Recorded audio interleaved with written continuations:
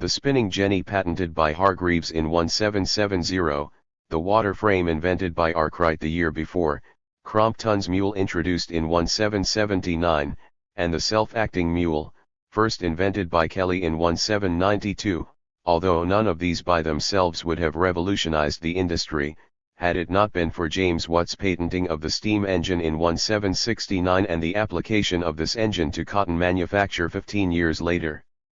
To these he adds as crucial links in 1 the process Cartwright's power loom of 1785, which did not come at all widely into use until the 1820s and 1830s, and as affecting the iron industry the invention of coal smelting in the early 18th century and the application in 1788 of the steam engine to blast furnaces. 1 Engels had also instanced Hargreaves' jenny as the first invention which gave rise to a radical change in the state of the English workers, coupling this with Arkwright's introduction of wholly new principles in the combination of the peculiarities of the jenny and throstle, with Cartwright's power loom and Watt's steam engine. 1 To this chain of crucial innovations it is now customary to add as earlier links, on the one hand, K.F.'s flying shuttle of 1733, described by Usher as a strategically important invention solving a difficulty that the great Leonardo had seen as crucial and having what Manto describes as incalculable consequences. And Paul and Wyatt's spinning machine of the same year, which was not dissimilar from Arkwright's but was not a practical success and remained very little known. On the other hand, Dudley's patent for making iron with pit coal as early as I-62, the work of the Darbys at Coalbrookdale in smelting with coal in the early decades of the 18th century, and quartz puddling process, patented in 1784, and rolling mill.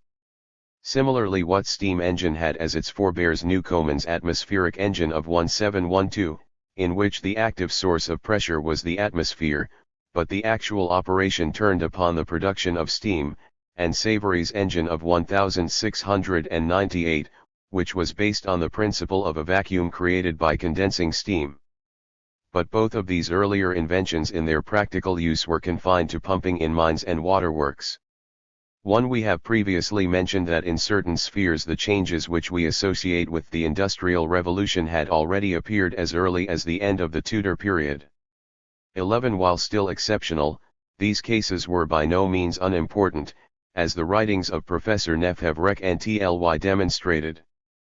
But the newer technical methods of this period had as yet no application to what were still, so far as their influence on employment and social structure was concerned, the major industries of the country. These early enterprises of a factory type constituted little more than rather isolated outposts of industrial capitalism, even if as outposts their weight was more considerable than used to be supposed. A number of them relied on state protection and political privilege rather than on their own economic vigor for survival.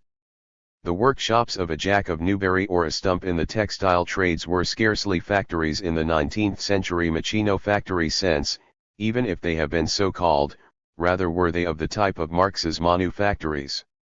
They were, moreover, rather rare examples in an industry which remained individual, small-scale and scattered so far as its production process was concerned, even if its economic relationships were becoming capitalist in character under the merchant manufacturer and the putting out senior stem.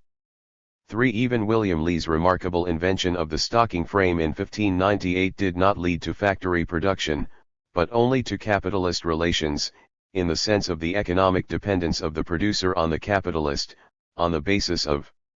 individual production in the home, under the frame rent system that has earlier been described. Rather more than a century later Lambé's silk throwing machine of 1717, by contrast, precipitated a transfer to factory production, with its automatic tools, its continuous and unlimited production and the narrowly specialized functions of its operatives. 1 But even so, the extent of its influence was limited. As Manto emphasizes, Lambé's machine was the point of departure of no new invention. John and Thomas Lambé remained precursors rather than initiators, and the Industrial Revolution had been heralded, but not yet begun. 2 In the iron industry again, it is true, Tudor and Stuart times saw some large furnaces, involving the investment of sums of capital which ran into four figures. They saw forge hammers and furnace-blowing engines worked by water mills and automatic rolling and slitting mills. But so long as charcoal smelting prevailed, the economic sovereignty of the small furnace, scattered among the woods and forests, was not seriously undermined.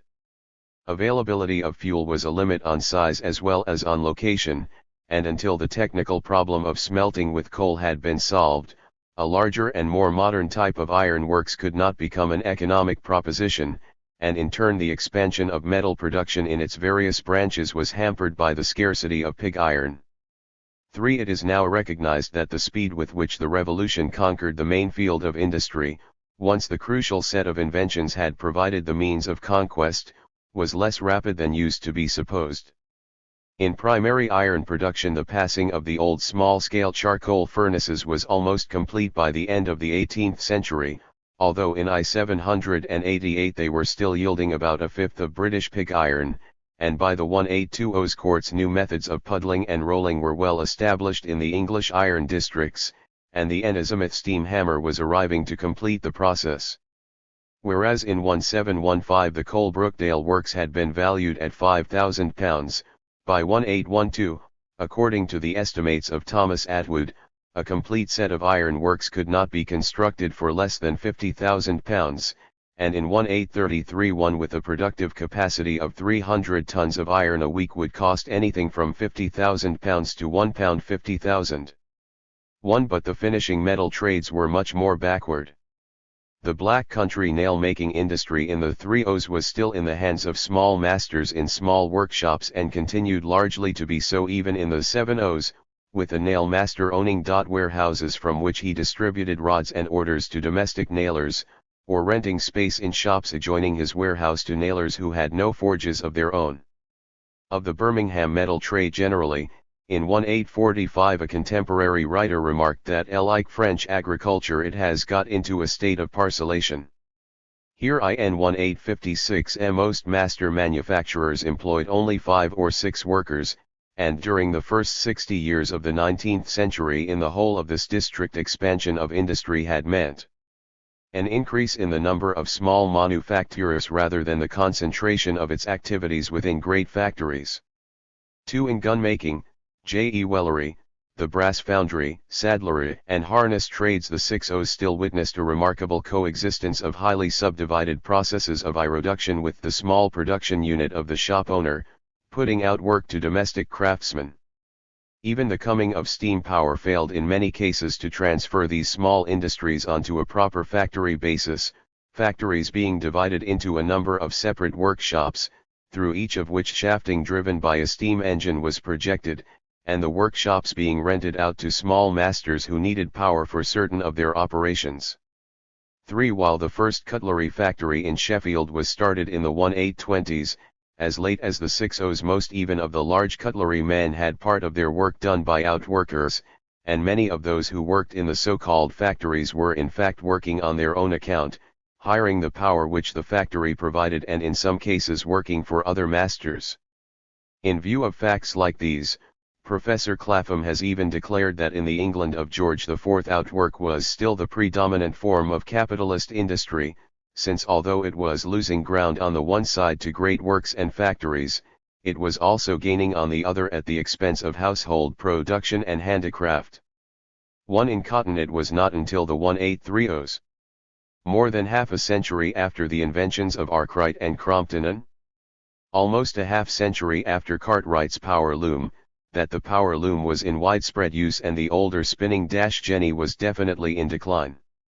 In the woolen industry power machinery only won its victory in the course of the 1850s, and even in 1858 only about half the workers in the Yorkshire woolen industry worked in factories.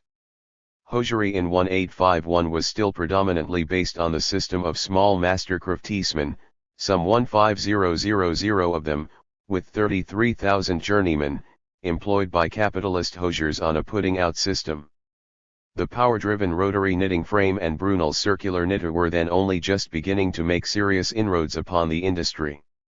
In cotton at the same date a quarter of the firms, but in woolen and worsted more than a tenth of the firms, employed over 100 workers, while in trades like tailoring and shoemaking production was overwhelmingly in the hands of small firms employing less than 10 workers apiece.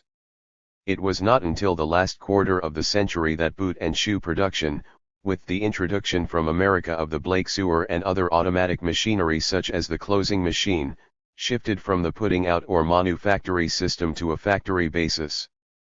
The survival into the second half of the 19th century of the conditions of domestic industry and of the manufactory had an important consequence for industrial life and the industrial population, which is too seldom appreciated. It meant that not until the last quarter of the century did the working class begin to assume the homogeneous character of a factory proletariat. Prior to this, the majority of the workers retained the marks of the earlier period of capitalism, alike in their habits and interests, the nature of the employment relation and the circumstances of their exploitation. Capacity for enduring organization or long-sighted policies remained undeveloped. The horizon of interest was apt to be the trade and even the locality, rather than the class, and the survival of the individualist traditions of the artisan and the craftsman, with the ambition to become himself a small employer, was for long an obstacle to any firm and widespread growth of trade unionism, let alone of class consciousness. The differences within the Chartist movement had reflected very clearly the contrast between the factory workers of the northern towns, with their clogs and unshorn chins and fustian jackets to whom Fergus O'Connor directed his appeals, and the artisans of London skilled trades who followed Lovett and the small master craftsmen of the Black Country. By this heterogeneity of a still primitive labor force the dominion of capital over labor was augmented. By the primitive character of the employment relation, which remains so common, and the survival of traditions of work from an earlier epoch, both the growth of productivity was hindered and a premium was placed on the grosser forms of petty exploitation associated with long hours and sweated labor, children's employment, deductions, and truck and the disregard of health and safety. As late as 1870 the immediate employer of many workers was not the large capitalist but the intermediate subcontractor who was both an employee and in turn a small employer of labor. In fact, the skilled worker of the middle 19th century tended to be in some measure a subcontractor, and in psychology and outlook bore the marks of this status. It was not only in trade still at the stage of outwork and domestic production that this type of relationship prevailed, with their master gunmakers or nail masters or saddlers and coach builders, ironmongers or factors and foggers with domestic workers under them. Even in factory trades the system of subcontracting was common, a system, with its opportunities for sordid tyranny and cheating through truck and debt and the payment of wages in public houses, one against which early trade unionism fought a hard and prolonged battle. In blast furnaces there were the bridge stockers and the stock takers, paid by the capitalist according to the tonnage output of the furnace and employing gangs of men, women, boys, and horses to charge the furnace or control the casting. In coal mines there were the buttas who contracted with the management for the working of a stall, and employed their own assistants, some buttas having as many as 150 men under them and requiring a special overseer called a doggy to superintend the work. In rolling mills there was the master roller, in brass foundries and chain factories the overhand, who at times employed as many as 20 or 30, even women workers in button factories employed girl assistants. When factories first came to the Birmingham small metal trades, the idea that the employer should find, as a matter of course, the workplaces, plant, and materials, and should exercise supervision over the details of the manufacturing processes, did not spring into existence. And even in quite large establishments survivals of older situations persisted for some time, such as the deduction from wages of sums representing the rent of shop room and payment for power and light.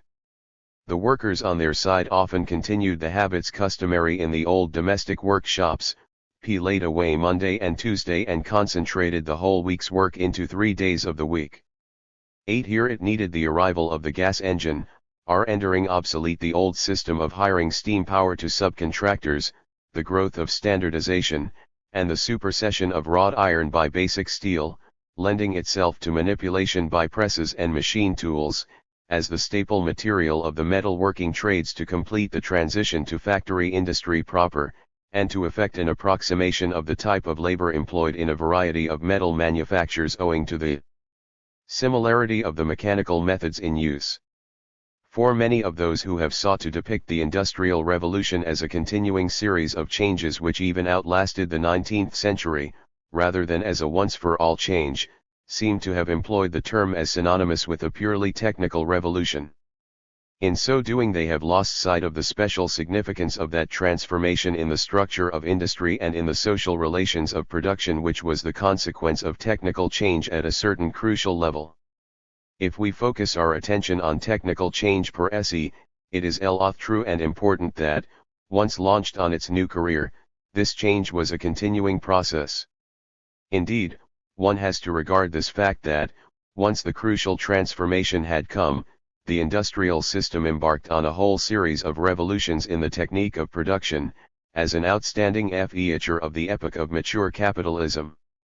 Technical progress had come to be an element in the economic cosmos that was accepted as normal, and not as something exceptional and intermittent.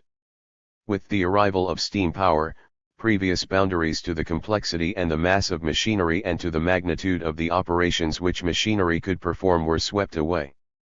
To a certain extent, even, revolution in technique acquired a cumulative impetus of its own, since each advance of the machine tended to have as its consequence a greater specialization of the units of its attendant human team, and division of labor, by simplifying individual work movements, facilitated yet further inventions whereby these simplified movements were imitated by a machine.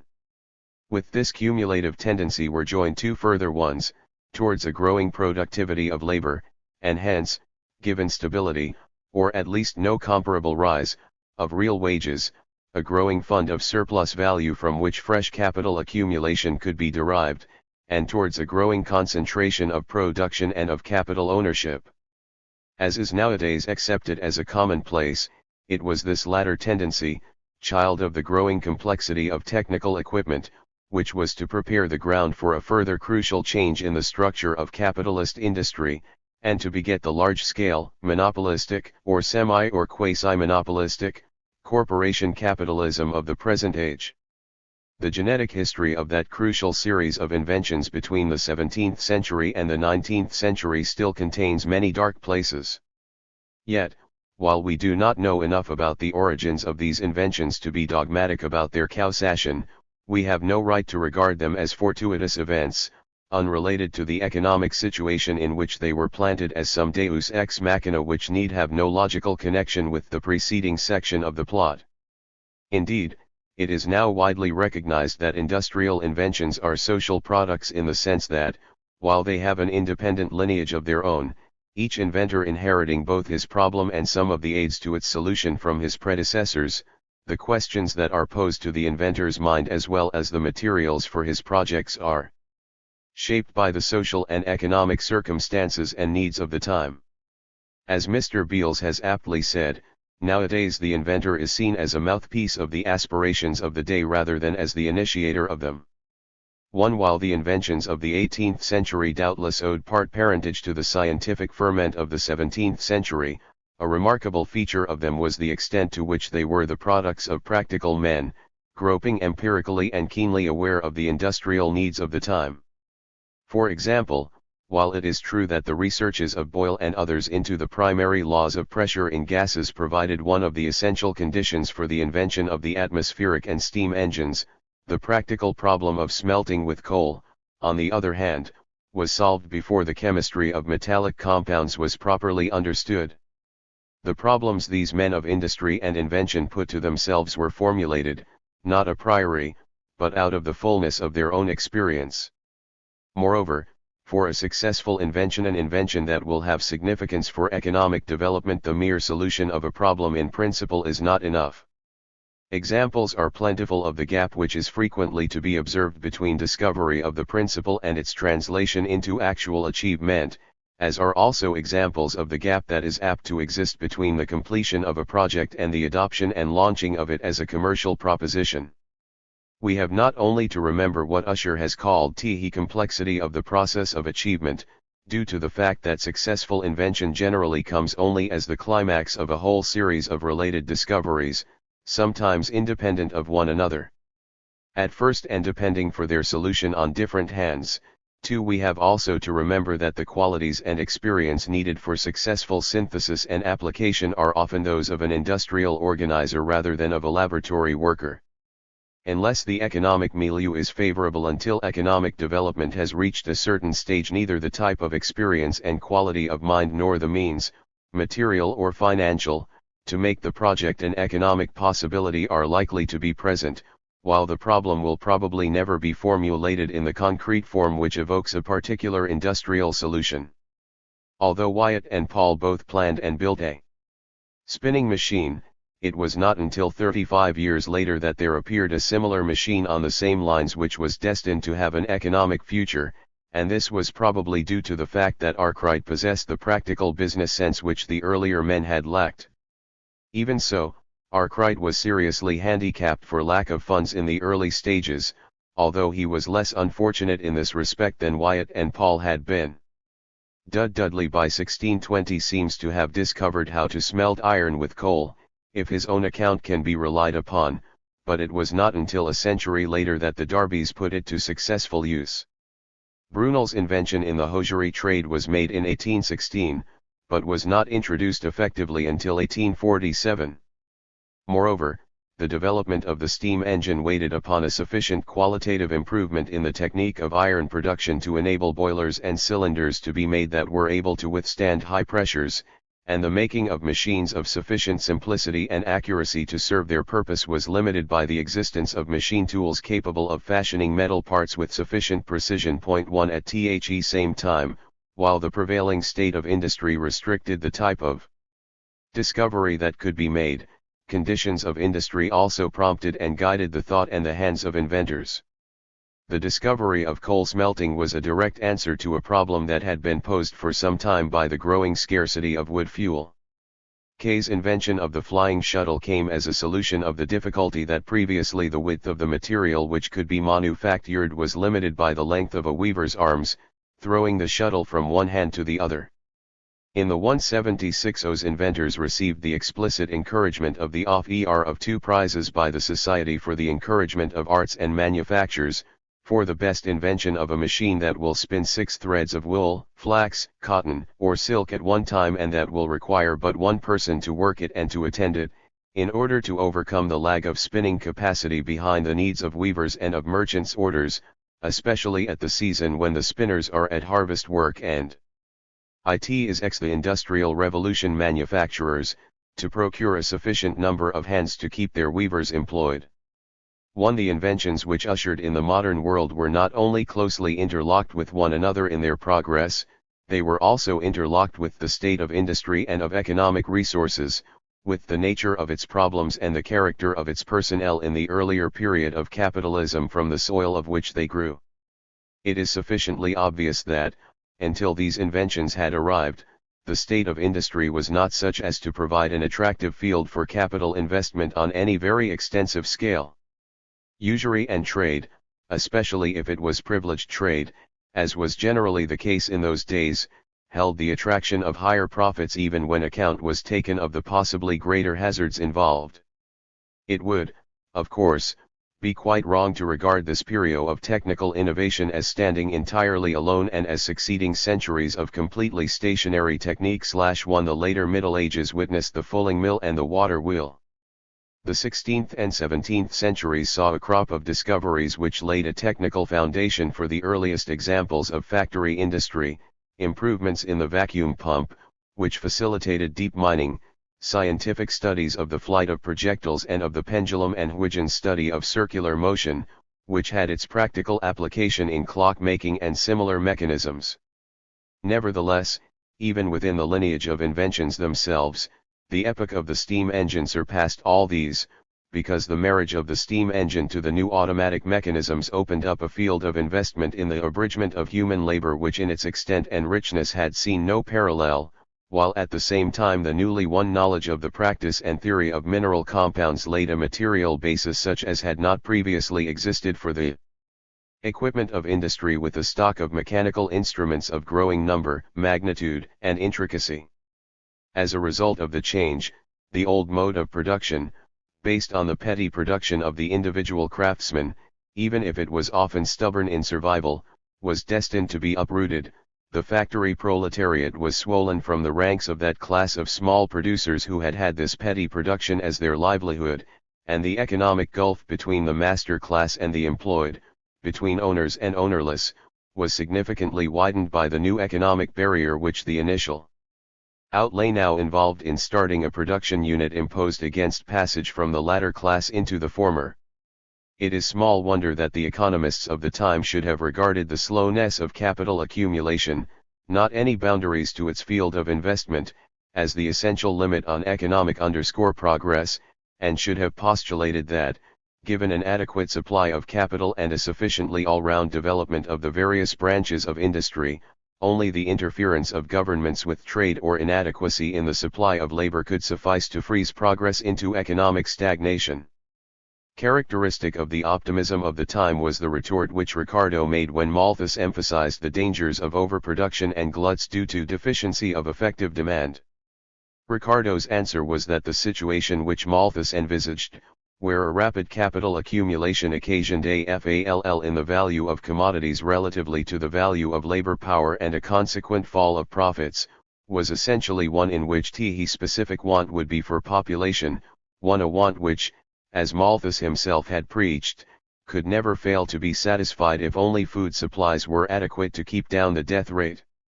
This want for population, by which, of course, Ricardo meant a proletarianized population willing to hire itself to the new factory kings, was a vital want for the new expanding capitalism, and without both the developments that have been sketched in the previous chapter and the greatly quickened rate of natural increase of the proletariat, this want could not have been met. Although the effect of the inventions of the time was towards an abridgment of human labor, the immense impetus that they gave to the expansion of investment promoted a considerable net increase in the demand for labor. We have noticed that the death rate fell in the later decades of the 18th century, and the birth rate remained at a high level during the crucial years of the Industrial Revolution. Moreover, the industry of the Northwest factory towns was able at this time to draw on a plentiful supply of starving immigrants from Ireland, an important labor reserve which fed alike the need for unskilled building labor in London in the middle 18th century, the expanding factory towns of the Industrial Revolution and navvy labor for railway construction in the 1840s and 1850s. After reaching its lowest point round 1811, the death rate, however, proceeded to rise from about the end of the Napoleonic Wars and continued to do so until the late 30s, and this despite a shift in the age composition of the population that was favorable to a low death rate. This rise, most marked as it was among infants in the large towns, was clearly product of economic distress and of the conditions in the new factory towns of this period, with their insanitary hovels and fetid cellar dwellings, breeding grounds of low and nervous fevers and putrid and jail distempers and of cholera, about which Mrs. Gaskell and others later wrote. Towards the end of the 30s the birth rate began to fall, and despite a recovery between 1850 and 1876 never regained, as an average over a decade, the levels at which it had stood in the last decades of the 18th century.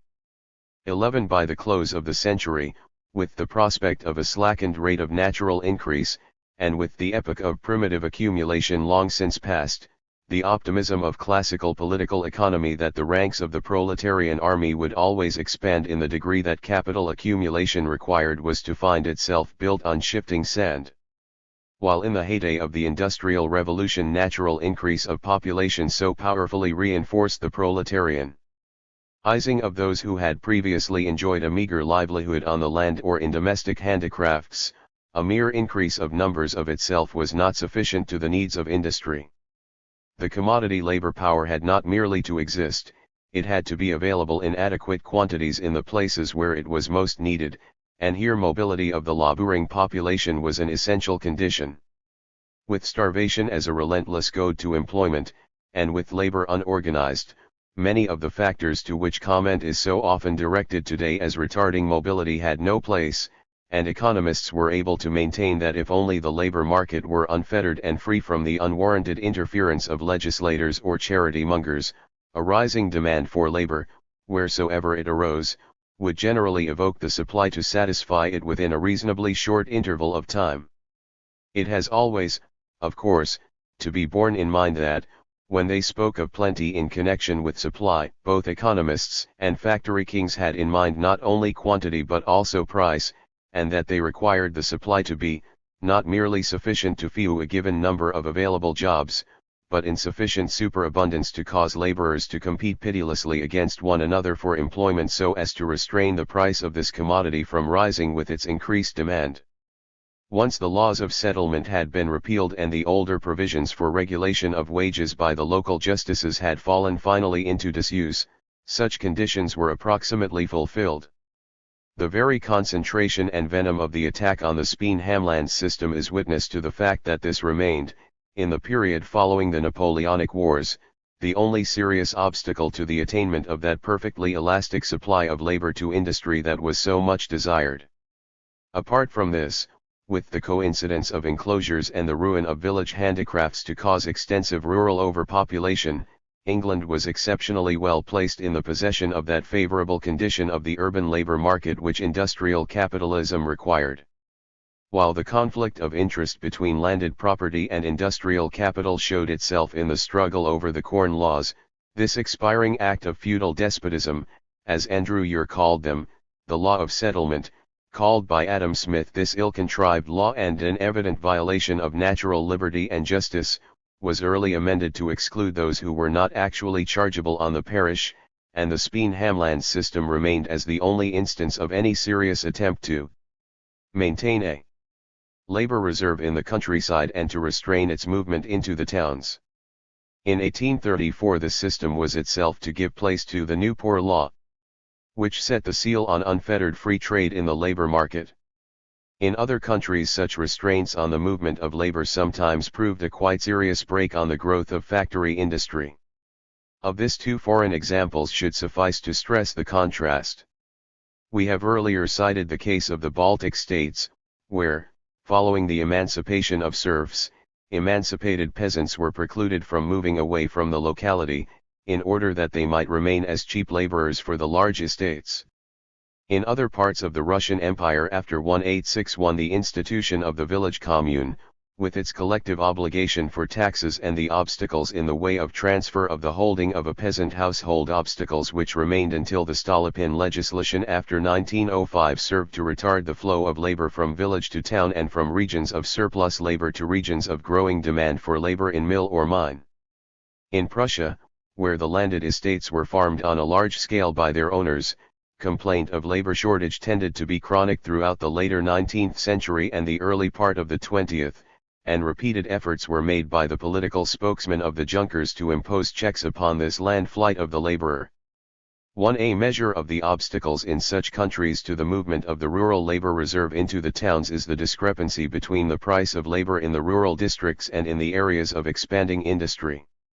In Tsarist Russia, for example, it was apparently not uncommon for the difference in wages between the more remote rural districts and the larger industrial centers to approach a ratio of 2:1, the difference proving an important factor in the survival of the rural Kust Arni, or handicraft, trades in competition with factory industry. Similarly, the difference in daily wages in West and East Germany at the turn of the present century approximated to a ratio of 1:9 to 1:15. Compared with such cases, capitalism in England in the first half of the 19th century was favored by an unrestricted labor market. Seldom can the conditions for a buyer's market have been more fully and so continuously sustained. But regarding the role played by abundance and cheapness of labor power in the Industrial Revolution we meet an apparent contradiction. There is a good deal of evidence for the conclusion that the invention and adoption of the new machinery, which offered so great an abridgment of labor, was accelerated by the comparative dearness of labor in the 18th century, and that it has often been in places where labor was abnormally cheap that the older methods of handicraft production in small workshops or the outwork system have been able to survive. It is clear that many 18th century inventors were conscious of labor saving as a primary objective. Wyatt, for example, put in writing as a leading advantage of his spinning machine the fact that it would reduce the labor required in spinning by 1/3 and thereby enhance the profit of the manufacturer, 1. And it is well known that it was scarcity of spinners, rendering the supply of yam insufficient to meet the weavers' demands, which prompted the first introduction of spinning machinery.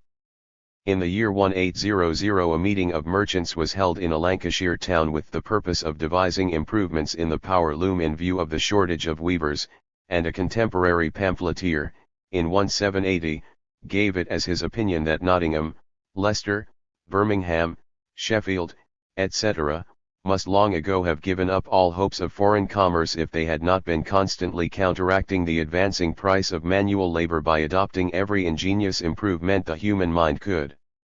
invent. 1. Perhaps this influence does not deserve to have major stress laid upon it amid the other factors which in combination produced the Industrial Revolution, and is to be regarded rather as affecting the precise timing of technical change and the point of its initial introduction. 8. But whatever the emphasis that we give it, the contradiction is no more than apparent. An economic revolution results from a whole set of historical forces, poised in a certain combination. It is not a simple product of one of them alone.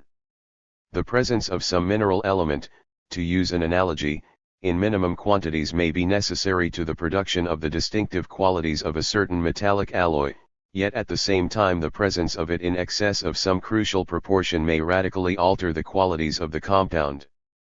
It can be simultaneously true that the availability of a proletarian labor supply at a price below some crucial level is a necessary condition for the growth of capitalist industry, and that the presence of this necessary element, cheap labor, in a degree disproportionate to the other essential ingredients of the situation may serve to retard that change in technique which is destined to precipitate the new economic order. It may well have been the case that the lag of labor supply behind other factors and the process of capitalist development in the first half of the 18th century precipitated those changes of technique which were to open up vistas of a new advance. But unless by the dawn of the new century labor had been as plentiful as it was then coming to be, the progress of factory industry once started could not have been so rapid, and might even have been halted. There would seem to be fairly general agreement that, whether influenced by the wage level or not, the technical change of this period had a predominantly labor-saving bias, a feature of technical change which probably characterized the whole of the 19th century. If true, this conclusion is evidently of the greatest importance, since, in the degree that invention bore this character, capitalism as it expanded was able to economize on the parallel expansion of its proletarian army. Capital accumulation was thereby enabled to proceed at a considerably faster rate than the labor supply was increasing. It is a familiar fact that, while the capital to finance the new technique largely came from merchant houses and from mercantile centers like Liverpool, the personnel which captained the new factory industry and took the initiative in its expansion was largely of humble origin, coming from the RAP.ks of former master craftsmen or yeoman farmers with a small capital which they increased by going into partnership with more substantial merchants. They brought with them the rough vigor and the boundless ambition of the small rural bourgeoisie, and they were more inclined than those who had spent their time in the counting house or the market to be aware of the detail of the production process, and so to be alive to the possibilities of the new technique and the successful handling of it. Among the new men were master clockmakers, hatters, shoemakers, and weavers, as well as farmers and tradesmen. 1. The yeoman farmer who had previously engaged in weaving as a by-employment had the modest good fortune to possess some capital and an acquaintance with industry and also land which he could mortgage or sell to raise additional funds. Many of the new names of the early 19th century were of this class: Peel, Fielden, Strutt, Wedgwood, Wilkinson, Darby, David Dale, Isaac Dobson, Crawshay, Radcliffe. While Cartwright was a gentleman's son and a fellow of Magdalen, among his fellow inventors Hargreaves was a weaver. Crompton came of a family of small landowners, and Arkwright started with very modest means, although his second wife brought him a little money. Of this renowned quartet none of the first three, however, founded a big industrial concern. But although it is true that there was a strongly democratic strain in the pioneers' factory industry, which differentiated their interests sharply from the older Whig families A11D, the merchant monopolists, sheltering behind trade regulations and economic privilege, one must avoid falling into that exaggeration of their rise from humble origins by dint of enterprise and industry to which their contemporary admirers like Samuel Smiles were prone. It was rare for a man to rise unless he had some capital at the outset. Radcliffe had organized the putting out of work to village weavers, at one time giving employment to as many as 1,000 handlooms, and Dale, father-in-law of Robert Owen, by dint of being clerk to a mercer, had found the means similarly to organize the domestic weaving industry before he became the founder of the new Lanark mills. Remarkably few came from the ranks of journeymen or wage earners, and those who did owed their start to some accident of fortune or to patronage. Even those who started with the advantage of some capital and trade connections were frequently handicapped by the difficulty of acquiring sufficient means to launch out on the scale which the new technique demanded, as was the astute Arkwright, for example, and in sectors where expansion of the market was less rapid and scope for new men less ample, the man of small means was much less common. In the West Riding of Yorkshire the new factory owners seem mostly to have been drawn from the class of capitalist merchants, one the small master weavers having to content themselves with running mills on some sort of cooperative basis. In the iron and machinery industries the 111 of small means faced formidable obstacles, to judge by the complaints about the difficulty of raising capital by borrowing, which seem in this case to have been unusually loud. Bolton, for example, wrote to a certain Peter Bottom, who had asked that his brother should be taken as an apprentice, "I do not think it an eligible plan for your brother, as it is not a scheme of business that will admit of a mediocrity of fortune to be employed in it. It even requires more than is sufficient for a considerable merchant, so that a person bred in it must either be a working journeyman in it, or he must be possessed of a very large fortune." To this Bolton had learned from his own hard experience. Having sold part of the property inherited from his father and raised £3,000 on his wife's estate, he had been under the necessity of borrowing £5,000 from a well-to-do friend in addition to other smulge loans, and at one time he was in serious difficulties about meeting the interest charge on funds borrowed in this way.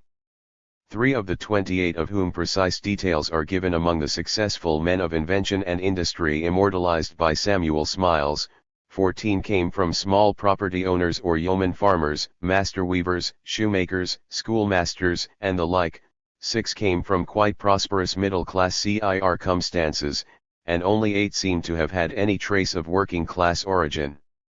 Of the 8 out of the 28 who became capitalists of any importance, only one, Nielsen, was of working-class origin, and he had to part with 2/3 of the profits of his invention, to partners, to secure the capital and influence necessary to bring it into general use.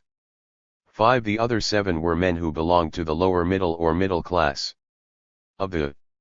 workmen of whom Samuel Smiles wrote, very few had any startling achievements, qua captains of industry, to their credit.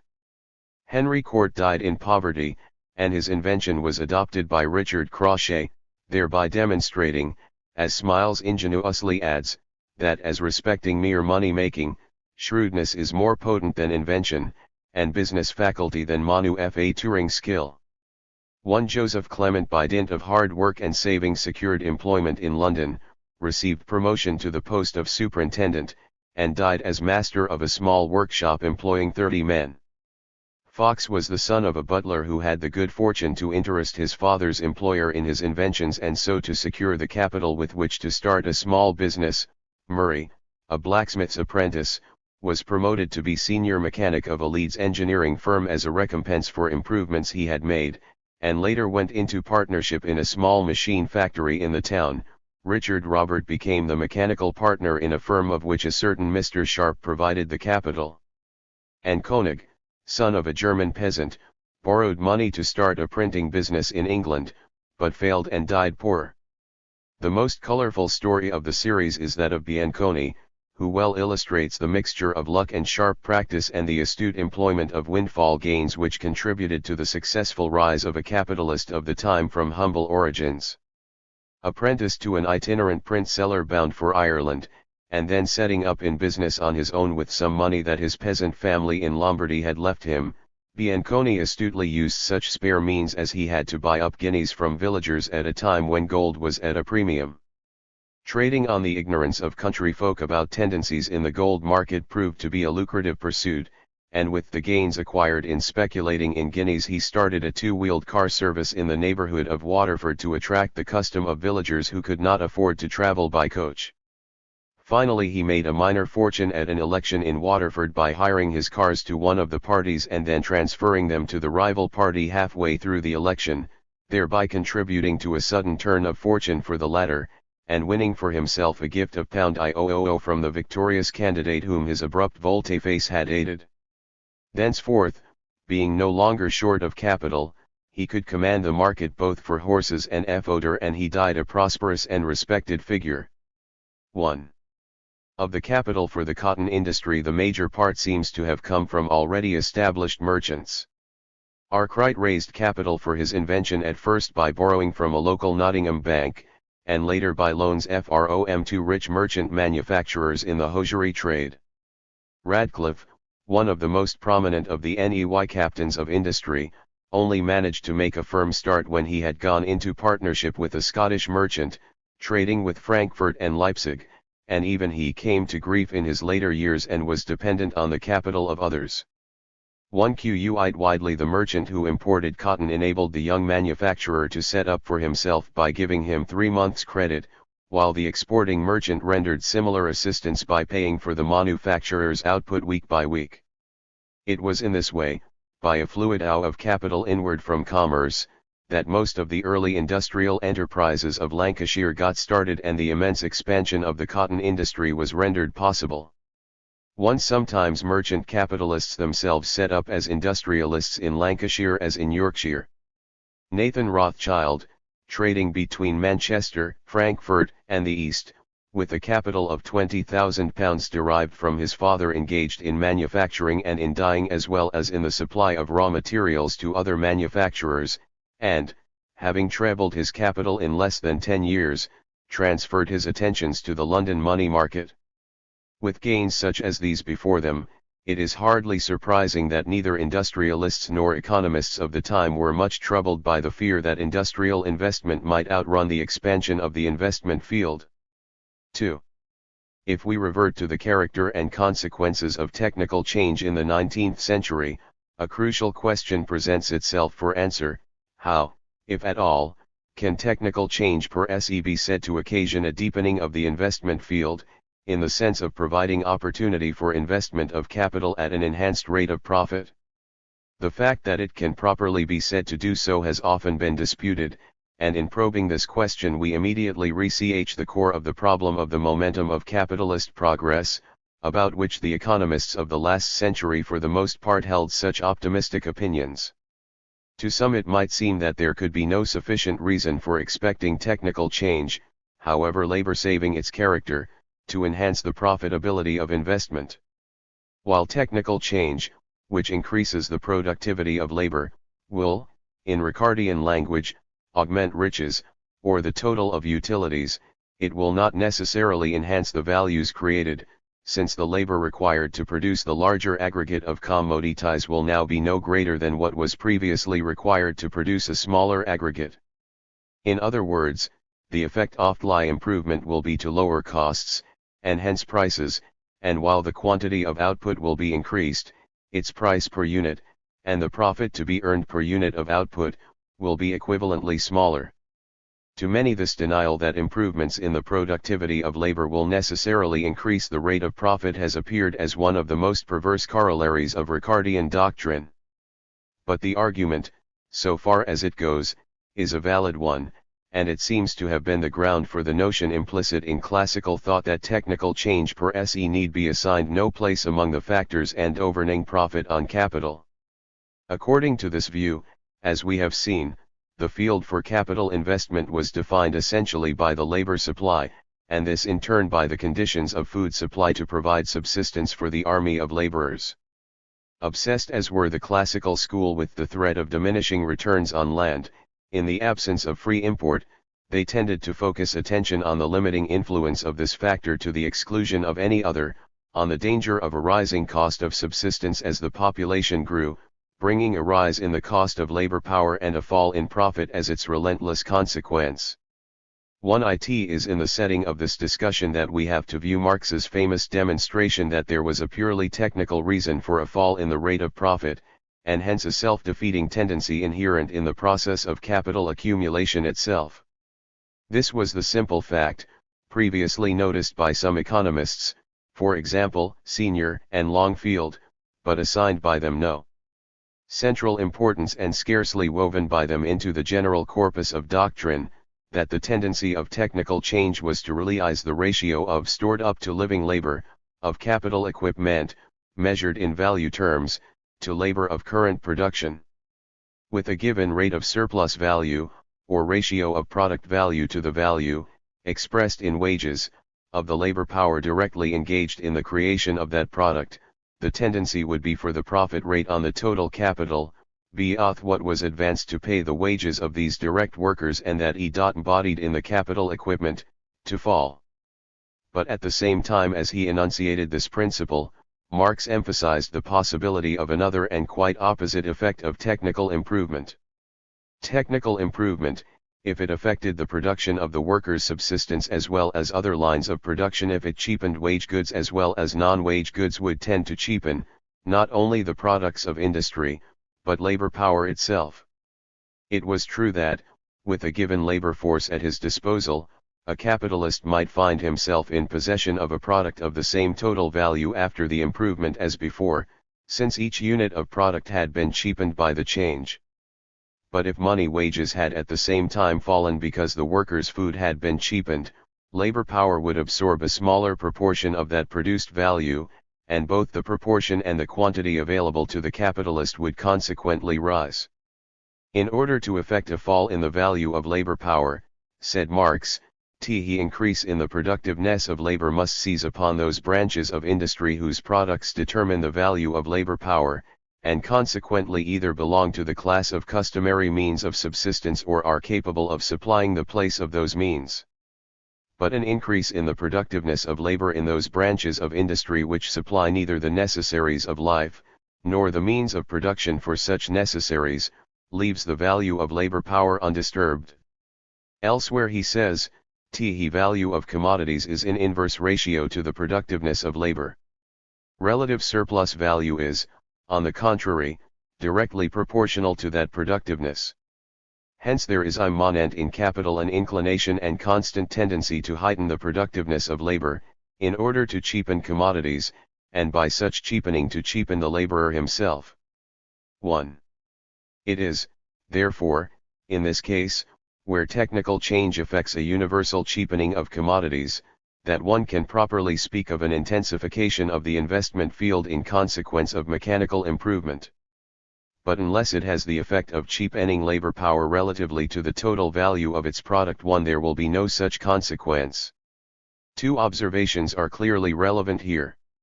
This effect is likely to grow weaker, i.e. so far as the proportional effect on profit is concerned, as the productivity of labor rises. When labor productivity is low, and wages swallow a relatively large share of the net product, an improvement in the arts of industry which cheapens commodities, and with them labor power, by a given amount will increase the surplus available as profit to the capitalist by a relatively large proportionate amount. But at a higher stage of productivity, where the amount of surplus yielded by each unit of labor is much larger, a given cheapening of commodities, and with them of labor power, will increase that surplus by a much smaller proportionate amount until in the limit, as Marx observed, where workers need no wages because wage goods have become free goods, improvements and productivity can exercise no further effect on the size of the surplus.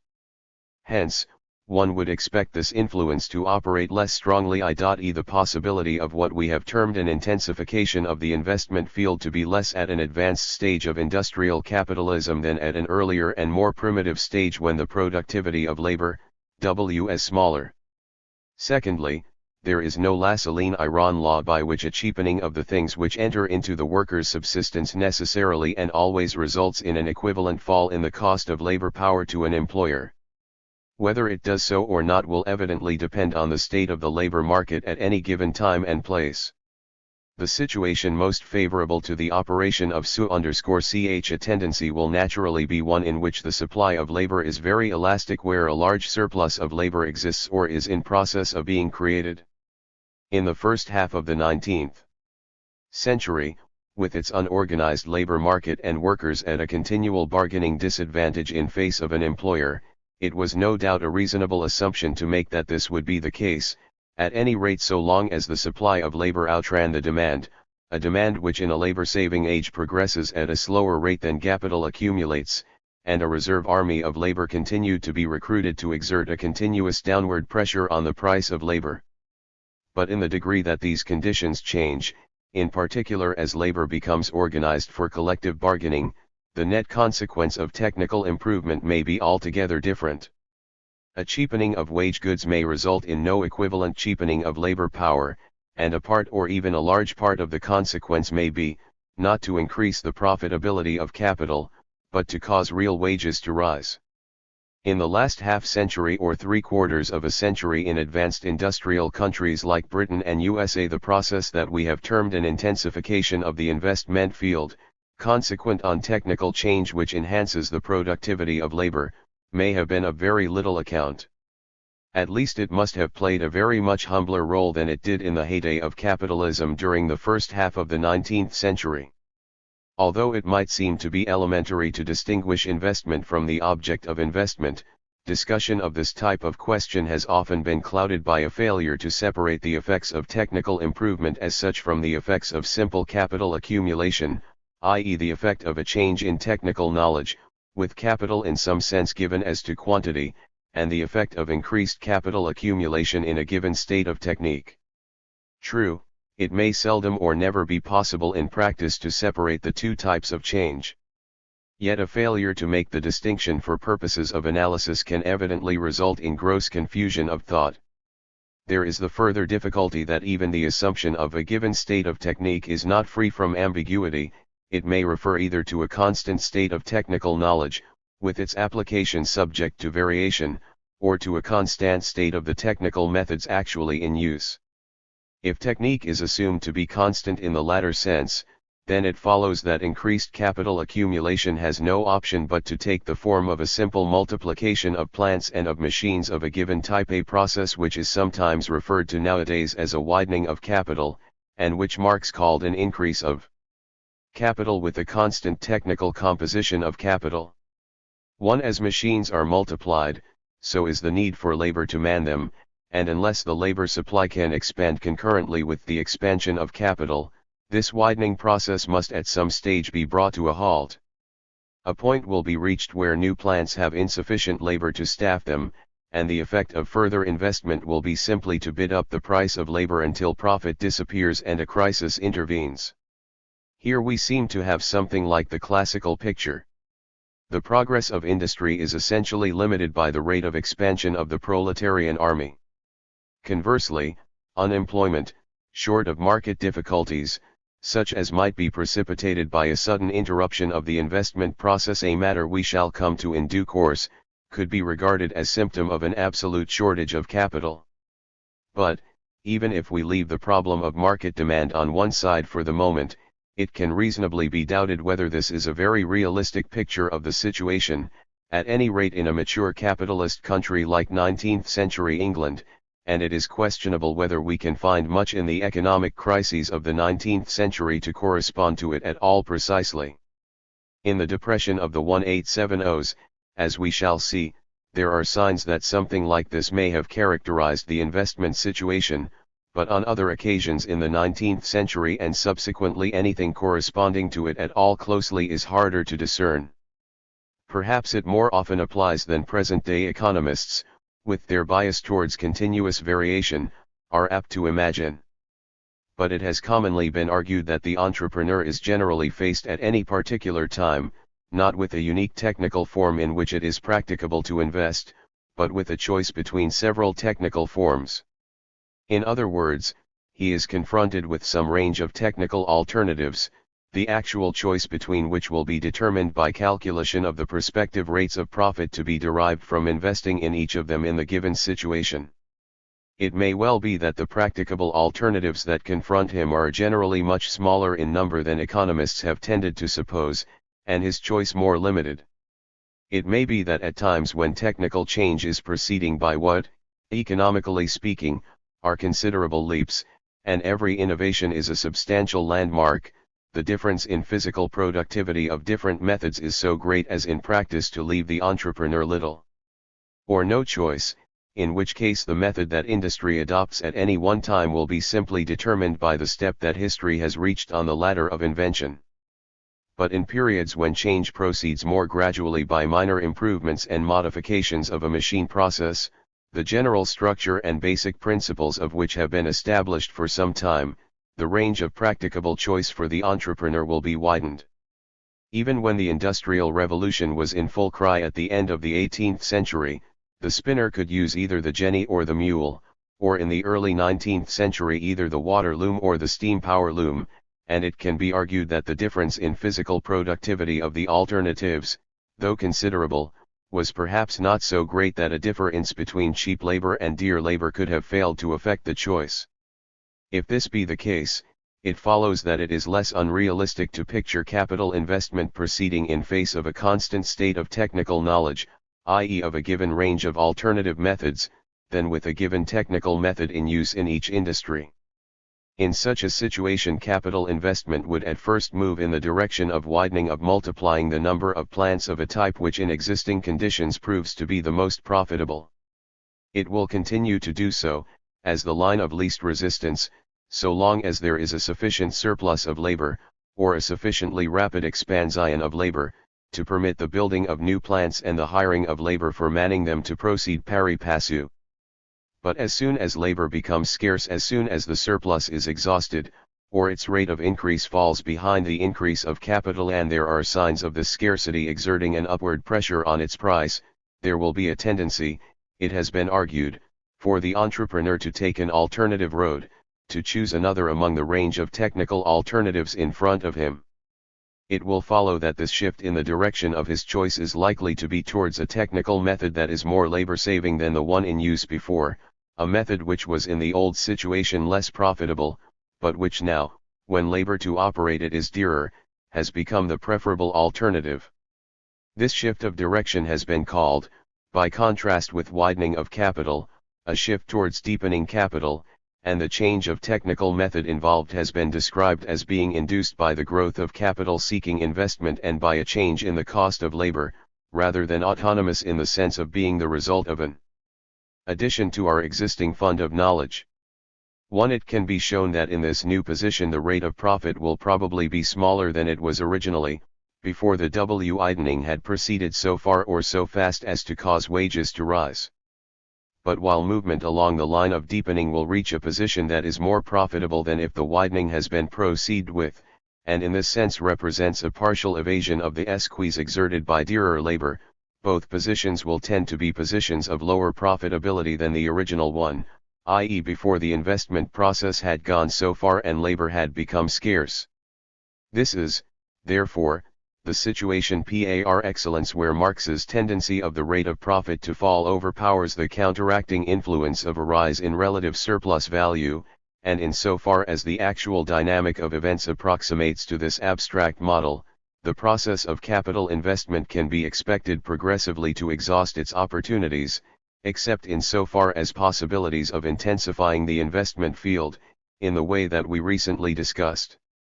are provided for the capitalist by the autonomous creations of the inventor, creations which must be applicable to the production of things that enter into t.j.e. workers' budget. There are, however, two difficulties about this analysis as we have just described it.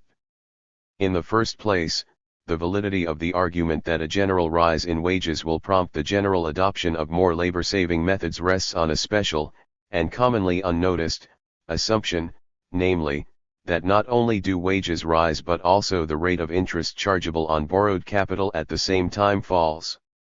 If all that occurs is a rise in the cost of labor, then, provided that this rise applies to the making of machines as well as to the operation of them, the initial cost of the more complex labor-saving machine will rise, and hence the capital charges to be debited to it, in the same degree as the costs of operating the less labor-saving machine. If the obstacle to installing the former before consisted essentially in its greater cost of construction, then this obstacle will remain undiminished, since the construction cost will have increased in the same measure as the cost of the labor of operation which its introduction would spare. Only if in the meantime the rate of interest has fallen, will the more complex machine, involving a greater initial capital outlay against which interest has to be debited, rise in cost in smaller proportion than the rival method. To economists of the classical mold this latter assumption was apparently so congenial as to be tacitly accepted, the Ricardian dictum that if wages rise, profits fall, probably leading them to conclude that a fall in profit expectations must necessarily result fairly soon in a downward adjustment of interest rates.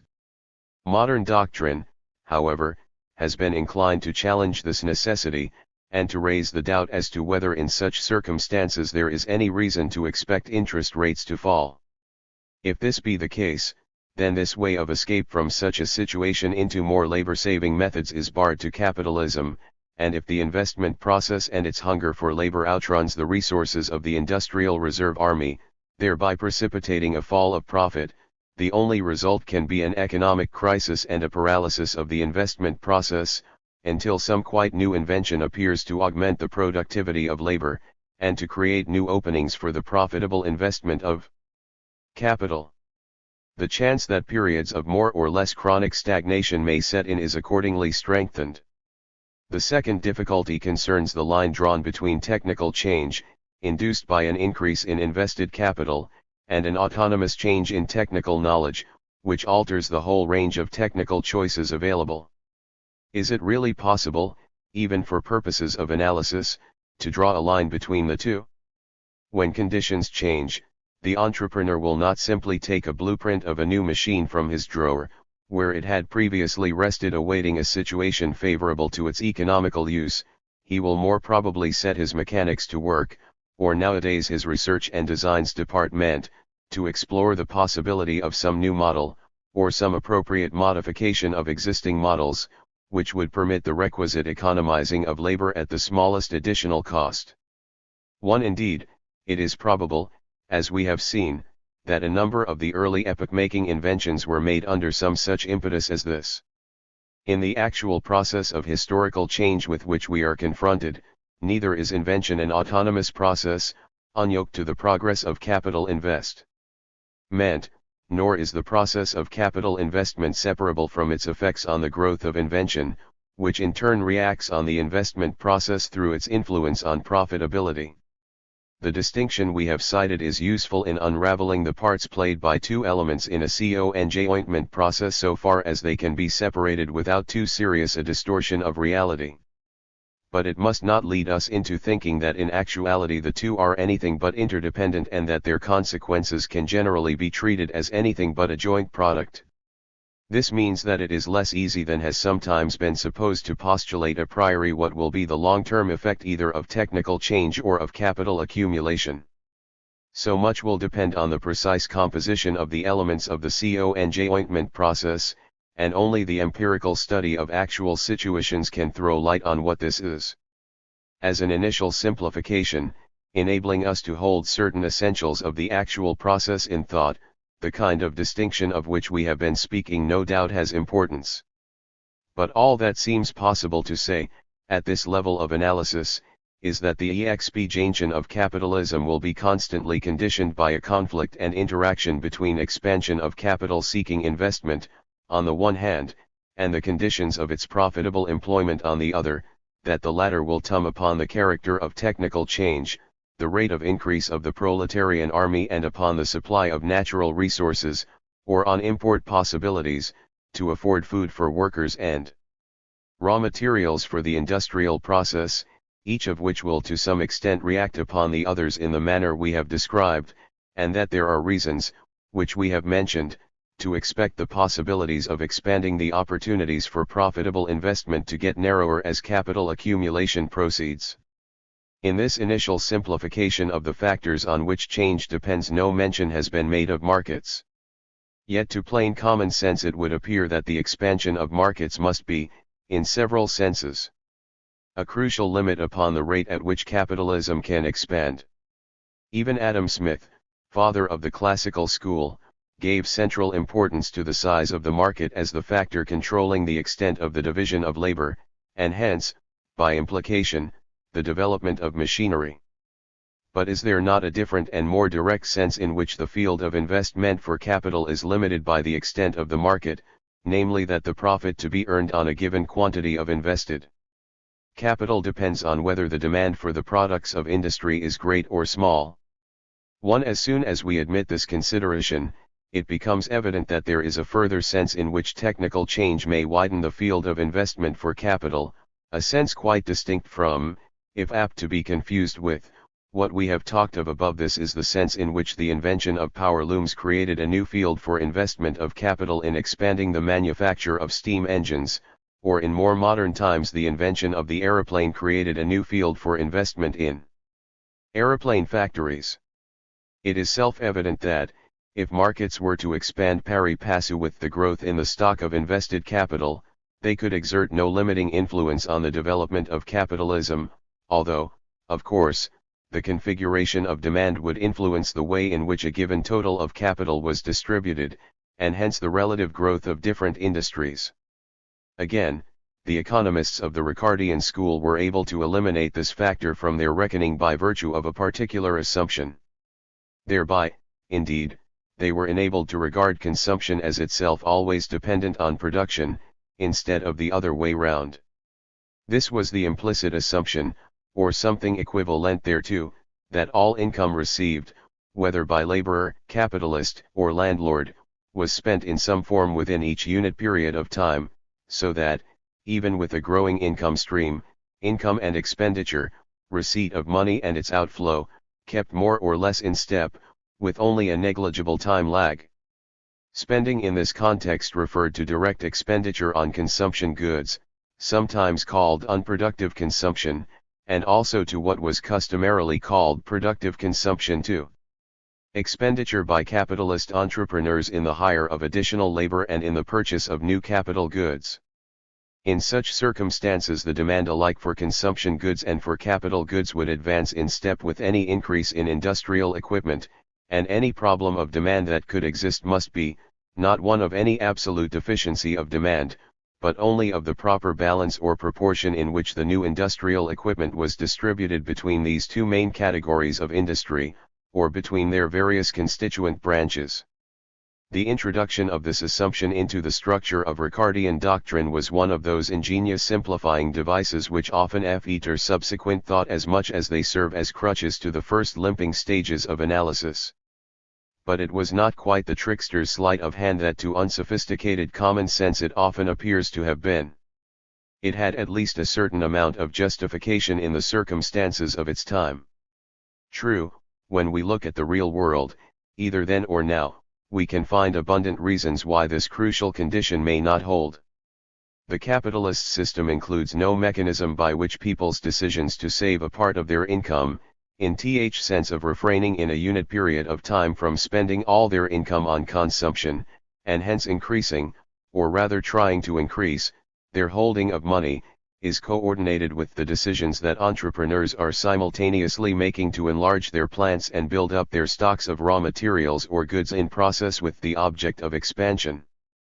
Although it used to be thought that the rate of interest provided the required mediating instrument between the two sets of decisions, economists nowadays fairly widely recognize that this is at best a very imperfect instrument for the purpose, even if it can be regarded as such an instrument at all.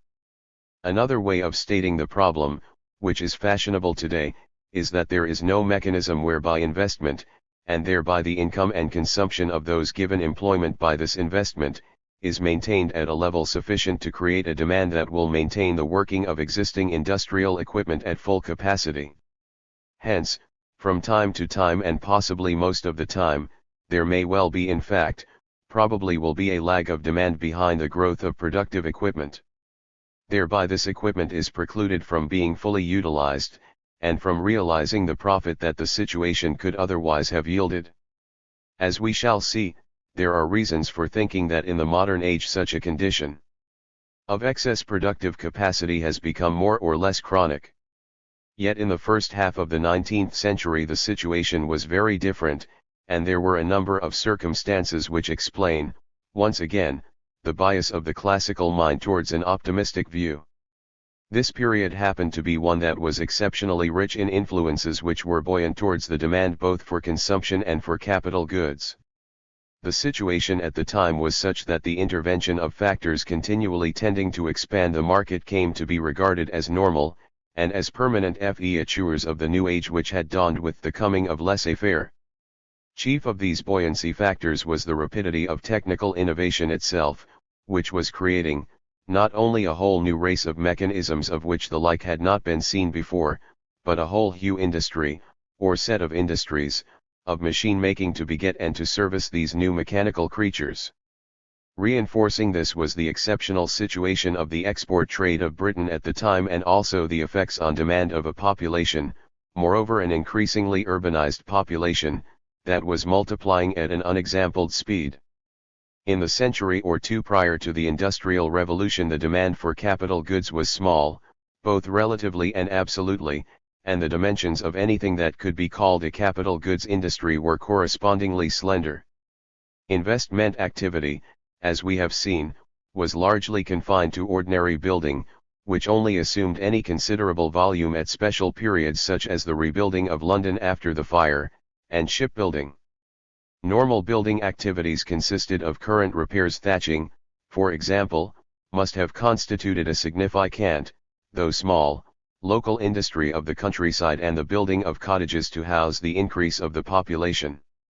To this was added those bursts of country house building, and earlier church building, and the construction of yeoman farmsteads and their spacious barns, which characterized the more prosperous years of Tudor and Stuart England. In the 18th century growing urbanization, and particularly the growth of London, initiated something of a secular building boom. There was a certain amount of tool-making and of trades like the nail-making industry of the West Country, most of this the work of domestic craftsmen or artisan mechanics. But few, if any, of these things provided scope for the investment of capital. The early machines were mostly made of wood and were constructed as far as possible in the immediate locality by the men who used them and by craftsmen working directly to their order, only the more essential metal parts being ordered from a distance. Artisans such as carpenters, locksmiths, or clockmakers turned their hand when required to wheelwork or the setting up of a jenny or a loom.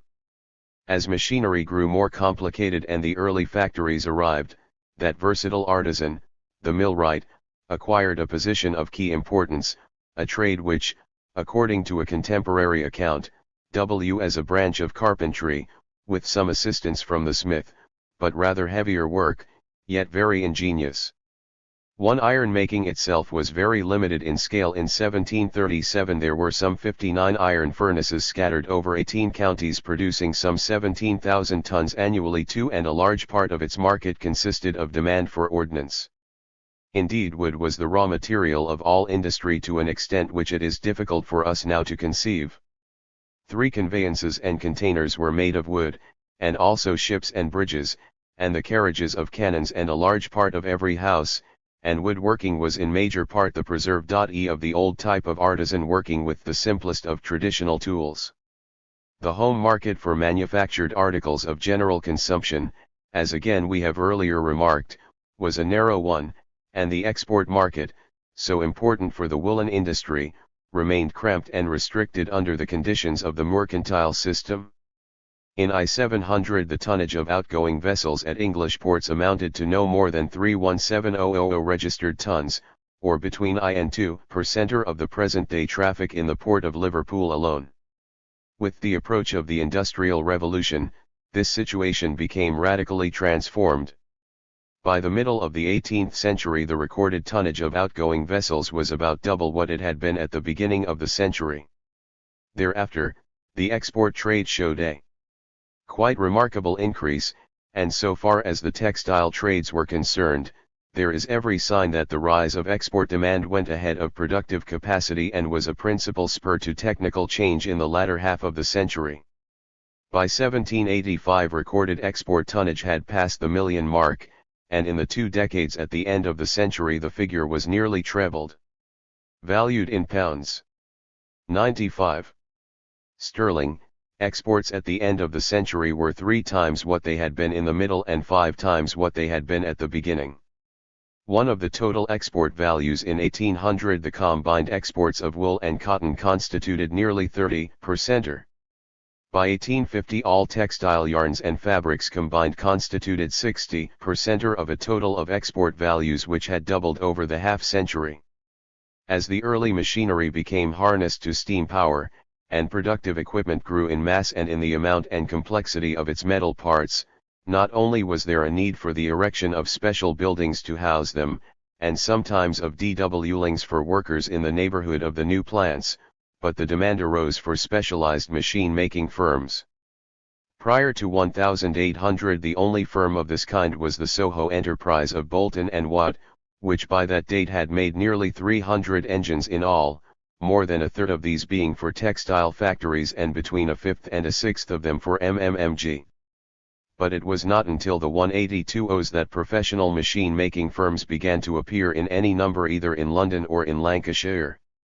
2. The key inventions of new machine tools by Burma and Maudsley just before the turn of the century, in particular the screw-cutting lathe and the slide rest, laid the basis for further specialized branches of industry to make machines for making machines, and the chief external economy of each particular industry at this period, on which the development of these several industries so largely depended, consisted in this novel growth of specialized mechanical engineering. In turn, the mounting output of machinery and its upkeep laid new claims on the iron industry and on the mining of coal and of ore. Iron production touched 1 million tons by 1835, and trebled within the next 20 years. Coal production, which stood at about 6 million tons at the end of the 18th century, reached 20 million by 1825 and some 65 million by the middle 1850s.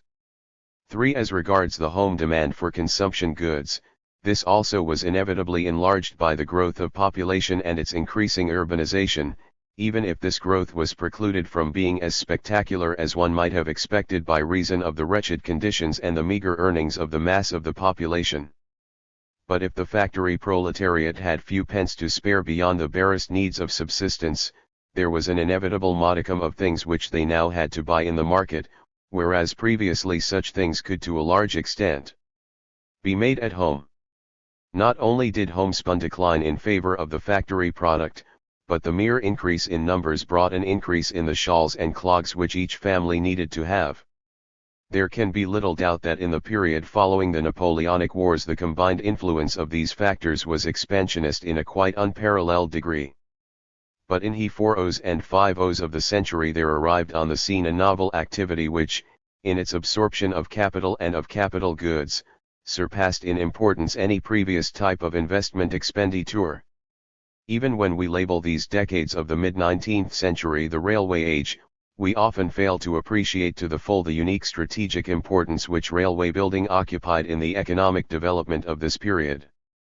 Railways have the inestimable advantage for capitalism of being enormously capital absorbing, in which respect they are only surpassed by the armaments of modern warfare and scarcely equaled by modern urban building.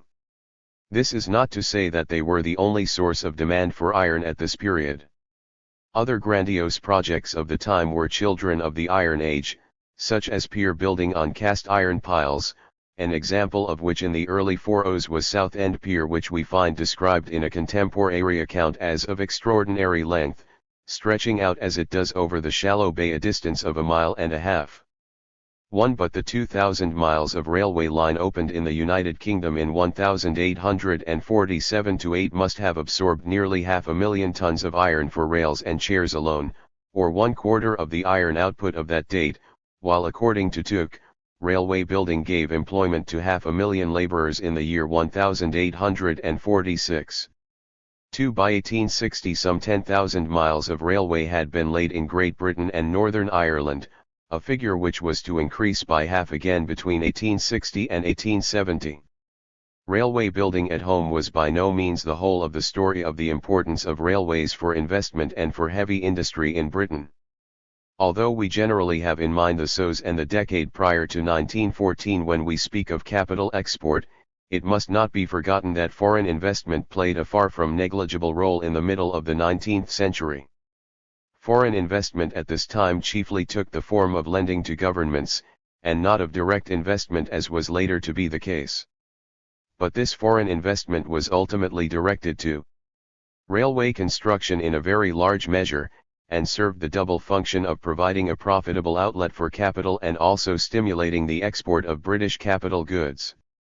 Close on the heels of the British railway boom of the 40s came Continental Railway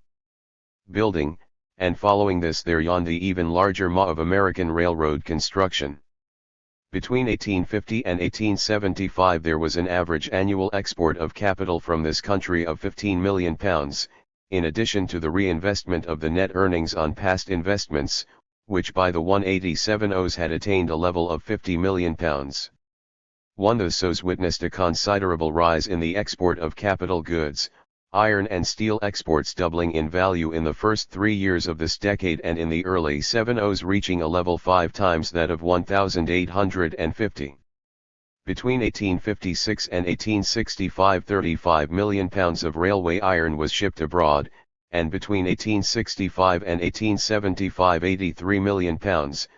and already by 1857 products of iron, copper, and tin amounted to 1/5 of British exports.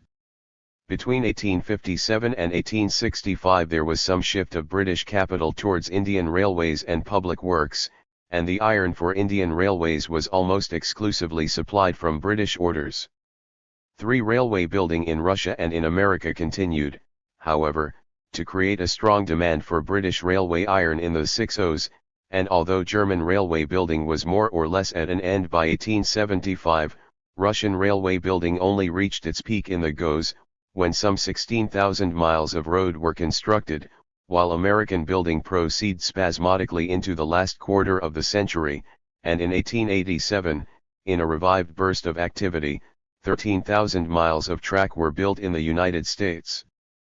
For indeed, over the whole period of 1865 to 1895 American railway mileage multiplied 4 or 5 times, although as the century drew to a close an increasing proportion of American railway equipment was supplied from American and not from British source. Taking USA, Argentine, India, Canada, and Australasia together, the length of railway track in these countries rose from about 62,000 miles in 1870 to 262,000 miles in 1900, and even in the 7 years prior to 1914 British capitalists provided £600 million for railway construction in overseas countries, incidentally, which were mainly concerned in the production of raw materials and foodstuffs. But such factors of market buoyancy as we have outlined are by nature transitory. Their effect will be a once-for-all and not a continuing effect, in the sense that there is a limit to the amount of railways that are likely to be wanted over any given area of the world's land surface, and that a particular set of inventions which creates the need for an industry to make a new type of machine can bring about the foundation of that new industry once, but does not go on continually calling new industries into existence. It has sometimes been argued that such factors only appear to be transitory if we focus attention on each separate example of them, and that there is no obvious reason why they should not have a permanent line of successors and hence exercise a continuing expansionist influence on conditions of demand. Why should not one set of inventions breed children and in turn grandchildren, each generation requiring a larger and more complex machine-making industry than the one before, or at least by their new technical creations maintaining the demand for the machine-making industry that already exists? Even if railway building progressively approaches saturation point, does not economic progress make it likely that railway building will be succeeded by newer objects to stimulate investment and heavy industry, such as the electrical industry, the ringing of continents with oil pipelines or the building of autobahnen? To this riddle about probabilities it is hard to see that there is an answer apart from our observation of what has actually occurred over a series of decades, a matter to which we shall later return. Whether such events are likely to reproduce their kind obviously depends on the whole changing complex of interdependent historical processes, depends on the changing total situation of which they are part, and is not to be deduced from their own characteristics as a genus. but there is a special reason for thinking that the sort of golden age for capitalism that we have been describing is bound to be transitory. This reason is connected with the essential nature of what we mean by investment in productive equipment, the simple fact that each act of investment leaves the stock of productive equipment larger than I was before. As Dr. Kalatke has aptly put it, crises under capitalism occur because investment is not only produced but also producing. The tragedy of investment is that it causes crises because it is useful. 1. If we suppose investment to proceed at a steady annual rate, under the continuing inspirations of such factors as we have been discussing, the result must be a comparable increase in the productive equipment of industry, including presumably the industries which produce articles of final consumption. 2. To enable this growing capital equipment to be fully occupied, and to prevent the profits earned by its owners from falling because it cannot be fully utilized, consumption must not merely be maintained but must continually expand in like degree. If this does not happen, the influence of sagging markets is bound sooner or later to put a brake upon the investment process. In a class society where the consumption of the mass of the population is restricted by their poverty, while increases of surplus income above wages go predominantly into the hands of the rich whose consumption already approaches the saturation point or who have a thirst for accumulation, it is obvious that such a lag of consumption behind the growth of capital equipment will operate as a powerful tendency. Accordingly, for this tendency to be counteracted, those counter-stimuli that we have termed buoyancy factors in the market, whether new export demand or the excitation of the consumption of the rich by new wants, 3 must not merely persist, but must continually grow in potency. They must not merely reproduce their kind, but each generation of them must beget a succeeding generation larger than its own. Such a course of events there seems to be no sufficient ground to expect. 3. What has become known as the Great Depression, which started in 1873 and, broken by bursts of recovery in 1880 and 1888, continued into the middle goes, has come to be regarded as forming a watershed between two stages of capitalism, the earlier vigorous, prosperous, and flushed with adventurous optimism, the later more troubled, more hesitant and, some would say, already bearing the marks of senility and decay. This was the period of which Engels spoke his well-known phrase about the breakdown of England's industrial monopoly, in which the English working class would lose its privileged position and there would be socialism again in England. 1. About its character and significance as well as its causes there has been a good deal of controversy. That it was far from being uniformly a period of stagnation has been particularly emphasized by recent commentators, that judged by production indices and technical advance it was in fact the contrary, and that for wage earners who retained their employment it was a period of economic gain rather than of loss. 2. But the fact that it was a period of gathering economic crisis, in the sense of a sharpening conflict between growth of productive power and of business profitability, has not been seriously denied, and all the signs suggest that, in the case of British capitalism at least, certain quite fundamental changes in the economic situation were occurring in this last quarter of the 19th century.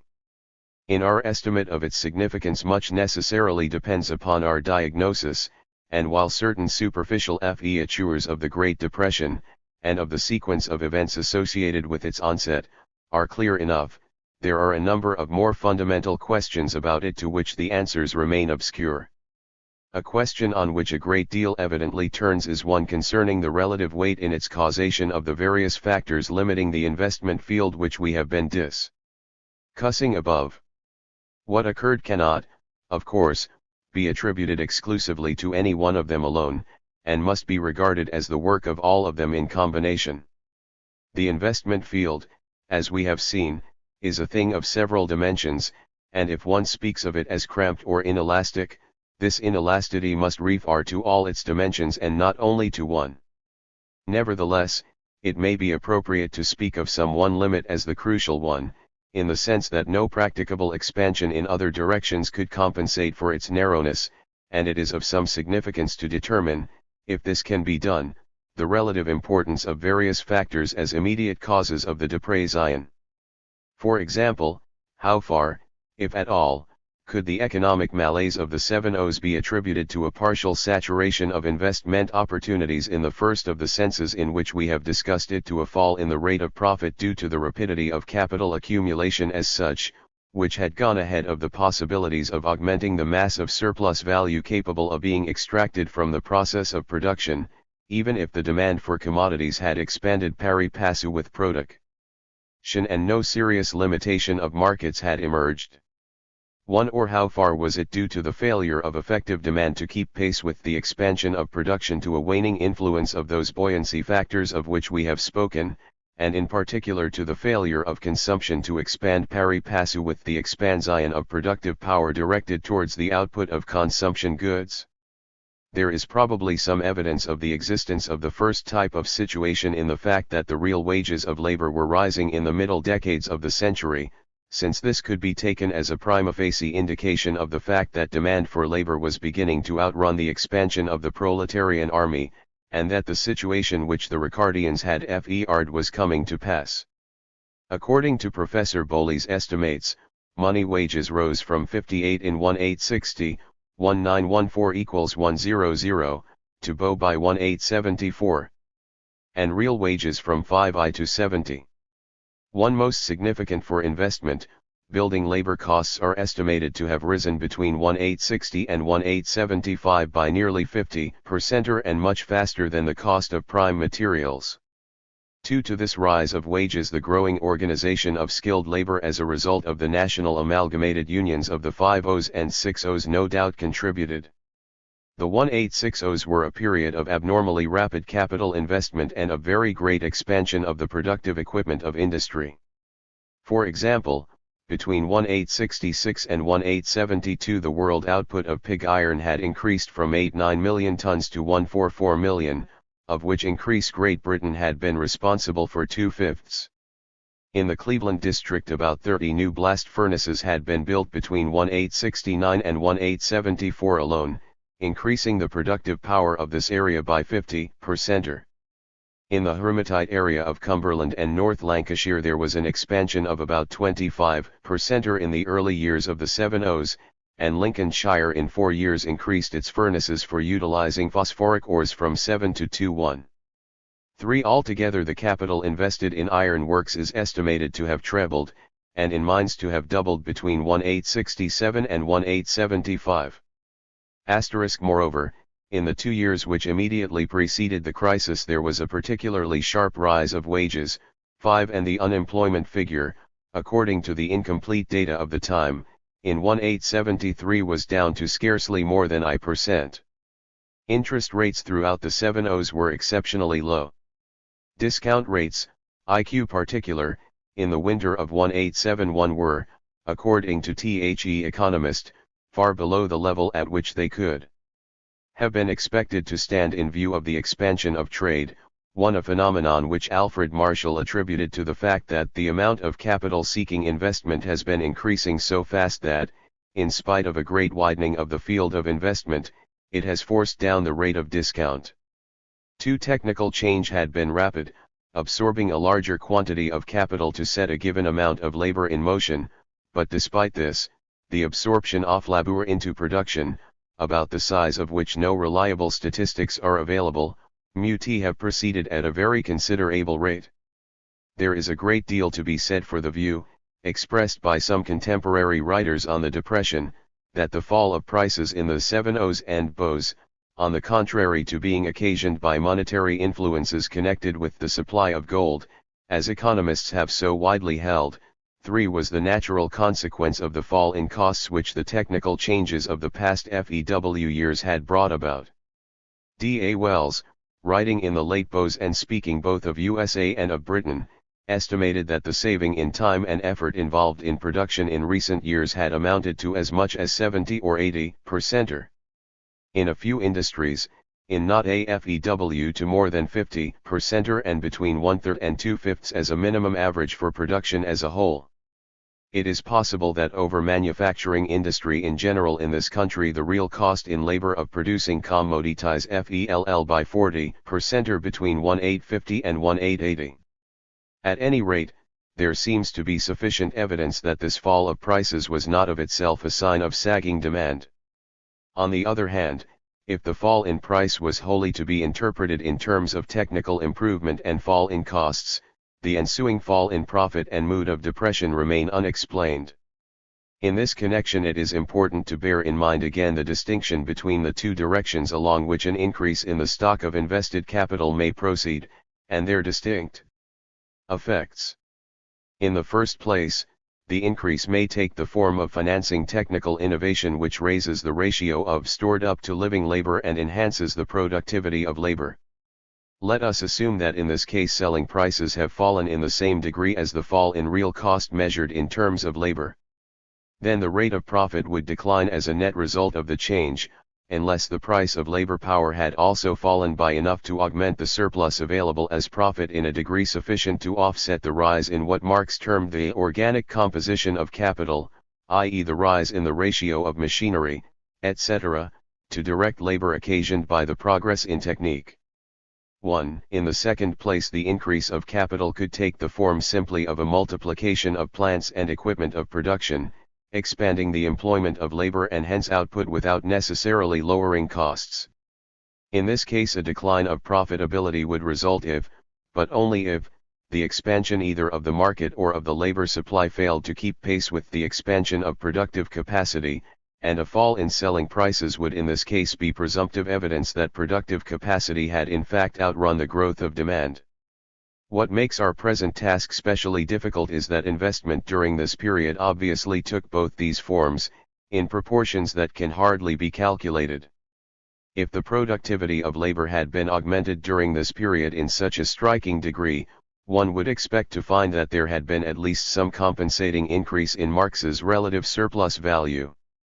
We have seen, however, that money wages, instead of falling, actually rose considerably between 1860 and 1874, and even after 1874, when selling prices were launched on their spectacular descent, the degree to which money wages fell was comparatively small.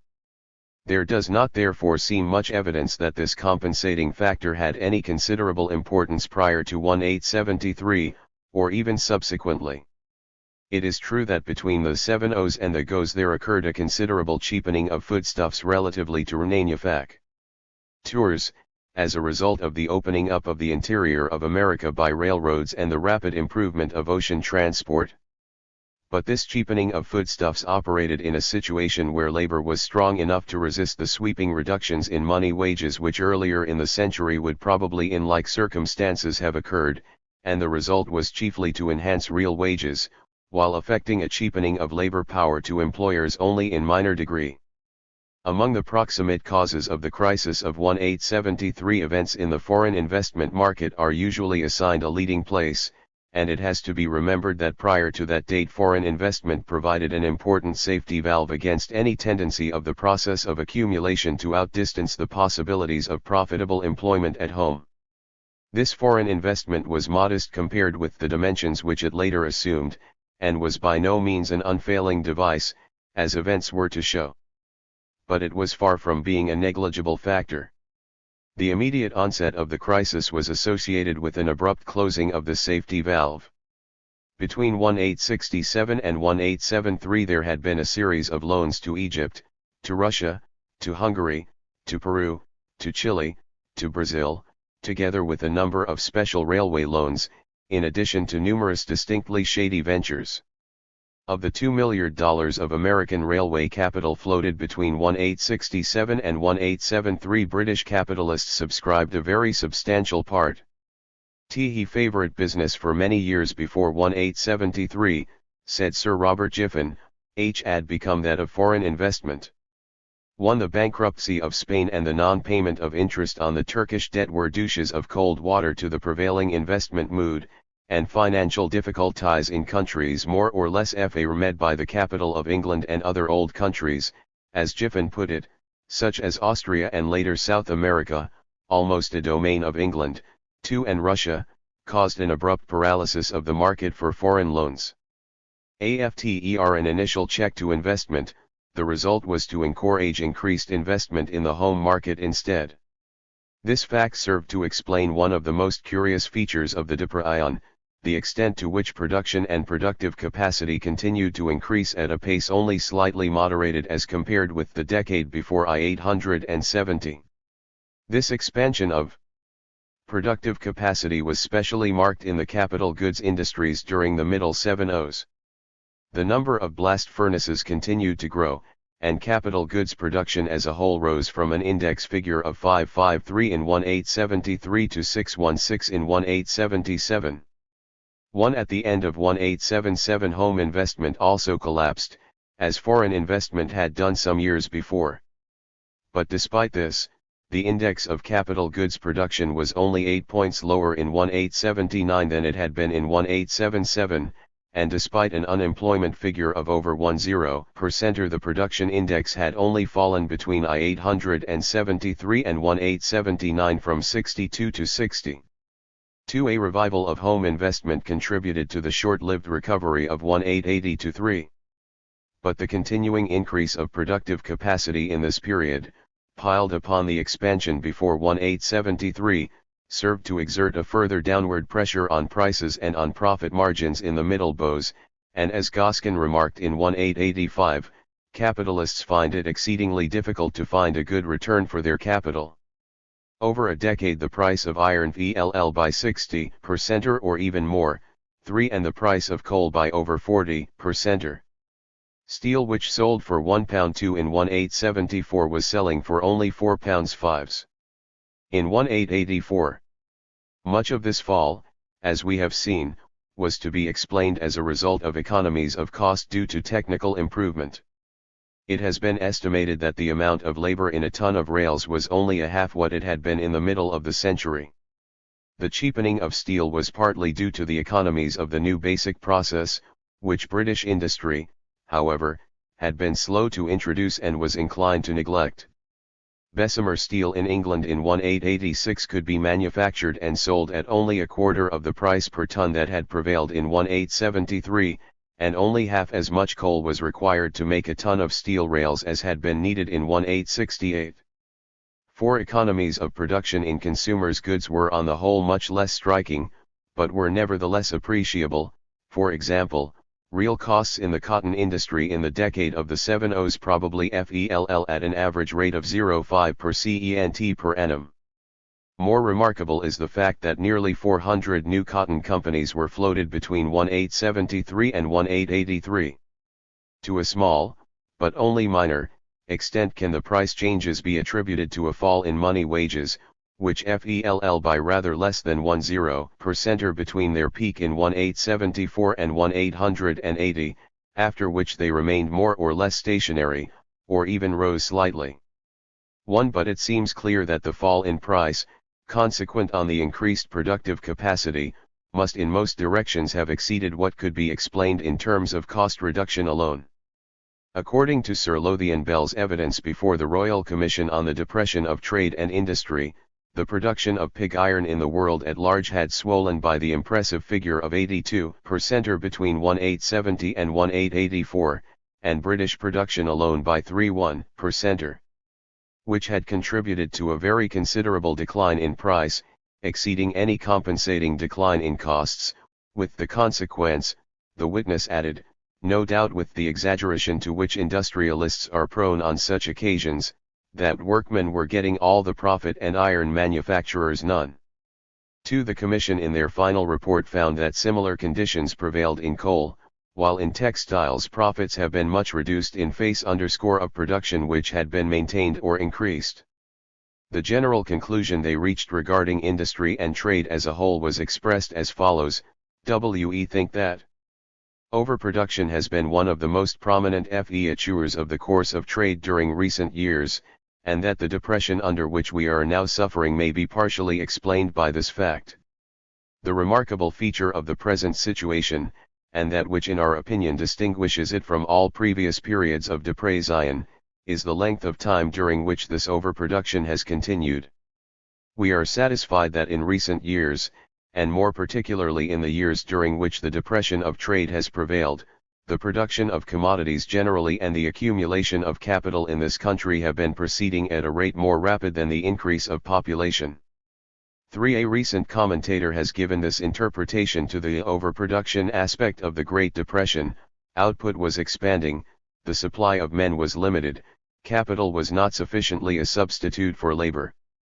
Although labor-saving machinery might be introduced, its results for industry as a whole were not on a scale large enough to reduce the demand for labor so sharply as to permit a reduction in money wages.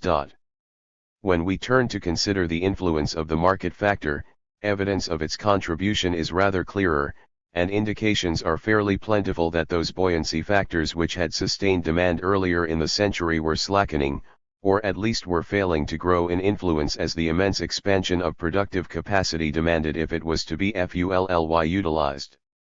True, the stimulus of invention seemed to continue unabated, and the rate of obsolescence of machinery, involving a greater consequential demand over the period of, say, a decade for equipment in replacement, was probably accelerated, save for a few exceptions, rather than retarded.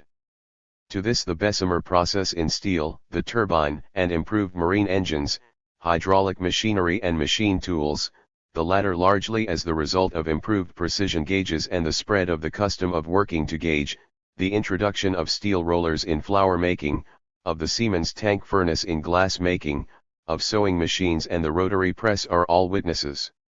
Even so, there is a good deal of reason for supposing that the proportional effect that these innovations exerted on the market for capital goods was considerably less powerful than the influence of the inventions of the first half of the century had been on the much smaller capital goods industry of the time.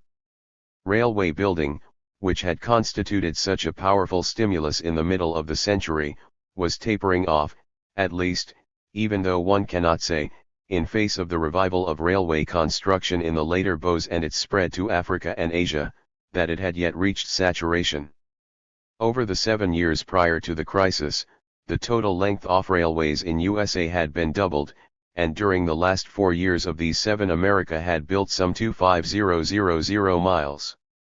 One after 1873 there was an abrupt freezing of construction projects, and this sudden decline, which accompanied the financial crisis of 1873 and 1874, was a potent immediate cause of the break. Moreover, the substitution of steel rails for iron, with their greater longevity, was at the same time causing an appreciable economy in the replacement demand for metal which a given length of existing track created.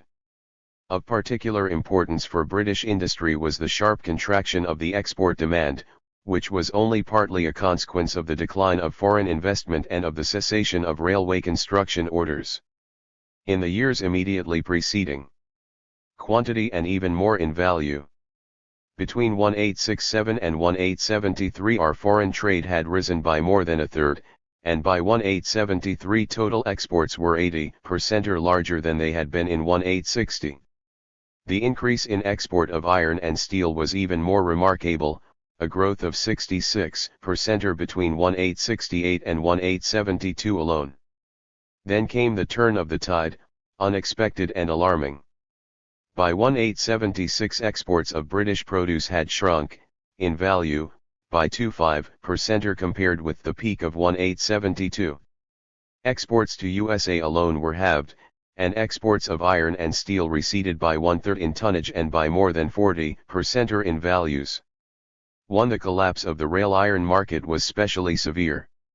And although American railroad construction showed a cautious recovery in 1878, and there were bursts of activity again in 1882 and 1887, an increasing proportion of American railway equipment was supplied, after the early 70s, from her own growing iron and steel industry. Never in previous depressions, as Sir Robert Jiffin explained, had Britain's export trade shrunk so drastically. Despite recoveries in the export figure in 1880 and again in 1890, it was not until the turn of the century that the peak figure, in values, of 1872-3 was surpassed. Moreover, the decline of exports was accompanied by a marked increase in the surplus of visible imports over visible exports. Whereas exports in 1883 were only £240 million, In 1879 they had been only £1.91 million, compared with £255 million 10 years previously. Imports in 1883 at declared values stood at £427 million compared with only £37.1 million 10 years before. If there may be some obscurity about the causation of the Great Depression, there is much less about its effects on British capitalism. Having witnessed the drastic effect of competition in cutting prices and profit margins, businessmen showed increasing fondness for measures whereby competition could be restricted, such as the protected or privileged market and the price and output agreement. This enhanced concern with the dangers of unrestrained competition came at a time when the growing concentration of production, especially in heavy industry, was laying the foundation for greater centralization of ownership and of control of business policy. In the newer industry of Germany and the United States, the centralization was to be earlier on the scene than in Britain, where the structure of business, with its foundations firmly laid in the first part of the century, had developed according to a more individualist pattern, and the tradition attaching to this structure was more stubborn in survival. In the structure of economic as of human organisms, aging bones are apt to grow rigid. In America, the 70s saw the rise of the trusts, which had sufficiently grown in extent and structure to provoke the legislation against trust companies in the late SOs and the more sweeping Sherman Act of 1890 directed against combination in restraint of trade. In Germany, associations of producers in the iron industry and the coal industry were formed in the 70s, and over the next 3 decades multiplied in these and other industries, until in 1905 there were stated, by the Cartel Commission of that year, to be something in the neighborhood of 400 cartels, a development which, in the words of Liefman, a well-known apologist for cartels, was a product of the entire modern development of industry, with its increasing competition, the increasing risks of capital and the falling profit. One in England's stable forms of price agreement probably did not assume considerable dimensions until the opening of the new century, and even in iron and steel the beginnings of the amalgamation movement, which was on a more modest scale than one in America, date from the late 90s.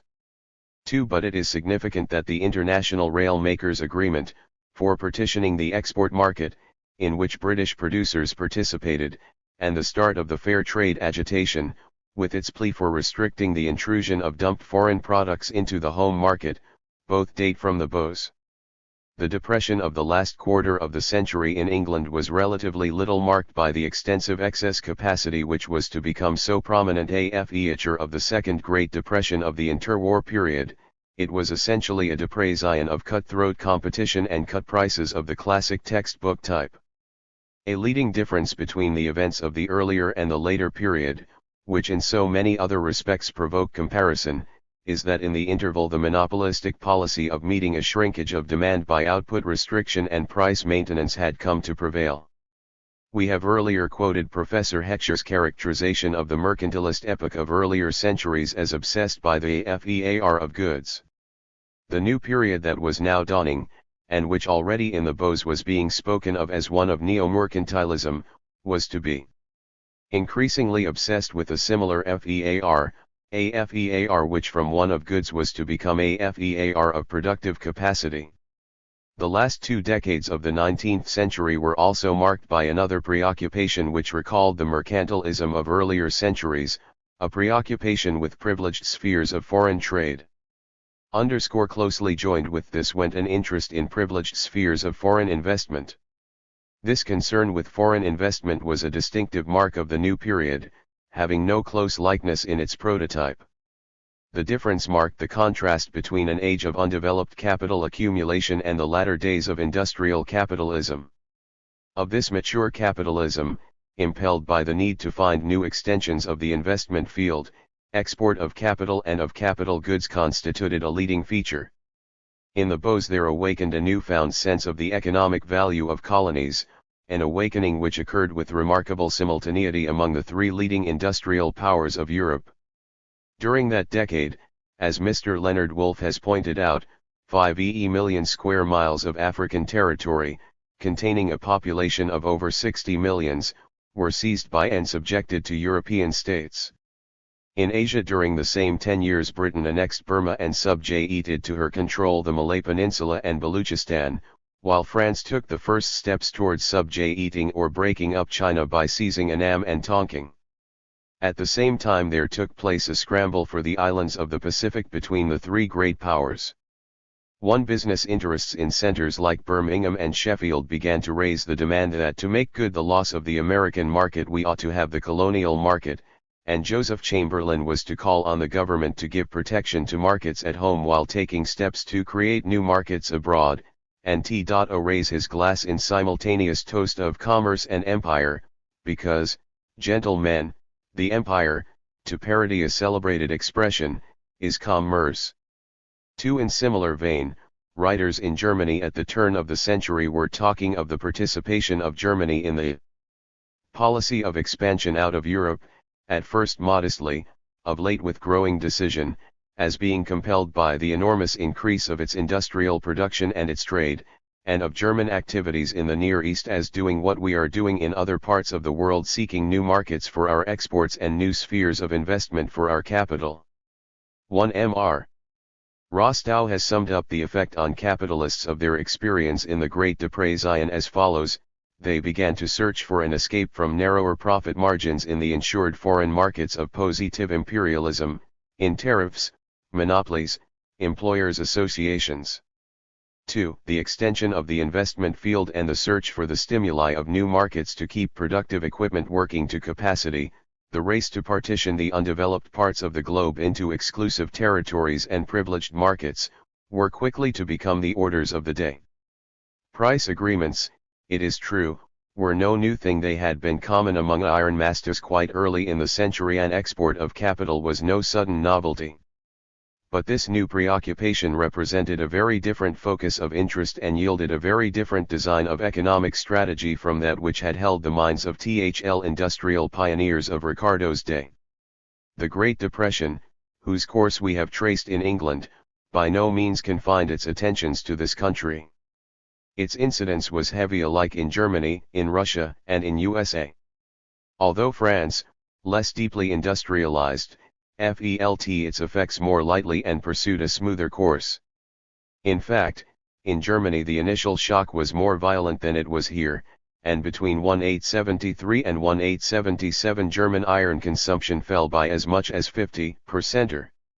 The outcome of the Depression, however, in these other countries followed somewhat different paths. In Russia the nascent factory capitalism of the late 60s and early 70s received a sharp setback from the crisis of the middle 70s, a depression which was prolonged for 10 to 15 years. But the early goes witnessed a quick recovery, stimulated by a renewed burst of railway building, and in the investment boom that followed the number of factory workers increased by a half and the production of factory industry doubled. 3. In Germany there were elements of buoyancy which brought revival sooner than elsewhere and gave it more strength when it came. For one thing, the Industrial Revolution had only recently begun. And until the unification of Germany had been restricted in scope. The events of 1866 to 1872 proved to be a crucial turning point in her economic development. The last 3 decades of the century were to witness a rapid urbanization of Germany, and the population showed a higher annual average increase during the second half than it had in the first half of the century. The growth of the electrical industry and to a less extent of the chemical industry also played an important role in stimulating revival, especially in the later goes. In USA the expanding frontier, one with its rich possibilities for both investment and markets, and a labor reserve swelled by immigration as well as by a large natural increase of population, gave to American capitalism in the last quarter of the 19th century a resilience which the older capitalism of Great Britain could not have.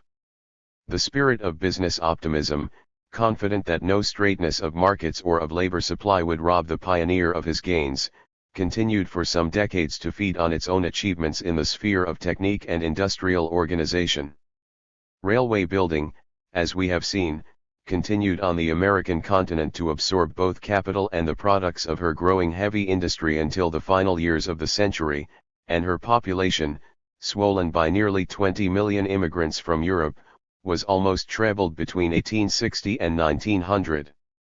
On the North American continent, indeed, until the first decade of the present century there was something that can be called an internal colonialism, too, which goes far to explain the tardiness with which the USA turned attention to the spoils of the new imperialism. In England, there can be small doubt that it was the revival of capital export and the opportunities which the new imperialism afforded which was the essential factor in that new phase of prosperity between 1896 and 1914. 3. This Indian summer caused memories of the Great Depression to fade out of mind. It rehabilitated the reputation of free trade, grown tarnished during the Depression years. It brought renewed faith in the destiny of capitalism to make economic progress eternal. Socialism was to be heard again as a street gospel in the 1890s and the IGUs, while the Labour Party was to grow to be a political force after 1906. But the belief in capitalism as a working system was not in England seriously shaken in the decade prior to the First Great War. Actually, foreign investment had already shown a modest recovery in the bows under the impulse of the new colonial movement and the shift of attention in the investment market towards South America, especially Argentina, Chile, and Brazil, and towards Canada and India. Land speculation in Argentina and nitrate development in Chile were important factors both in the revived investment activity of 1887 and in the collapse of 1890. Associated particularly with the name of Barings who were heavily implicated in South America. 1 in 1888, according to C.K. Robson's estimates, foreign investment had again reached the figure of 1872, i.e. it had passed the £82 million mark. But in the goes it shrank again to almost as low a level as in the middle 70s. In 1894 it was on £2.1 million, and in 1898 it was only £1.7 million. 2. In these years there was even some repurchase by America of foreign securities previously held in Britain. In the start of the recovery in 1896 it played no noticeable part. In fact, this recovery took place at first in face of an actual decline of exports, especially to North and South America, Australia, and South Africa, and between 1897 and 1900 there occurred that dramatic rise of American export figures which provoked articles in American periodicals entitled The American Invasion of Europe. 3. Much more important as an initial cause of recovery in that year was the introduction of the bicycle and the boom in the Birmingham bicycle industry, also shipbuilding, a certain amount of home railway extension and to some extent electrical construction. The part that foreign investment and overseas markets played was rather that of sustaining recovery, and in particular of reviving activity after signs had appeared of a fresh relapse in the opening years of the new century. 1904 was the year when British foreign investment started its spectacular ascent. The Transvaal loan of 1903 was followed by Japanese borrowing and Canadian and Argentine railway issues. The mainstream of British capital went to Canada and Argentina, also once more to USA. To Brazil, Chile, and Mexico, and in smaller amounts to Egypt, to West and East Africa, to India and to China. Railways, docks, public utilities, telegraphs and tramways, mining plantations, land mortgage companies, banks, insurance, and trading companies were the favorite objects of this investment boom. But, as Mr. C.K. Hobson wrote in 1906, there had developed during the past few years a tendency to invest in manufactures and industrial concerns, such as Canadian textiles, iron and steel and paper, in Indian jute and Russian textiles and iron, and it would appear that the obstacles in the way of successful foreign investment in manufacturing is being overcome. 1 in 1906 the figure of capital export stood at £1.04 million, overtopping the previous peak foreign investment years of 1872 and 1890. In 1907 it was £1.41 million, or nearly 75% or higher than 1890. From there, despite a check in 1908 and 1909, it rose to £225 million in 1913. 2. On the eve of the First World War, British capital abroad had grown to constitute probably about a third or a quarter of the total holdings of the British capitalist class, and current foreign investment may even have slightly exceeded net home investment. 3. Of this capital held abroad, about a half was in British colonies and possessions, and of the remainder a very high proportion was in North and South America. During the 2 years 1911 and 1912, upward of 30% or more capital was exported than during the whole decade between I-890 and I-GO-I, and in each of the 2 years vastly more than in any peak year of capital export during the BOEs and 70s. 6. At the same time, commodity exports climbed, even if they were slow to move in the first years of the recovery after 1896. From only £226 million in 1895, and £263 million in 1890, exports of British produce and manufactures had revived to £282 million by 1900. This improvement was equally shared between exports to foreign countries and exports to British colonies and possessions, partly because areas such as South America, which were virtual economic spheres of influence of this country at the time, were listed under the former. By 1906 the export figure had reached £375 million, and in 1910, the year when, according to Wesley Mitchell, England was distinctly the most prosperous among the great nations of the world, it had reached £430 million. Of that total, exports to British colonies and possessions represented about a third. In the same prosperous year, exports of iron and steel were more than twice what they had been in 1895 in values, 70% or greater in tonnage, and more than 30% or above the value figures for 1890 and for I-GO. The connection between export of capital goods and foreign investment is well shown in the fact that up to 1904 iron and steel exports registered only a modest tonnage increase on the middle GOEs, and were lower in 1903-4 than they had been between 1887 and 1890. It was after 1904 that the upward movement of tonnage, and still more of values, occurred. Export of machinery, especially textile machinery, also increased, and between 1909 and 1913 maintained an annual average that was nearly 3 times the level of 1881-90. In the wake of iron and steel and engineering went shipbuilding, which in 1906 attained what the economist LALLED unprecedented activity in launching more than 1 million tonnage in the year. As Professor Clapham has observed, the 50% rise in exports between 1901-3 and 1907 was essentially an investment rise. Manufacturers and all who thought like manufacturers gloried in the swollen exports. Resources were turned towards foreign investment, rather than to the rebuilding of the dirty towns of Britain, simply because foreign investment seemed more remunerative. 2. But it was not only the capital goods industries that shared the fever of expanding demand. That the roots of prosperity were overseas was fully recognized at the time. The only complaints during the 3 years, 1905-7, came from trades mainly or entirely dependent on the home demand. 3. Although textile yams and fabrics now formed only a third of all exports, in 1850 they had made up 60% or in values, the total yardage of cotton piece goods exported in 1909-13 was 40% or larger than it had been in 1880-4. But there were elements in the situation in the first decade of the new century that were to make the outlook for British capitalism very different from the halcyon days of the middle 19th century, and different even from the sunshine years of 1867-73 before the breaking of the storm. In the first place, the population was increasing at a much slower rate than it had done 4 or 5 decades before.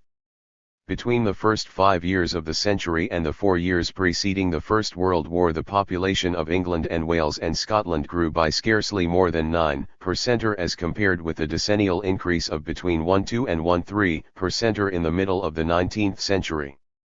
One capital accumulation, meantime, had been proceeding considerably faster. In the 40 years prior to the First World War, i.e. between the boom years 1873 and 1913, the number of employed persons had risen by 50% or while the total of capital invested at home had probably grown by more than 80% and the total of capital invested abroad by as much as 165% or 1 in the second place, while home as well American Samoa foreign investment was proceeding at a considerable, if compared with 1865 to 95 a somewhat slackened, speed, and productive equipment was consequently growing by something of the order of magnitude of 20% or a decade. There were signs of a considerably slackened progress of cost reducing improvements in industry. As Professor Clapham has written, the coal industry had been worse than stagnant in efficiency since before 1900. There was probably an actual decline in the efficiency of the building industry, as measured by labor productivity, between 1890 and 19N. In cotton most of the economies of machinery had been attained long since. There was no fundamental improvement in the blast furnace and its accessories between 1886 and 1913. In neither industry was there any reorganization which might have made labor more productive. Two recent writers on the iron and steel industry have concluded that since 1870 the industry in Great Britain has lagged behind the rest of the world both absolutely and relatively. It was characterized by neglect of developing technique and lack of flexibility, while its entrepreneurs were not prepared to undertake the heavy capital expenditure required for mechanization on an adequate scale, with a long-standing neglect of plant development and organization as the consequence. 1. In the third place, there are indications that the so-called barter terms of trade between Britain and the rest of the world, the rate at which she acquired imports in return for her exports, which had become increasingly favorable to this country in the latter part of the 19th century, were beginning in the decade before the First World War to turn in the opposite direction. This movement was still only slight, and it is perhaps to be regarded as no more than a halting of the previous tendency. But since it concerned the ratio of the prices of the foodstuffs and raw materials which this country purchased and of the manufactured goods that this country sold, any movement in these terms had a crucial significance. For this price ratio influenced the level of industrial costs, directly via raw material prices, and more indirectly via the price of workers' subsistence, relatively to the level of industrial selling prices, and hence affected the profit margin available. This change seems to have reflected a significant shift in the economic situation of the world at large relatively to the country which had so long enjoyed the position of industrial pioneer. In the 19th century we have seen that capital export had been mainly directed towards transport development and primary production. By cheapening the supply of primary products available to an advanced capitalist country like Britain, foreign investment had redounded to the advantage of capital invested at home, and every enlargement of the sphere of international trade enlarged the scope of the gains to be derived in this way. But this could be no more than a passing phase in the history of capitalism on a world scale. As the development of other parts of the world passed from primary production to manufacturing industry and even to industries producing capital goods, the terms of interchange between the manufactured exports of the most advanced industrial countries and primary products no longer tended to move in favor of the former. They even tended to move in the reverse direction, thereby depriving the most advanced industrial countries of one of the sources from which their prosperity, evaluated in terms of profit, at an earlier phase of world development had derived. As far as influences touching the price at which industry could acquire labor power were concerned, there was probably a more important newcomer on the horizon. The capital-labor problem, the social question or the class struggle, as it had variously been termed, had caused anxiety in employing class circles on numerous occasions over the past century. It had sometimes provoked threats and repressive action to stem the rising insubordination of men towards masters. At other times it had called forth fair words and be read and circuses and talk of the essential harmony of interest between the classes in a continued augmentation of the product of industry. By the end of the 19th century labor was more highly organized than it had ever been. With the new unionism this organization had spread to the unskilled, and labor's incursion into politics was about to bring a new period of state recognition of collective bargaining and the first small beginnings of a legal minimum wage. The years were approaching when the trade union movement was to undergo an expansion alike of numbers and of power such as no single decade had previously witnessed, and to reach a position of influence on the functioning of industry which was entirely without precedent and which must have scared the ghosts of Victorian iron masters or cotton magnates with the vision of a nemesis of which in their lifetime they could have scarcely dreamed. Chapter 8. The period between and the two wars. And its sequel. In many, though not in all, respects the 20 years separating the First from the Second Great War witnessed the continuation of those underlying tendencies which had shaped the economic scene in the first decade of the new century. Moreover, it was a continuation of those tendencies at a more advanced level and at an accelerated tempo. A common opinion in the decade of the 1920s was that the economic ills of the time had their origin in the dislocations bequeathed by the war and in post-war monetary disturbances, and that as transient maladjustments these ills would accordingly pass, once stabilization had been achieved. One for certain common/haters stabilization, which many identified too easily with the restoration of some kind of normal set of price ratios, became a magic formula, and as such a substitute for realistic thought. Close on the heels of this opinion went a kindred but more flexible interpretation. Certain structural transformations, it was said, had occurred in the body economic, in part due to the war and in part to more long-term changes in conditions of production and of markets, and, although adaptation to these changes was being hindered by elements of friction in the situation, successful adaptation after an interval could nonetheless be achieved, if only freedom of enterprise and of trade were restored. The view that symptoms of economic crisis were transient was reinforced by the contrast between the troubles of Europe and the prosperity which characterized some other parts of the world. Before the decade was very old, America was launched on a prosperity phase, which was to breed a mood of optimism amounting to intoxication. A faith swept the continent of North America that their land, which was a land of expanding capitalism and free enterprise par excellence, had an inspired destiny, to banish the problem of scarcity and to enrich its citizens and even to enrich the rest of the world. In the fateful year 1929 a report of the Committee on Recent Economic Changes, under the chairmanship of President Hoover, made the confident pronouncement that economically we have a boundless field before us. There are new wants which will make way endlessly for newer wants as fast as they are satisfied. We seem only to have touched the fringe of our potentialities. When we look back on it, the temper of this period is to be numbered among the wonders of recent times. Such optimism was not destined to survive for very long. Dreams of an economic millennium were to be rudely broken by the events of 1929 to 1931. By the onset of an economic crisis that was unmatched even by the Great Depression of the 70s and Bows as well as universal.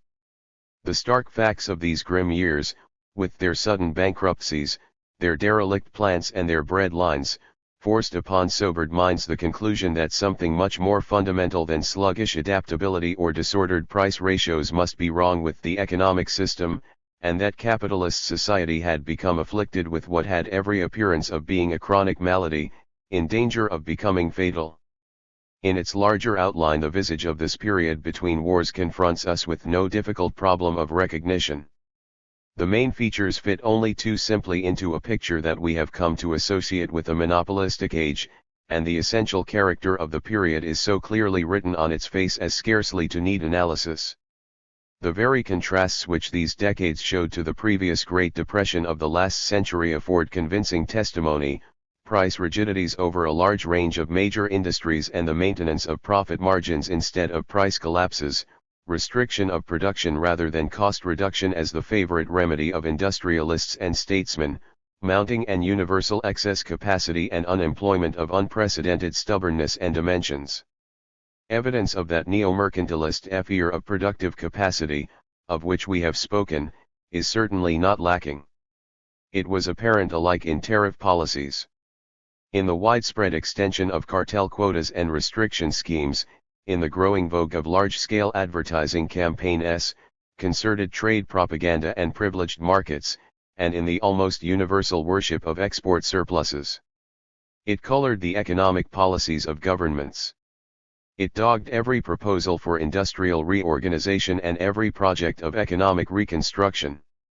It imposed caution and conservatism, amounting at times to paralysis of the will, where once there had been enterprise and the zest for adventure and risk-taking. It even provoked the thinking of economists to defy century-old traditions and shaped economic theory to quite novel patterns. To elucidate what we have said, let us construct an abstract model, representing the way in which we should expect a system of capitalist industry organized in the main on the basis of a high degree of monopoly to function. In order to sharpen the comparison between our model and the real world, and to direct our eyes in the search for essentials, let us even exaggerate the simplicity of our model by emphasizing certain of its limbs and omitting certain features that one might expect to find in any actual system to which the abstraction was intended to be related. In the first place, this model would be characterized by an abnormally large gap between price and cost, from which it would follow that profit margins, i.e. profit expressed as a ratio to current outlay, would be abnormally enhanced and that in all probability the share of industrial income going as wages would be abnormally depressed. Secondly, our model would show that reductions in demand on particular markets or in markets in general were followed by reductions of output, rather than of price, in view of the monopolist's desire and ability to maximize profits by maintaining his price in face of the fall of demand. 11. Thirdly, and consequentially, this system would tend to be characterized by extensive undercapacity working of plant and equipment and by an abnormally large reserve of unemployed manpower, especially at times when markets were depressed.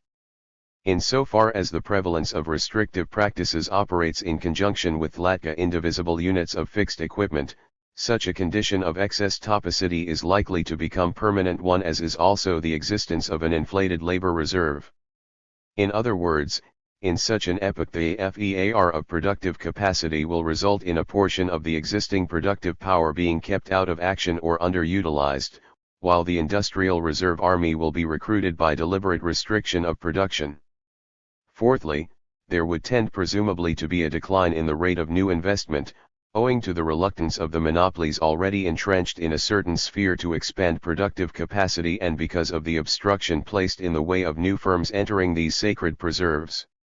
In the extreme case each industry would become, if not the preserve of a single giant firm, a virtually closed corporation, from which interlopers were as loosely excluded as under the guild regime of earlier centuries. To the extent that free spheres remained, where entry of newcomers was unrestricted and output and investment uncontrolled, this retarding of investment in the monopolized industries might be partly offset by a rush of capital into the free industries and an acceleration of their rate of expansion. This overcrowding of the latter would, H.O. Weaver, have the tendency to depress the rate of profit in these industries as much as it had been raised elsewhere by monopolistic action, until a point was reached where new investment was likely here also to slow down. Such a situation is likely to be marked by an outstanding contradiction. On the one hand, the concentration of wealth and of profits which monopolization brings about will tend to increase the desire to invest. On the other hand, the opportunities which exist for investment, without undermining the protected rate of profit in the monopolized sphere, will be narrowed.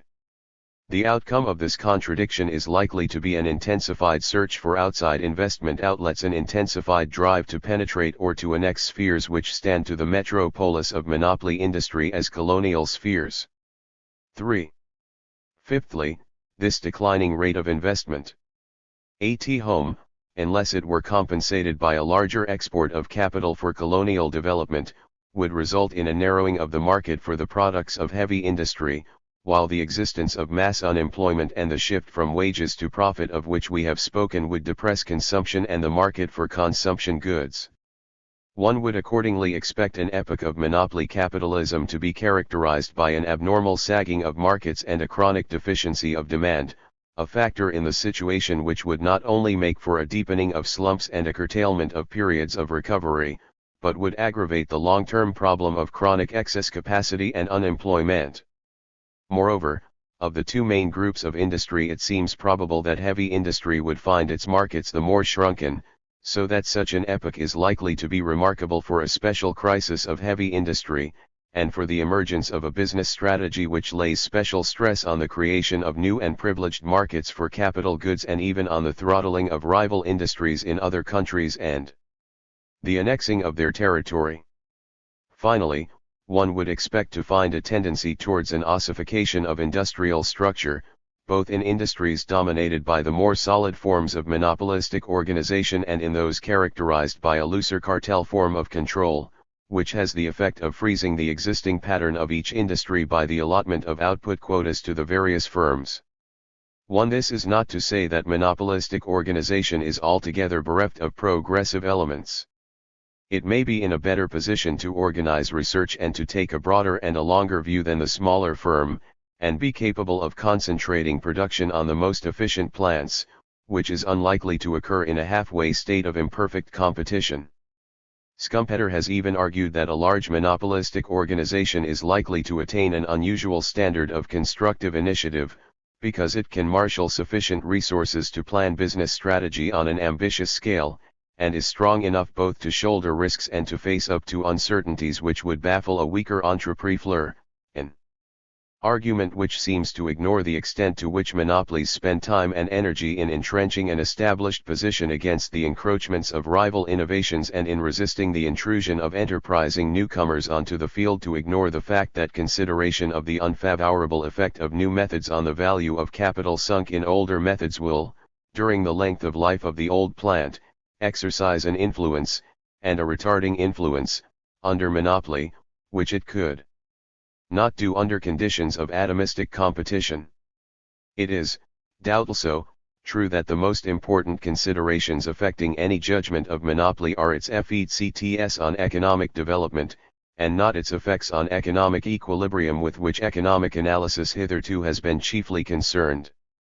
Such effects seem likely to be cumulative in character, and may alter, not merely the rate at which changes occur, but the whole path which the development of the economic system follows in a given epoch, as it so markedly did 4 or 5 centuries ago.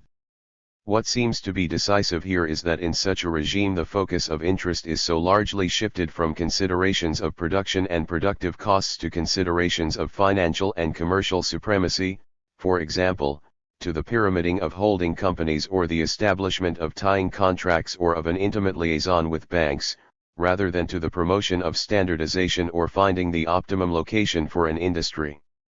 A habit is generated of retrenchment rather than of adventure, unless it be the adventure of capturing larger tracts of exclusive territory and bludgeoning those whose activities show signs of reducing the value of a monopolist's own assets. The gains to be made by maneuvering to improve one's strategic position to enhance the value of what Veblen called the margin of intangible assets that represents capitalized withdrawal of efficiency come to be more alluring than any gains to be made by a display of initiative in the sphere of production. As a result, in the contemporary capitalist world, an increasing part of the value of capital and of the profit expectation which serves both as a criterion and as a motive of business policies represents the power to restrict and obstruct rather than to improve, a development which is expressed in the fact that, in Veblen's words again, one of the singularities of the current situation in business and its control of industry, is, that the total face value, or even the total market value, of the vendible securities which cover any given block of industrial equipment and material resources and which give title to its ownership, always and greatly exceeds the total market value of the equipment and resources to which they give title of ownership.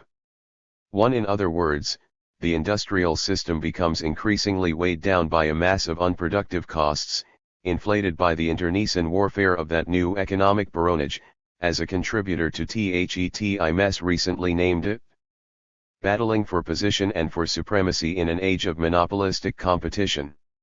Resemblance to this abstract model is not difficult to trace in recent events in our own country, and certain points of resemblance are even more striking when we compare it with the shape of things in some continental countries or in America in the DOE.DE of the 3 O's.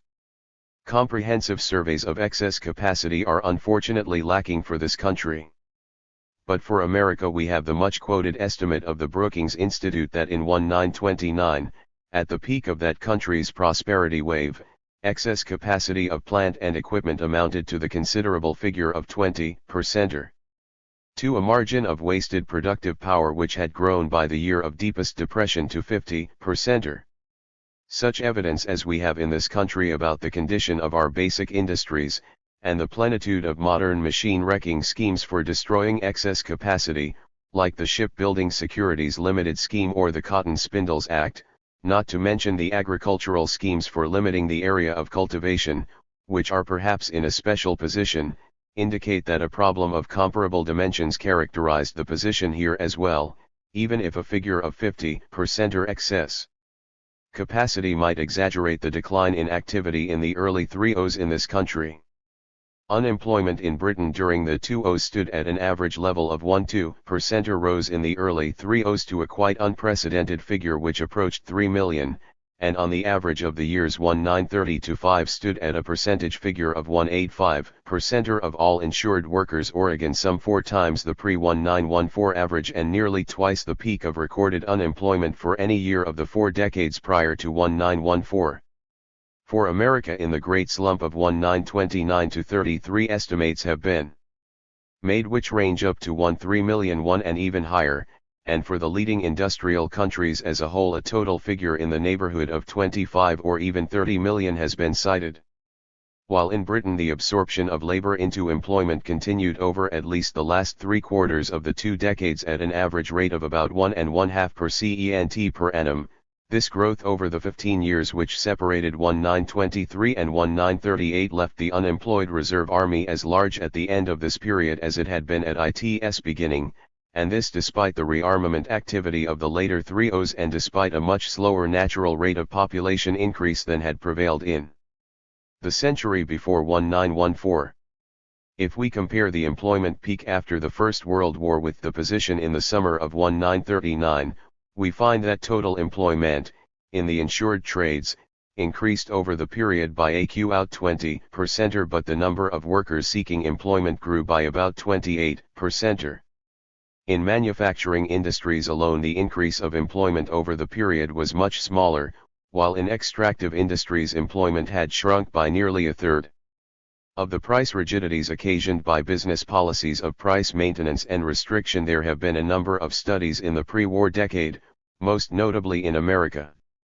Of America in 1929–30, when the decline of prices was much slower than in earlier depressions, it has been written that the situation was marked by strongly entrenched values and corresponding reluctance to reduce prices, a circumstance which gave to the depression its more protracted and more painful character than previous depressions had borne.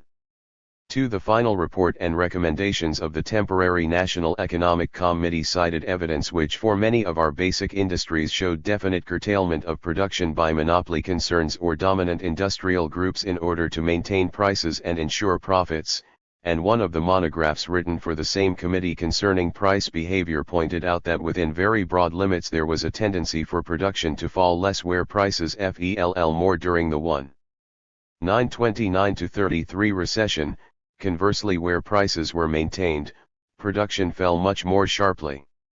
3. Perhaps the most striking piece of evidence is the comparison made by the German Institute für Konjunkturforschung, and cited in the League of Nations economic surveys, between the price fall of products subject to control by cartels or similar bodies and of products that were marketed under some degree of free price competition. These German data show a fall between 1929 and 1933 to an index figure of 4–57, 1926 equals 100, in the case of the latter, and a fall to a figure of 83.5 in the case of the former. In other words, the fall in price of cartel-controlled products was only about a third as great as that to which goods on free markets were subject. A similar contrast is seen in the different price histories of producers' goods and consumers' goods in the course of the crisis, price reductions being much smaller in the case of the former. This result is the more remarkable since it is the precise opposite of what used to take place prior to 1914. For example, in the 1907–8 crisis in USA the prices of producers' goods fell by twice as much, and in Germany by nearly 3 times as much, as the prices of consumers' goods.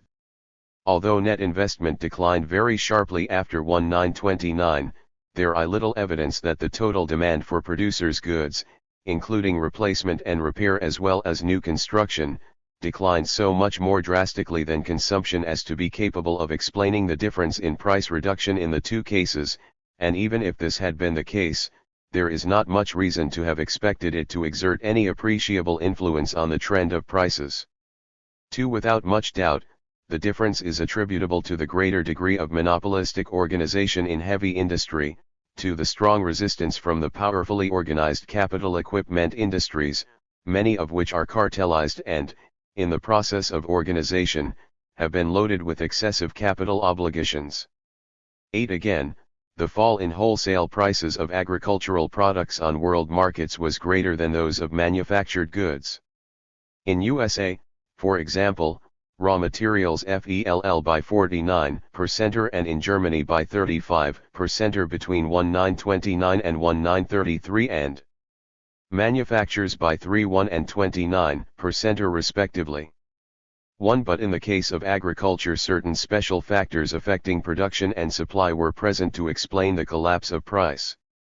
This large disparity between different sets of prices, this price scissors as it has come to be called, using a term that was coined to describe the divergent movements of industrial and agricultural prices in Russia in 1923, was an outstanding feature of the 1929-33 crisis, exerting a disruptive effect on the normal terms of exchange and on the volume of trade, with consequential shifts of relative income and purchasing power, and constituting a major influence in the financial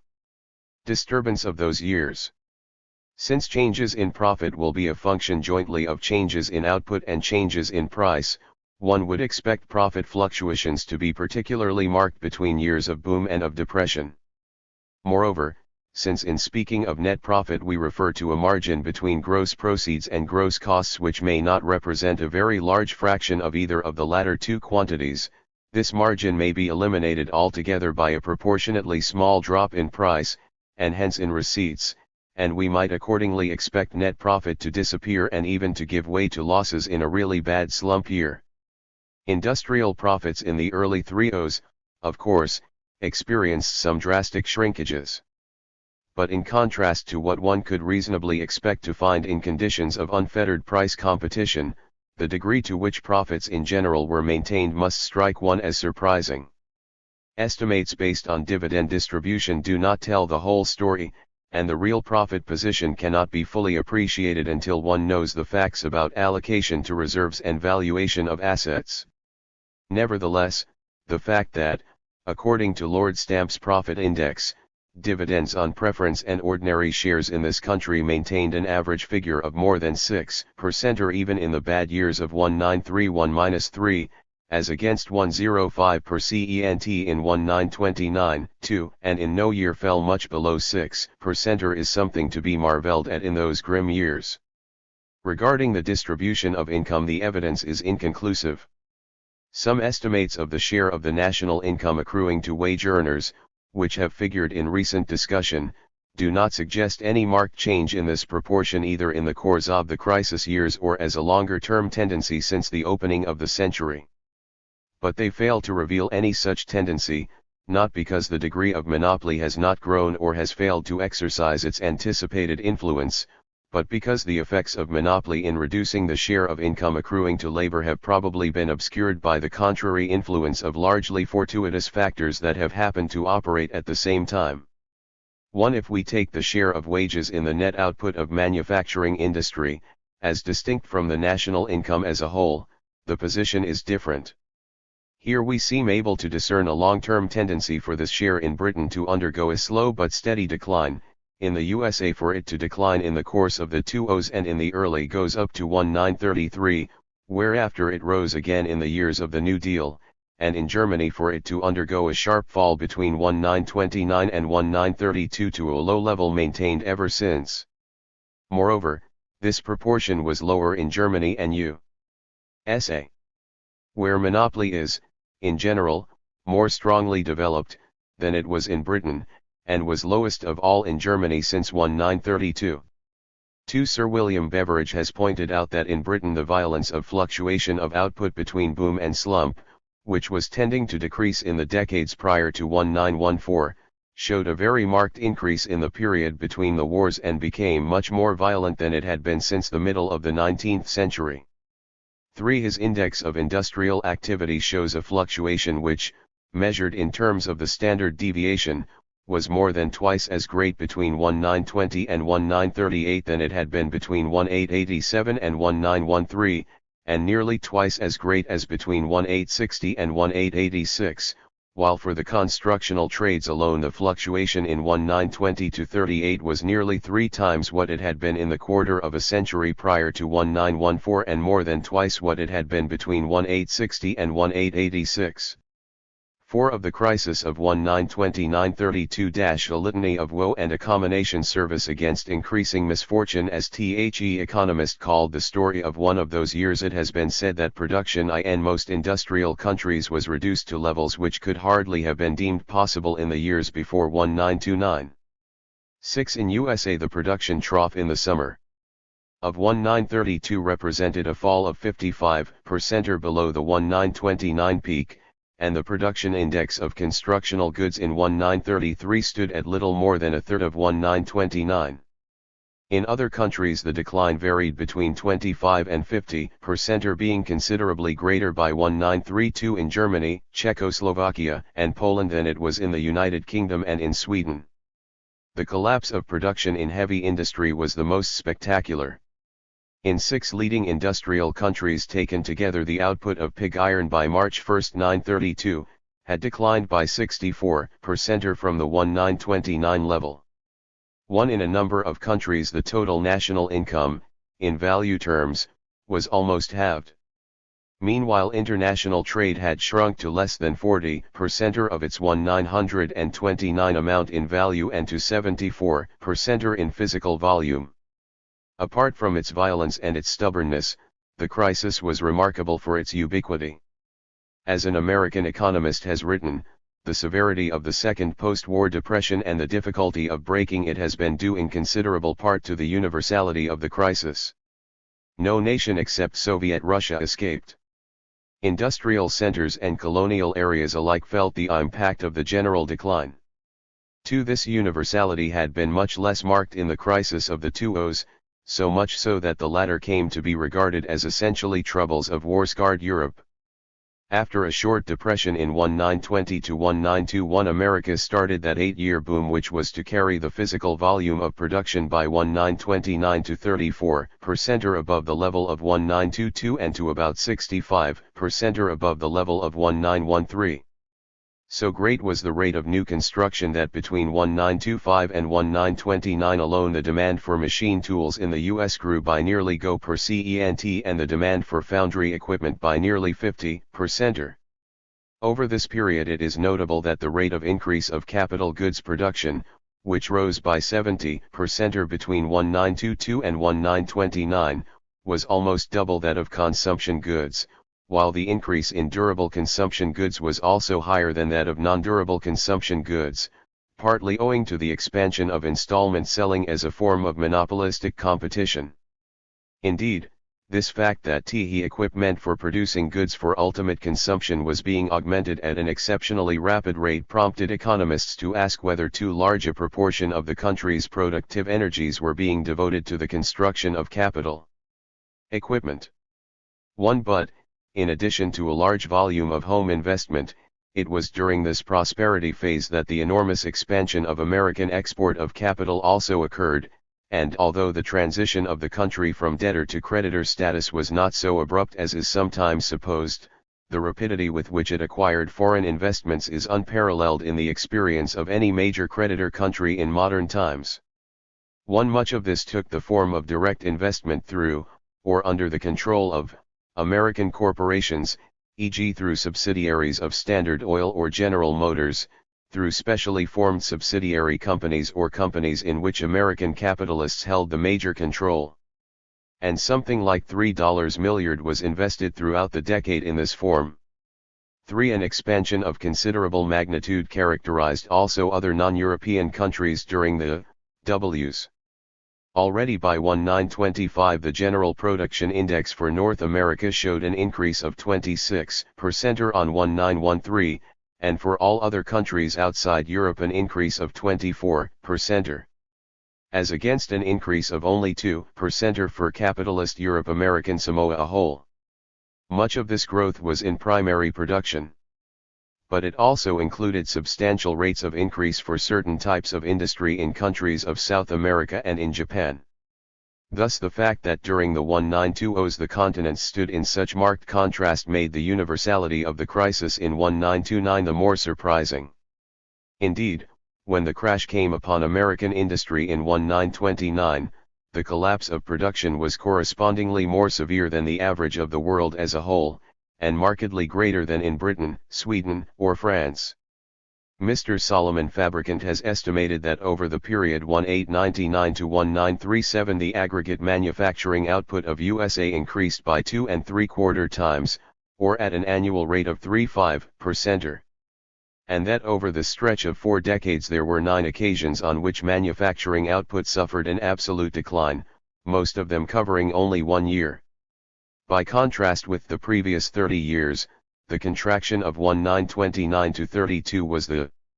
most severe as well as the longest in duration. By 1932 output had dropped back to the level of 1913, and even by 1937, after several years of recovery, manufacturing 0.1 had not managed to do more than just top the 1929 peak.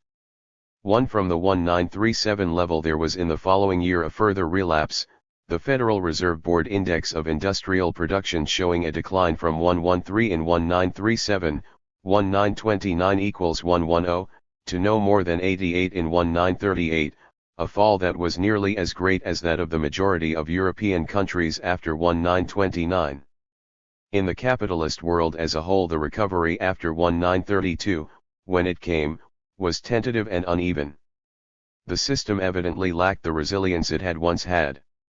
In the middle 1930s the League's economic survey could only describe recovery to date as superficial rather than fundamental and as proceeding slowly and unevenly, and, speaking of 1935, 6 years after the 1929 collapse, had to confess that the economic outlook was confused and unpromising, and that it would be idle to pretend that the evidence of increasing economic activity over a wide area is sufficient to indicate the final passing of the depression.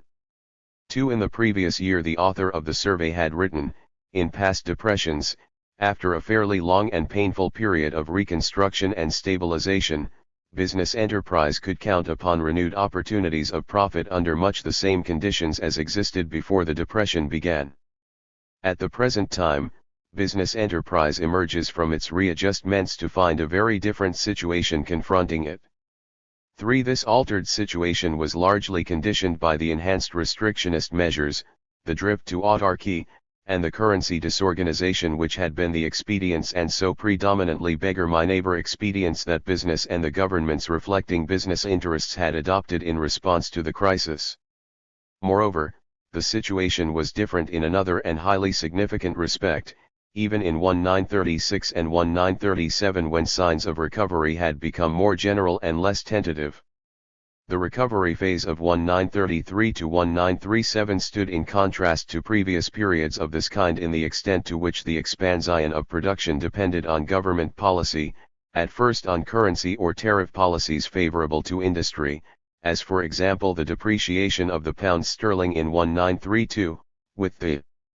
temporary fillip that it gave to British export industries, on government policies designed to lower interest rates and hence stimulate building activity, and finally on armament expenditure, earliest and most powerfully in Germany, more tardily and weakly in Britain. In other words, the expansion of demand, whether from investment in capital goods or from consumption, which prompted the halting recovery of the three O's, no longer came, to any considerable extent, from within the system and from its native powers of resilience, even in the case of America.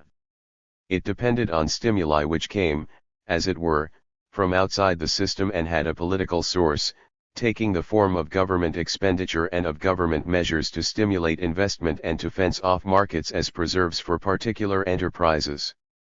As The Economist remarked in an article entitled The Cartelization of England, Since 1932 the state has no longer appeared to industry solely in the guise of monitor or policeman, it has had favors to dispense, the attitude of industry to the state has been revolutionized and the policeman has turned Father Christmas. 1. 2. Yet when we approach the detail of this period there are a number of special features, both in this country and elsewhere, which do not fit into the simplified model that we have sketched above, and which even appear in certain respects to stand in contradiction to it. First of these is the extent to which, despite the abnormal dimensions of the labor reserve army in all countries, real wages of those who kept their employment were maintained or even rose in the crisis years of the early 1930s. This feature of the Depression was more pronounced in Britain than elsewhere, and it afforded in this respect a parallel to the position in the 1870s. In fact, money wages in Britain, taking industry as a whole, fell by considerably less than they had done after 1873. In other countries the fall was much greater. Labor costs were estimated to have fallen by 20% or between 1929 and 1933 in Germany, and in USA by as much as between 30 and 40% or two. This phenomenon is not difficult of explanation. It evidently was the expression of the unprecedented strength of organized labor which, despite its setback after the collapse of the British General Strike of 1926 and despite the decline of trade union membership since 1920, was capable of maintaining wages in most of the highly organized trades, while the existence of the trade board machinery did much to cushion the downward pressure which ruthless competition for jobs would otherwise have exerted, and in many countries successfully exerted on wages in the unorganized trades. In other words, this fact stands as witness that the mechanism of the industrial reserve army, on which capitalism had traditionally relied to maintain both discipline and cheapness in its labor force, had virtually ceased, at any rate in Britain, to perform its age-long function, at least a crucial part of that function, and, except in Germany where fascism introduced the labor trustee and the wage stop, to supplement its liquidation of trade unions, capitalism lacked any mechanism that could function in its place. But to an explanation of the actual increase, even though a small increase, of real wages in this period, more is needed than the mere strength of organized labor and its ability to win defensive successes. As in the 70s and so's, the result was primarily due to a cheapening of imported foodstuffs, which was a direct result of the scissors movement of agricultural and industrial prices on world markets, to which we have referred above. In fact, it had been the case in the decade of the 2000s as a whole that, compared with the pre-1914 situation, the prices of British imports had fallen relatively to the average price of British exports. But now the ratio between the two was to undergo a further movement in our favor. Since Britain had maintained her traditional policy of free food imports, this sharp turn in the terms of exchange between agriculture and industry was reflected in a fall in the cost of living, and hence in a rise in real wages, which, since it arose from the external relations of the country, did not involve any rise in the wage cost of output to British industry. A striking example of this is that within the space of 2 years the wheat imported into this country lost nearly 2/3 of its value on the world market. Had it not been for this eventuality, the plight of the British working class in these years of hunger marches and insecurity would have been very much worse than it was. Without it we probably should not have witnessed that growing division in the ranks of labor, which, again, had idle parallel in the 1880s, between the temper of those who felt on their persons the main brunt of the crisis and of that more fortunate 40% of the wage-earning class who were immune from unemployment throughout the Depression years. In fact, we witnessed the strange spectacle of this island remaining surprisingly aloof from the social and political currents that were convulsing large areas of the continent, and the contraddistory phenomena, so baffling to many observers, of moods of protest and revolt among the mass of those whose livelihood was threatened, coexisting with a conservative, rather than a radical, turn of policy in both the industrial and the political wings of the official labor movement. Secondly, there is a feature of these years which, at first glance, seems less susceptible to explanation. This is the fact that the productivity of labor showed a quite unusual rate of increase, not only in America but also in this country. What is even more remarkable, this increase of productivity continued, as it had done in the 70s and BOs, throughout the Depression years. One estimate places the growth in output per worker in British industry between 1924 and 1930 at a figure of 12% and in the Depression years of 1930 to 4 at a further 10 to 11%. 1 As an illustration of the type of change to which this was attributable, we may note that the capacity of electric motors installed in all trades except electricity supply undertakings increased 372% between 1922 and 1930. This increase was a modest one compared to what was happening in the United States. The growth in output per wage earner in manufacture in USA has been estimated at as much as 43% over the 10 years between 1919 and 1929, and a further 24% between 1929 and 1933. The same phenomenon can be observed in other capitalist countries of this period. In Sweden, output per worker between 1920 and 1929 rose by something in the neighborhood of 40%. While in Germany the number of employed workers seems to have been not quite 5% higher in 1929 than in 1925, while the volume of production index was 275% higher, indicating accordingly an annual increase of output per man of about 5%.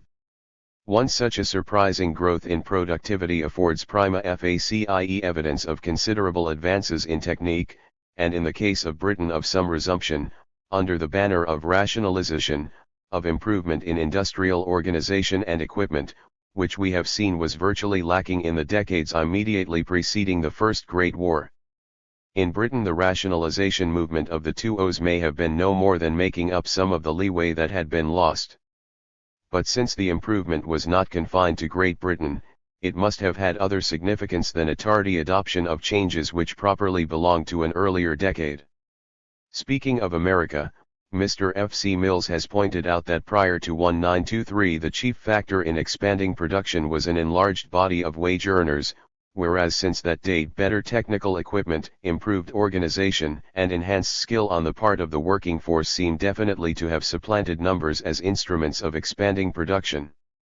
2. Whether this turn of investment towards a deepening of capital represented an answer to the growing strength of organized labor, whether it was the sign that, as Dr. Paul Sweezy has expressed it, monopoly implies that labor saving becomes more than ever the goal of capitalist technology and that the rate of introduction of new methods will be so arranged as to minimize the disturbance to existing capital values, whether it was evidence of a new harvest season of scientific achievement, powerful enough to force a measure of industrial progress despite the F-eaters of straitened markets and of a monopolistic age. This technical revolution was of outstanding consequence, and some have even gone so far as to compare it with events at the end of the 18th century. Certain of its consequences, however, were not those which would formerly have been expected. Operating in an environment from which the earlier buoyancy of demand had so largely departed, it served to augment the problem of unemployment. Since its effect was to diminish the amount of human labor required to yield a given result, without affecting a compensating expansion of total output in sufficient degree. Indeed, in USA the fact that between 1923 and 1929 the number of wage earners in manufacturing industry fell by some 7 or 8%, while the physical volume of production rose by 13%. One occasioned a whole literature about technological unemployment as a leading peculiarity of the modern age. Because the incidence of improvement was very unevenly distributed between different industries and different countries and even between different sections of an industry within the same country, it was a potent influence behind the disturbance of price ratios and terms of trade which was a feature of the crisis of the early 30s, and the sharp conflicts of interest which these evoked. Since these cost-reducing innovations were introduced into an industrial environment where competition was so blunted and hemmed in, their appearance often served merely to inaugurate a period of chronic undercapacity working and diminished profitability all round. The normal mechanism by Whi1H the low-cost method in the course of time replaced the high-cost method no longer operated, and instead of being driven into liquidation the latter were frequently prompted to impose on the industry schemes of price minima or output quotas to muzzle the former and preclude it from bringing its potential capacity into play. This was specially in evidence among a number of primary products, of which rubber, sugar, coffee, and tin are familiar examples.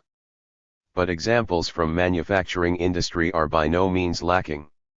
In such cases the expansion of capacity in the form of new and cheaper methods had as its principal effect to precipitate a crisis of the industry, from which there emerged, not reconstruction on a new basis, but an epidemic of restriction schemes and internecine warfare between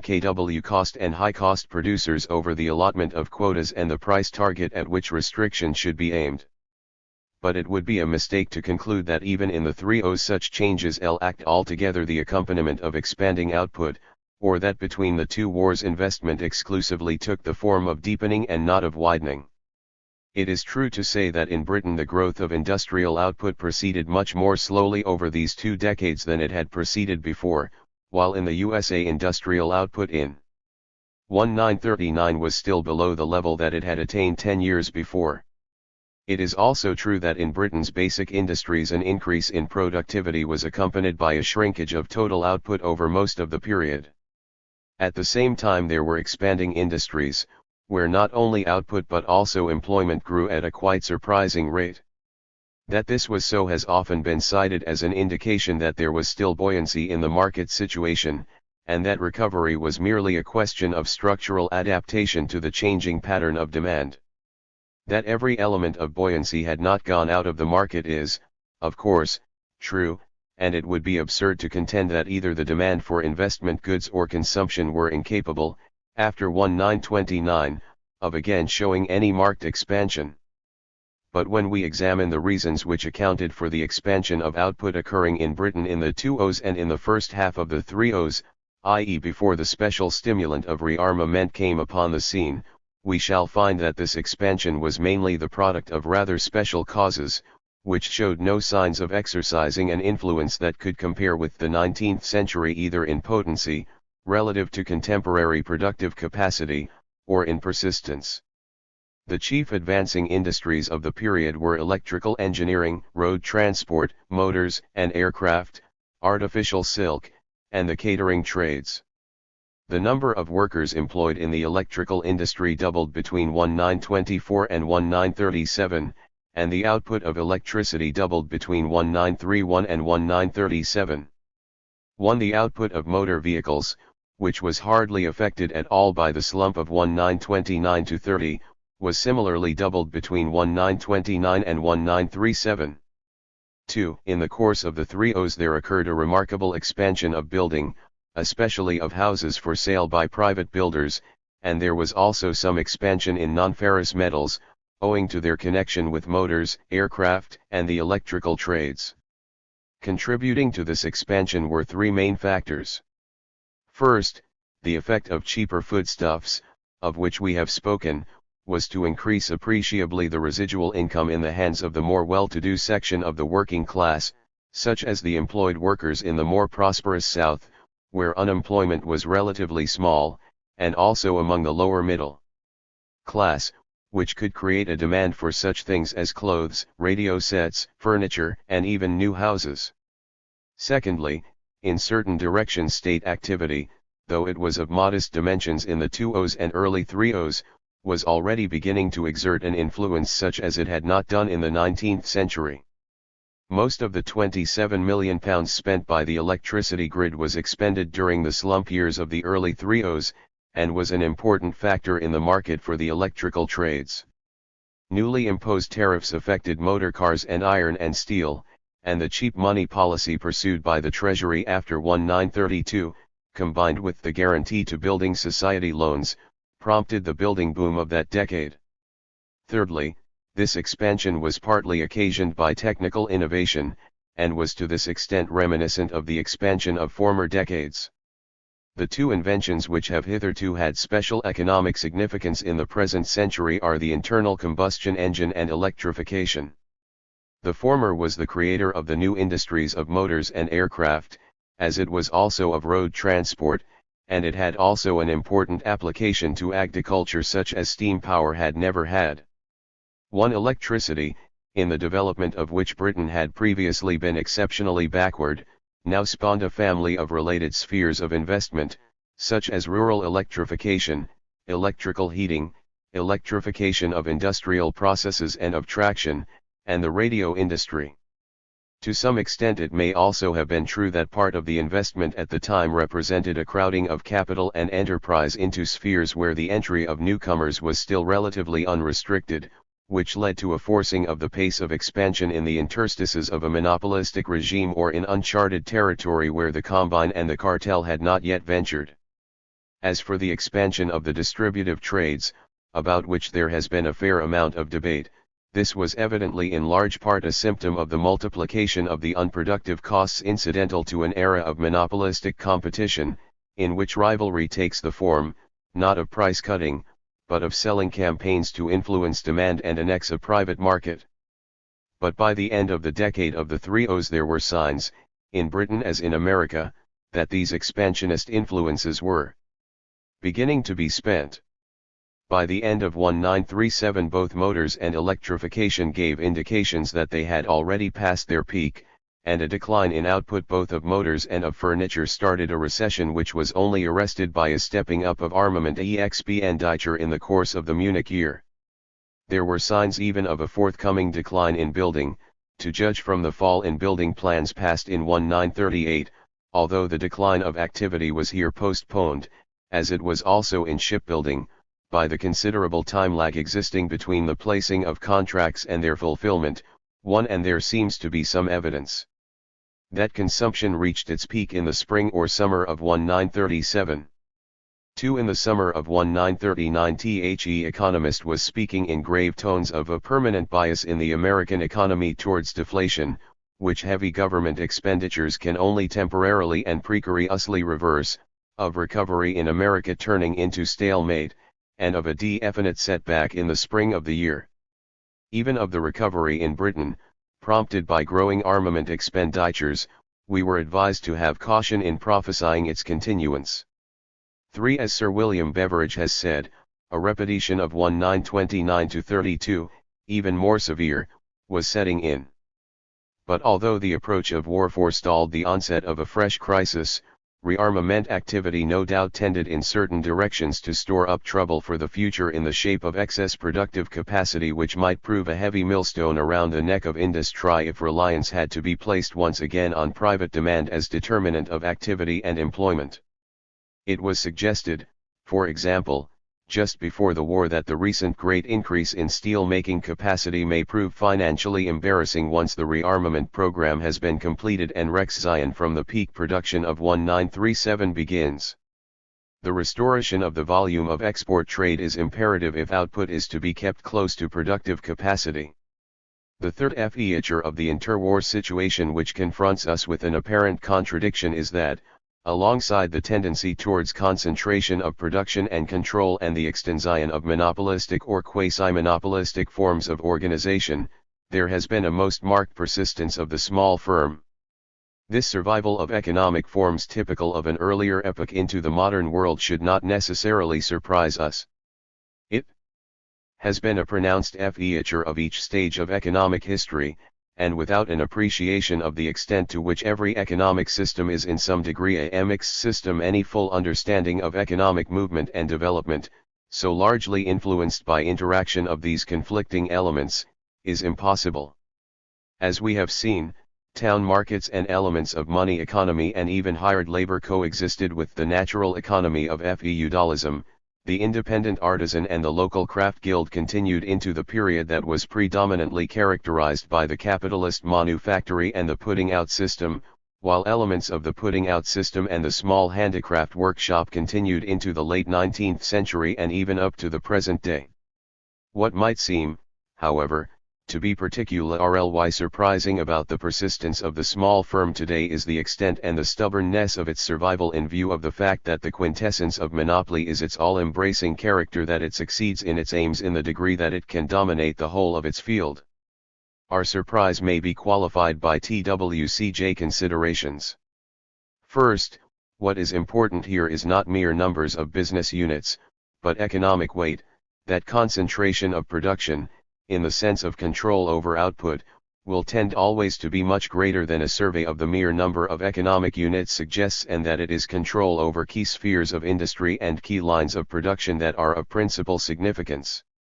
Secondly, there are various ways in which a large concern, even if it does not control a major part of the output of an industry, may in fact exercise industrial leadership or dominance over the numerous small-scale independents that survive in apparent competition with it, by means of some industrial treaty or the influence of the large concern over some trade association or cartel, or by liaisons which the large concern has established with the banks, or simply from the fact that the threat of being driven to the wall, should they throw down a challenge to their stronger neighbor, may suffice to cause the smaller firms to accept the de facto leadership of the former. But even when these qualifications have been made, an element of surprise remains. The facts of industrial concentration in the modern world are almost too familiar to need much emphasis here. In Britain, as is well known, this tendency was already a marked one prior to the First Great War, even if it operated less strongly than in Germany or America, and as the final report of the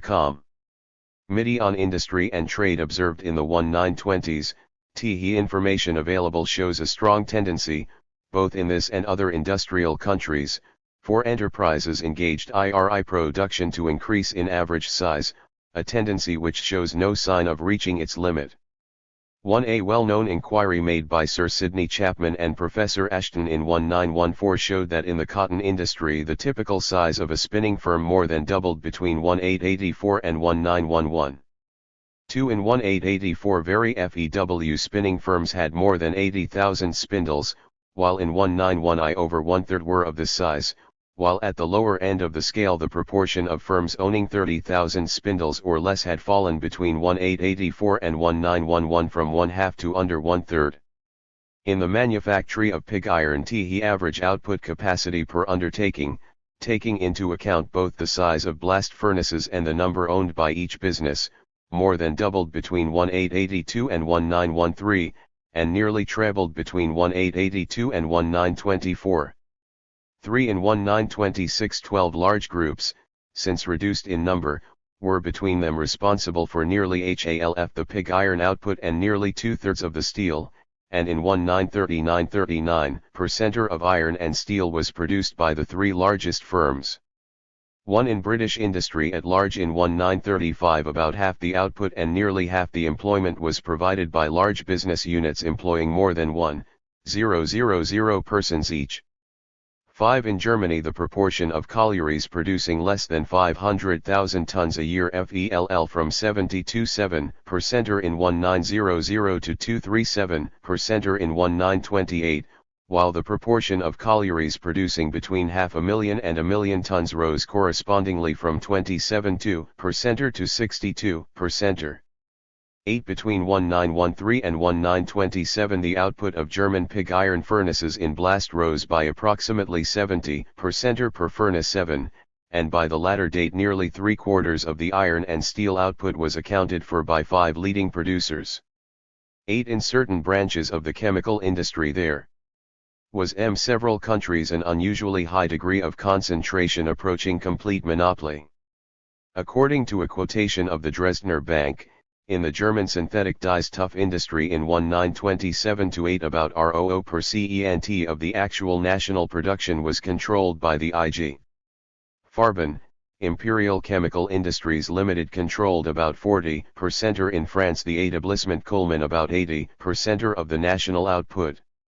Of the production of synthetic nitrogen the German trust was responsible for about 85% of the national output, while Imperial Chemical Industries controlled about ROO per cent, Établissement Coleman about 30%, the Monte Catani Trust in Italy about 60%, and the E.J. DuPont de Nemours concern in the USA a certainly dominant percentage of national production. In USA a more marked tendency towards concentration than in Britain was visible both before and after 1914. Between 1899 and 1914 the index of output per establishment, according to a study of production in some 60 industries made by Mr. F. C. Mills, reveals a clear tendency towards large-scale production, with a declining number of establishments, except between 1904 and I-909. Again in the boom period between 1923 and 1929 there was a drop of 6.2% in the number of establishments, with a gain of 25% in production per establishment. Over the whole 30-year period between 1899 and 1929, while the number of establishments in the industries studied was slightly higher at the later date, the output per establishment was 198% or greater, while over the last decade of the three the number of establishments fell by nearly a fifth and output per establishment rose by more than two-thirds. This author concludes that integration and the concentration of production in establishments turning out constantly larger quantities of goods has proceeded more rapidly during the last decade, i.e. the 2Os, than in any similar period we have covered. To this definite tendency during the past 3 decades for the average size of manufacturing establishments to increase, in the words of the final report of the Executive Secretary of the Temporary National Economic Committee, showed an unusual increase in the 3Os, 3 and over the whole period between 1914 and 1937 the average number of wage earners per establishment rose by 35 to 38 per cent, and the real volume of production per establishment by BO to 85% or 1 of the degree of integration of financial control in American business. The most striking evidence is the much quoted conclusion of the exhaustive study of American corporate wealth made by Messrs. Burley and Means. This showed that approximately a half of all non-banking corporate wealth in USA in the late 2000s was controlled by no more than 200 companies, that these giant corporations had been growing between twice and 3 times as fast as all other non-financial corporations, and that, if the rate of growth of large corporations between 1909 and 1929 were maintained, it would take only 40 years, and 30 years at the rate of growth of the years 1924 to 9, for all corporate activity, and practically all industrial activity, to be absorbed by these 200 giants. More recently the Temporary National Economic Committee, a section of the Securities and Exchange Commission, have studied the same ground again, and have revealed that in these 200 companies 1/2 of all the dividends went to less than I% of the shareholders. 8 in manufacturing industry some 28% of the total value of production, and 20% of the net value of output, was supplied by 50 companies. Covering 1/6 of all wage earners, while the largest 200 companies controlled 41% of total value produced, and 32% of the net value, and employed 26% of the wage earners. As Messrs.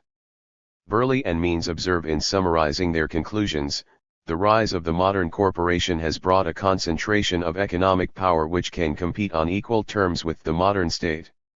and which, the future may see possibly even supersede it as the dominant form of social organization.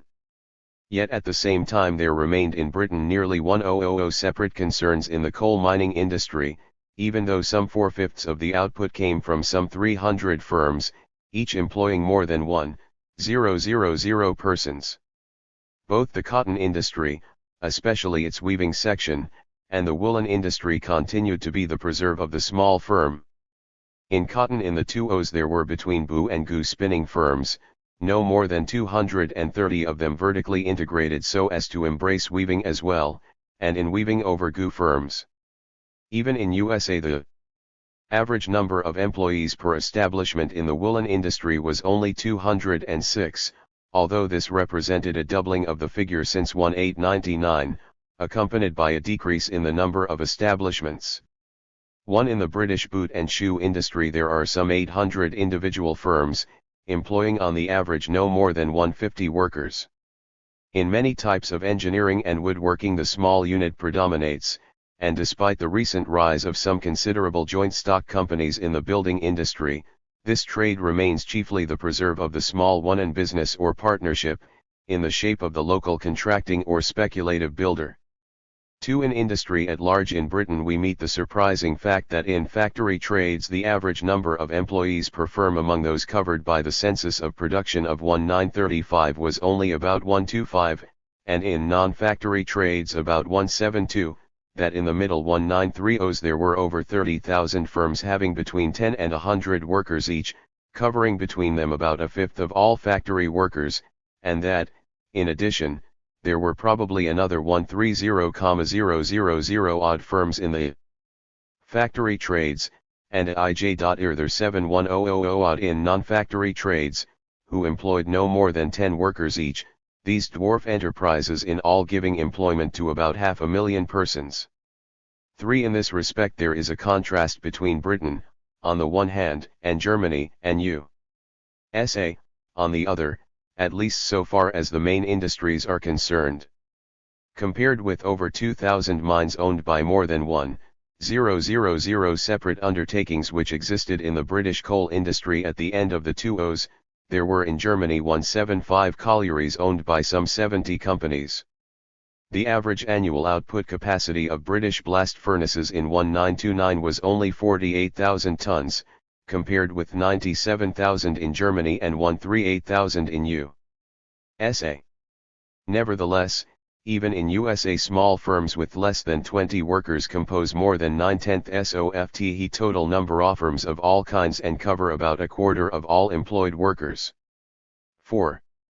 What seems to have emerged, therefore, over large sections of industry is a development of forms of monopolistic or quasi-monopolistic control over output and prices which permits the small concern to survive subject to surveillance and restriction in various ways. To organize small-scale units and coordinate their marketing policy has been the essential function of the trade association and the cartel. In some cases this has occurred in industries where technical conditions have not been favorable to the large-scale unit, either because of technical backwardness, as in some British industries, or because of peculiarities in the application of technique to the manufacture of the type of commodity that is their concern. In other cases it has been a sort of compromise, possibly no more than temporary, between the giant firm and its smaller rivals, under which the dominance of the former over the marketing policy of the whole industry has been maintained. So far as this is the case, we may have the curious situation that the halfway house combines in itself the defects of the two extremes, while forfeiting their advantages, and at the same time actually encourages the preservation of the small concern. In so far as the obsolete type of industrial organization and technique is enabled to survive because the existing structure of industry is frozen by the blunting of competition and the clamping down on the industry of a system of output quotas, progress is retarded. The difference between the highest cost and the lowest cost production unit tends to be enhanced, and the advantage of concentrating production on the most efficient unit, which a completer type of monopoly might effect, is sacrificed. Yet again, small firms may continue to thrive, and even be multiplied in number, in order to supply the needs of larger firms for special components or special lines, or to help out certain stages of production at periods of peak demand, these small firms filling the role of subcontractors to the large firms on a kind of modern putting out system practiced between large capitalists and small, as war experience has shown to be such an extensive feature of armament production. To the extent these varying types of industrial relationship are found, the unevenness of development and of circumstances, and the divergence of interests within the ranks of capitalist business itself, are evidently much accentuated in the present age. Yet when all these variants have been listed, it remains true that there persist to this day important elements of competition of the 19th century type, even if even here such competition is increasingly imperfect and at a good distance from the textbook type, both on the fringes and in the interstices of giant industry, and also over some autonomous tracts of economic country that are by no means negligible in extent. Among the novel features of capitalism in its latest phase, some commentators have stressed the rise of a new middle class, and Mr. Durbin has even spoken of the embourgeoisement of the proletariat, with its council houses and gardens and radio sets and hire purchase furniture, as a 20th century development which Marx and his school never foresaw. This emphasis is intended, presumably, to imply that latter-day capitalism finds the class struggle mollified and acquires accordingly greater stability than it formerly had. 2. It is certainly true that the requirements of modern industry have caused a growth of office staffs and of technical grades both absolutely and relatively, and have given these grades an importance in the productive process that had no counterpart in the days of more primitive technique. Alongside a decline of the old type of skilled craftsman in favor of the semi-skilled machine operator has gone the rise of a salariat and a new type of superior technician. Salary earners in Great Britain have been estimated as numbering rather more than 4 million, or about 1/5 of the occupied population, in the early GOs and as receiving about a quarter of the national income, this figure of rather more than 4 million showing an increase of about a third since 1911, when they made up approximately 1/6 of the occupied population, most of this increase taking place between 1921 and 1928. 3. It is also true, as we have seen, that the section of wage earners who were fortunate enough to retain their employment through the crisis years improved their position, even while those in the depressed areas and the stricken trades suffered a grave worsening. But it does not follow that facts such as these have the significance that some writers have placed upon them. The new stratum of technicians and office workers is in no way a middle class in the same sense as were the old master craftsmen of the manufacturing period of capitalism, the sense in which Marx spoke of the middle class as dying out. The latter were men of some, if meager, economic independence by virtue of being small owners and entrepreneurs. They constituted individual economic units, in direct touch with the market, at times themselves employing the labor of others, and their productive activity was joined to means of production which they themselves possessed and controlled. Hence they occupied a special role in society as representatives of the petty mode of production. This type of worker on own account, to use our census classification, represents today only some 6% of the occupied population, and Mr. Colin Clark has estimated that the total of employers and independent workers combined showed a fall of 1/4% in the very period in the 2000s when the number of salaried workers was increasing with particular rapidity. From this and from the fact that the major part of the increase in the salaried population is in the higher category of persons with more than £250 a year, Mr. Clark concludes that this increase may largely have represented a substitution of salaried employees for independent employers, presumably owing to the growth of joint stock companies and the large firm, and a corresponding decline of the small business. When we bear in mind that 3/4 of all salary earners before the war earned less than £250 a year, and hence were on the same income level as better paid manual workers, that between 1 the wars these strata were afflicted by unemployment only a little less than skilled manual workers, and like manual workers increasingly became organized in trade unions, and that approaching 90% of the occupied population are persons employed on a contract of service, from which they derive all but a small fraction of their income. There seems little ground for questioning the overwhelmingly proletarian character of present-day society in Britain unless it be questioned by those who identify proletariat with lumpen proletariat, and by those who assume a wage earner's class status to be forthwith transformed if his clothes are not threadbare, if he chances to draw £1 or £2 a year as interest on savings bonds, or if he digs potatoes on an allotment. A further development in modern capitalism to which a good deal of attention has been paid in recent discussion is the rise of what has variously been termed absentee capitalism and the divorce of ownership from control. It often used to be maintained that the spread of the joint stock company had exercised a democratizing influence on the ownership and control of business, giving the small saver a stake in the business and putting the entrepreneur of small capital on a more equal footing with the wealthy entrepreneur. But of any such influence there is very little sign. On the contrary, not only does the growth of the company system seem to have strongly favored the concentration of ownership rather than retarded it, but the company system has served to encourage a high degree of concentration of de facto control. Modern forms of company organization have provided an opportunity for the multiplication of a rentier element, drawing their share in profits and possessing legal titles of ownership to portions of the equipment of industry, but in fact quite removed from, and often quite innocent of, industry. As holders of mere titles, negotiable titles, to ownership, their economic role is a purely passive one, and being separated from the active process of production they are generally impotent to exercise any control over it even if they so desire. Certain features of joint stock company procedure, such as proxy voting, make it unlikely that the general run of smaller shareholders could exercise any influence on policy, and sometimes they are deliberately excluded by the division of shares into classes, some voting and others non-voting, and by the concentration of the majority, or a decisive fraction, of the former in the hands of a minority interest which dominates policy. When such features are combined with financial devices like the voting trust or the pyramiding of holding companies, the effective control exercised by the overwhelming majority of shareholders is still further reduced. The result is to concentrate de facto control over policy much more closely than would appear from inspection of legal titles to ownership, to set up from time to time a conflict of interest between rentier and managing group, to reinforce the tendency for primarily financial motives, e.g. concerning short-term changes in capital values, to dominate business policy, and moreover so to transform the content, by contrast with the legal form, of property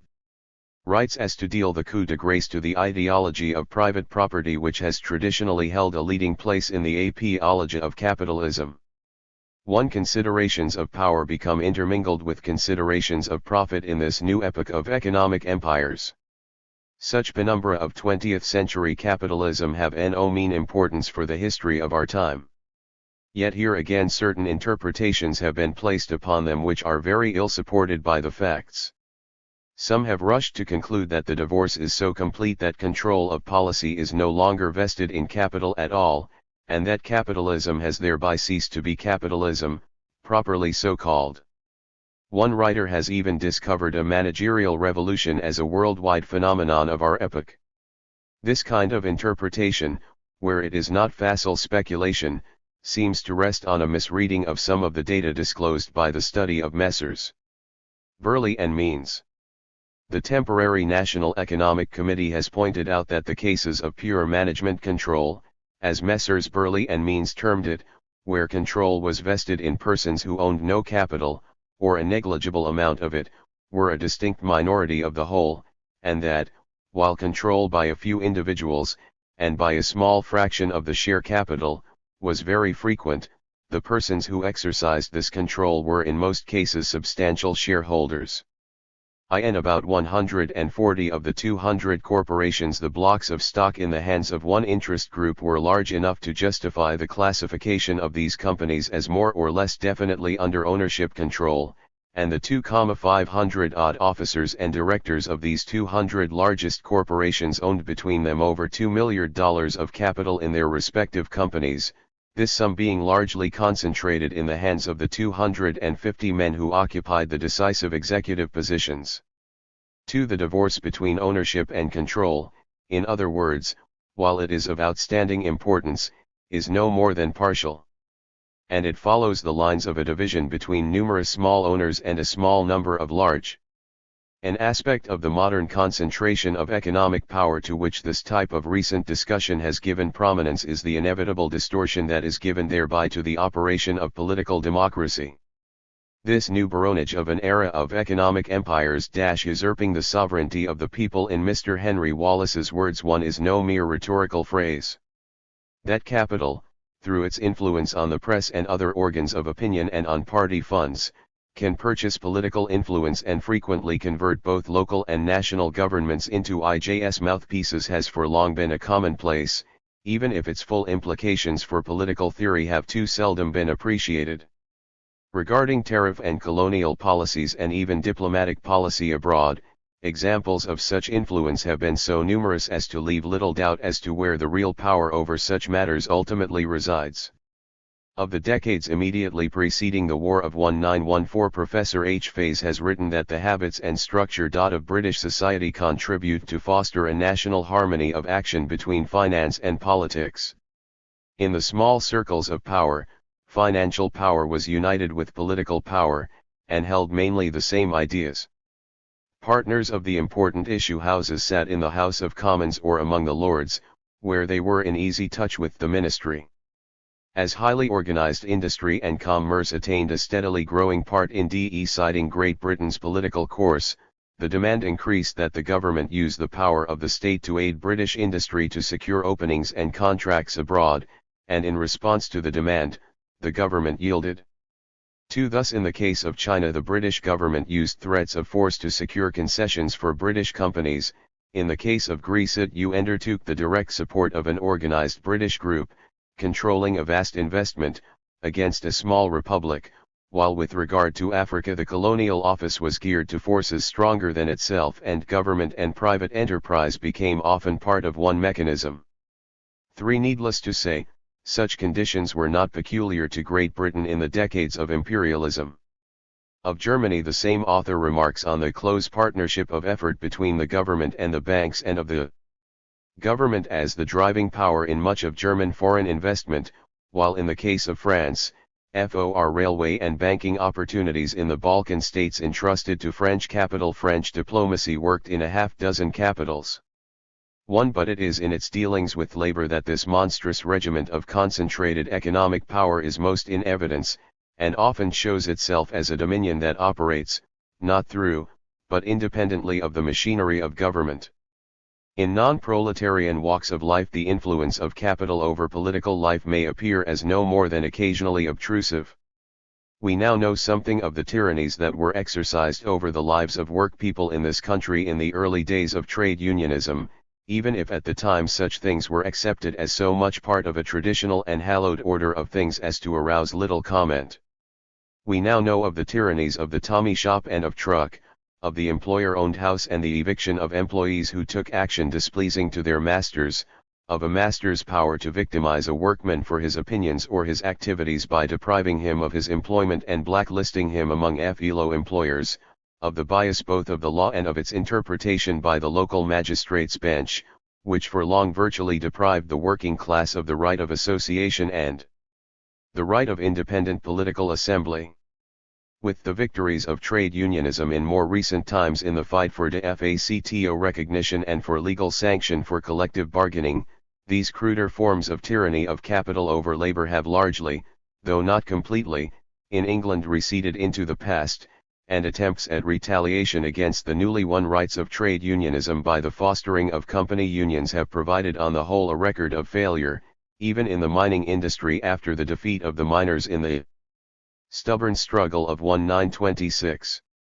Outside the countries of fascism, it is in America that fullest evidence is to be found in recent times of the powers exerted by large business corporations to deprive workpeople of their rights of association and assembly and opinion, and, after the passing of the National Labor Relations Act of 1935, to frustrate the aims of the federal legislature. The story of this has been told in voluminous records of a Senate Committee of Investigation, the La Follette Committee. In parts the story has quite a medieval flavor with its private bands of condottieri, kept by big corporations for use against their own employees, with the interpenetration of business personnel and the local administration, with its mafia-like methods and the employment of private espionage, bribery, and thuggery on an ambitious scale. The National Association of Manufacturers, a powerful federation of 200 employers' associations in various parts of USA and in various branches of industry, organized a nationwide campaign to defeat the purposes of the National Labor Relations Act, which had established the legal right of trade unions, if sufficiently representative of their trade, to negotiate on behalf of their members. In the Los Angeles district the local association organized firms to refuse to entertain any dealings with unions, bringing pressure to bear, e.g. through their bankers, upon employers unwilling to come into line, ran a special bureau for the supply of strike breakers and established liaison with the police for purpose of espionage among their employees. The most influential business and financial interests in Los Angeles, says the report, have deliberately attempted to sabotage the institutional labor policy of collective bargaining as expressed in the National Labor Relations Act. They engaged in a series of organized conspiracies to destroy labor's civil liberties. They concluded alliances with the local press, local police, local law enforcement officials. Behind their illegal and antisocial policy they concentrated economic and political power that defied any local application of the law and custom of the nation. Organized conspiratorial interference with collective bargaining included the mass application of the common anti-union devices such as labor espionage, the use of professional strike breakers, the use of industrial munitions, the blacklist, discriminatory discharge, and a host of similar weapons. Behind this vast and powerful movement stood the leaders of business and industry, titular and real, the banking and financial groups, leaders of the local press, and until recently many of the public officials. In all this, California by no means stood alone, it was but a symbol of many other areas in various parts of the nation. One at the same time in the country districts of California. Productive of strife, bitterness, strikes, and industrial warfare. Of the most ruthless and relentless sort, Rep. RT, _ 355. Groups similar to the Associated Farmers, which were financed by big business interests, have proceeded with impunity to perpetuate a system of tyranny which should be a cause of national shame and concern in the attempt to smash incipient trade unionism among farm workers, to the accompaniment of organized red scares and the use of gunmen, espionage, and violence.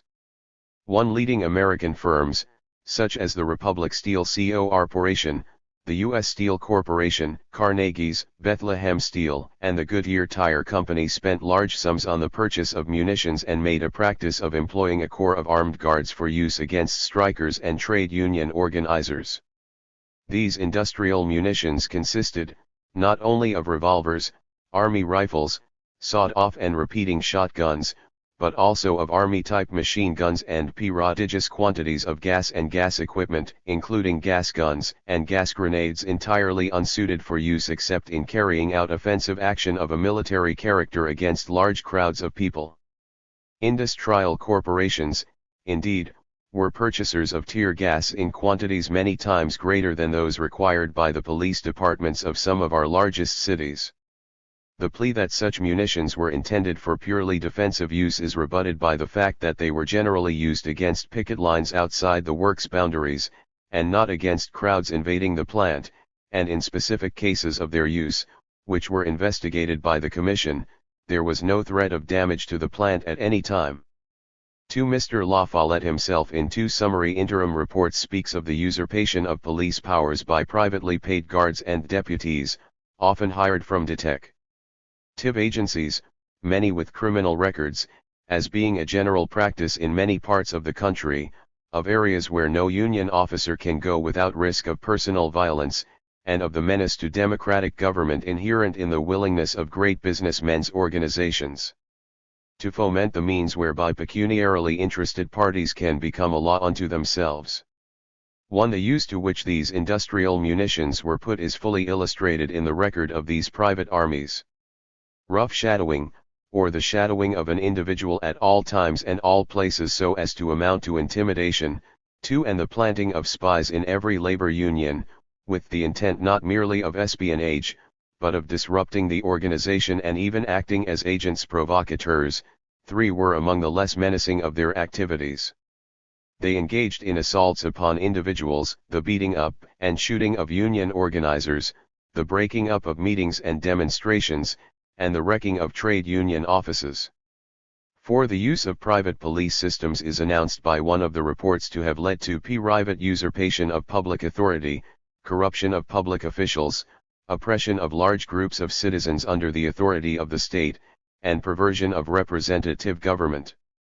5. Those employed as company police were often men with criminal records. 8. And the professional strike-breaking gangs were for the most part a specialized kind of ruffian, well versed in violence and sometimes a gangster. 7. In a town dominated by Republic Steel, civil liberties and the rights of labor were suppressed by company police. Union organizers were driven out of town.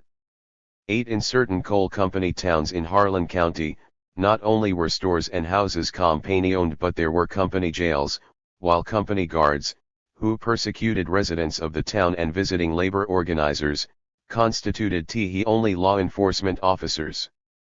9. Throughout the county private gangs terrorized union members.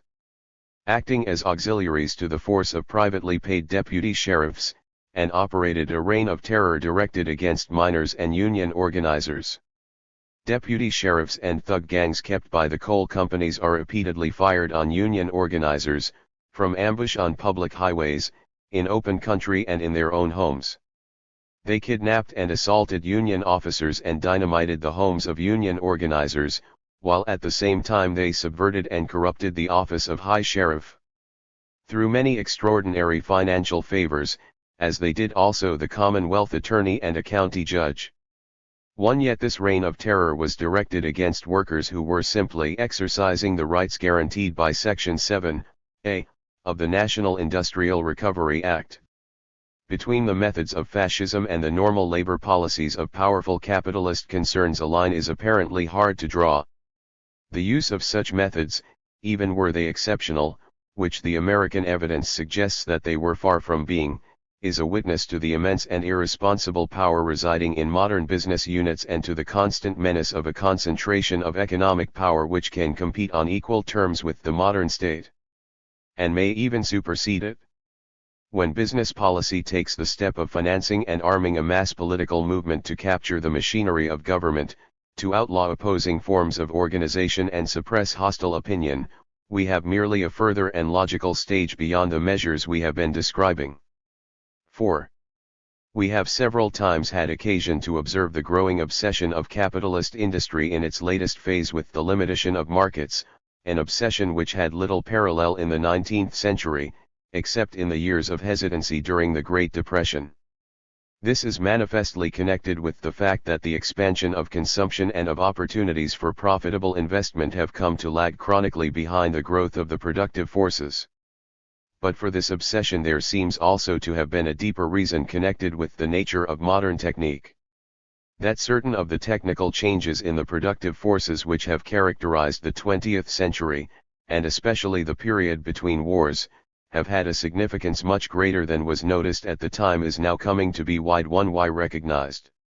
The possibility that they may have effected certain radical alterations in the whole setting of the economic problem, and in the reactions of capitalist entrepreneurs to it, has more rarely received attention. These technical changes of recent years have had a number of features in common, which have come to be popularly referred to under the vague designation of mass production. A characteristic of many of them has been the introduction, aided to some extent by electricity as attractive power, of continuous flow methods, by which the movement of the product through its successive stages is governed by a single machine process. A basic feature of much of our modern mass production is the serialization of machines and processes in such a way as to reduce handling to a minimum and arrange the assembly and other processing operations along a continuously or intermittently moving conveyor, with the processes highly subdivided and standardized. 2. In this way successive SN1 guess, which previously were separate acts of production loosely coordinated, are firmly integrated. Production becomes continuous instead of intermittent. Not only does this transform and extend the division of labor by requiring a more intricate subdivision of operations between the various stages of the production flow, but it also carries the subordination of work operations to the machine process an important stage further, so that little trace remains of the initiative of the old-style artisan or craftsman as an independent productive agent, governing the tempo of production by his own work movements, and in the extreme case the worker becomes simply a machine minder. But while from one aspect the worker appears as more completely a slave to the machine, an aspect which certain critics of industrialism have stressed, indicting the machine age rather than capitalism as cause of the degradation of human beings from another aspect, the worker under modern technique acquires a new kind of independence, at least potentially. From being an extension of the worker's own fingers, the machine has become a robot productive agent which all but supplants human limbs and fingers, and human labor has become, or is in the process of becoming, its overseer. Thereby the workers collectively tend to acquire a new sense of power as governors of the limbs of a machine process which is subordinate to their own limbs and purposes. The subjective, or active, and conscious, role of labor in production receives a new emphasis, only now, not in association with individual possession or pride of a distinctive craft, but in a novel collective setting, where man sees himself as brain and nervous system to machinery as part of a coordinated human team. The potentialities, at least, are discernible for a new status and dignity of man as a producer, different in kind, but no meaner than that of the old-time individual craftsman, potentialities which, the more they contrast with present actualities of social status, must profoundly influence the psychology of labor and quicken its aspirations.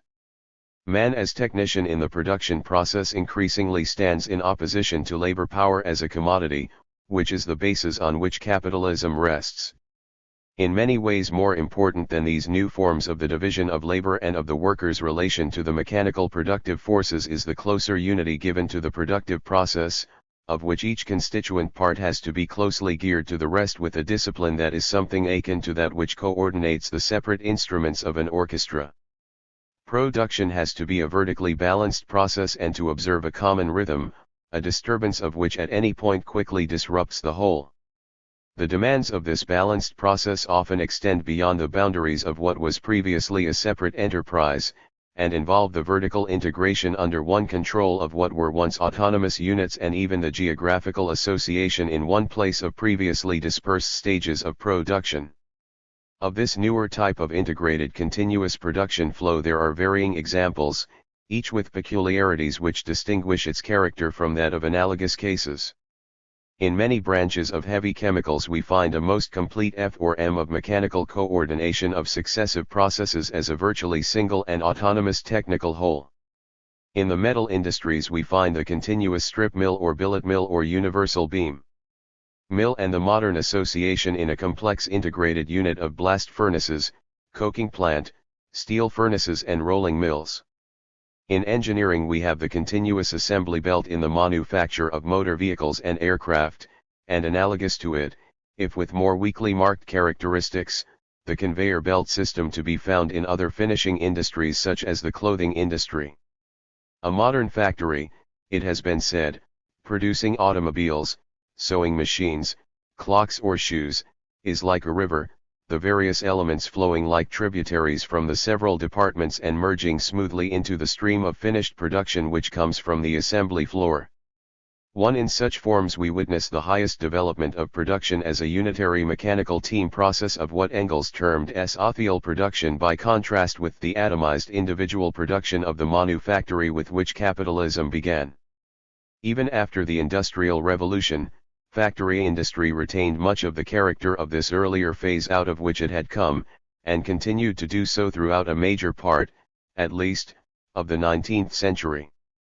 For example, in lathe work in engineering or mule spinning in textiles, each operative at his lathe or each minder with his team of mules is largely a unit process, the speed of which is governed by the individual operative and which can be closed down or started up independently of others. An important result of this was that the output of the factory as a whole could be varied within very wide limits both by changes in the number of such individual units that were working and by changes in the independent tempo of each unit. But in the degree that these relics of the older individual forms of production give place to the most recent technique, this possibility begins to disappear. Output can no longer be varied in this simple and continuous manner. Output is dictated by the capacity of the unified machine process. It can be zero if the machinery is stopped, or it can be equal to the normal capacity of the process to yield its flow, but it cannot, or cannot without difficulties which had no parallel in an earlier age, be intermediate between the two. In the picture which economists have traditionally constructed of the working of economic processes, discontinuities of supply and of cost conditions have been regarded as exceptions, or as covering too small an area to be important relatively to the scale on which things were being viewed. Discontinuities, whether due to large and indivisible units of plant or to elements of jointment supply, have been regarded as exceptions, so that theorems have been constructed on the assumption that the economic world is characterized by continuous variation. The significance of the kind of technical innovations that we have been describing is that technical indivisibilities and elements of joint demand and joint supply, imparting rigidity into the system of economic relationships, reducing, for example, the possibilities of substitution, are considerably enlarged in importance, whether they apply to components or to productive agents or to final products. Moreover, rigidities imposed by technical conditions apply, not only to successive stages in the production process, or to such things as byproducts, but also to the output flow of the plant, or congeries of plants taken as a whole. It is, no doubt, rare to find this rigidity absolute, to find that it is physically impossible to vary the size of the plant itself or the rate of output of the plant once in operation. But to the extent that the production process becomes a unified whole, rather than a collection of atomic units, there is imposed at least a minimum size below which a plant cannot fall, and to the extent that fixed or overhead costs are increased while direct or prime, or variable, costs are simultaneously decreased, the practicability of varying output from a given plant, e.g. by staffing the plant with a smaller labor force, is at the same time reduced. Technical change in the past has generally had the tendency to raise the ratio of fixed to prime costs, but a mere change in this ratio does not necessarily alter the manner in which output is determined in face of a given state of demand. What seems to be novel about the kind of technical developments of which we have been speaking is that they actually reduce, both absolutely and relatively, the types of expense that can properly be classed as direct costs by including labor as an integral part of the unitary machine process, thereby converting wages into a kind of overhead, in the sense of a cost that will not be reduced by a reduction of output. 2. If direct prime costs are reduced sufficiently, they may well become a negligible influence on the output decisions of a firm. Moreover, the very change in the technical situation which converts wages into a kind of overhead at the same time enlarges the size of that category of costs which can be avoided by a complete closing down of the plant, or of the particular unit process, but which cannot be substantially altered by any reduction of output fallen short of this. In other words, these latter are costs which disappear when output is zero, but will exist as a fixed sum for any positive level of output. This type of cost corresponds, I believe, to what Mr. R. F. Kahn has christened running overhead costs. In the situation of which we are speaking, the only way in which the employer can secure any appreciable reduction of his wage bill is by stopping the machine process altogether, so that the whole, or virtually the whole, of his wage bill may become in this sense a running overhead cost. The existence of running overheads that are large relatively to direct costs and to total costs will mean that, even if it is physically possible to var/ the rate of the production flow, such variation may nevertheless be economically impracticable, since any reduction of output, in face, for example, of a fall of demand, as soon as it reduced net receipt, i.e. gross receipts less direct costs, below running overheads will make a complete closing down of production the preferable alternative. In the extreme case one there will be no intermediate level of output that is practicable between full capacity output and zero output. It would be absurd, of course, to suppose that this situation is at all frequently found in its extreme form. Nor can it be said that the tendency towards it is common to all industry. But over important spheres of industry, and especially in some industries such as the chemical industry which show promise of being among the leading industries of the future, something approaching this situation seems to have been the outcome of the technical development of recent decades, developments which are themselves so largely children of electrical power and of modern industrial chemistry. In the case of iron and steel, particularly in the modern type of integrated plant, we can find striking examples of this in some, though not in all, branches. In the case of the blast furnace we have the indivisibility of the furnace as a unit which, for efficient operation, is nowadays of a considerable size. Either it is worth keeping in blast or it is not, and although a furnace may be worked more or less slowly by varying the amount of air that is blown into the stack, this possibility of varying the pace is no more than a limited one, and the labor required to tend the furnace is not appreciably altered thereby. True, a plant usually consists of several furnaces, and it might seem as though output could be fairly easily varied, with a proportionate variation of cost, by altering the number of furnaces in blast. In practice, however, This is seldom practicable except in cases where furnaces are of small capacity and the whole plant is large enough to include a considerable number of such furnaces, operating side by side.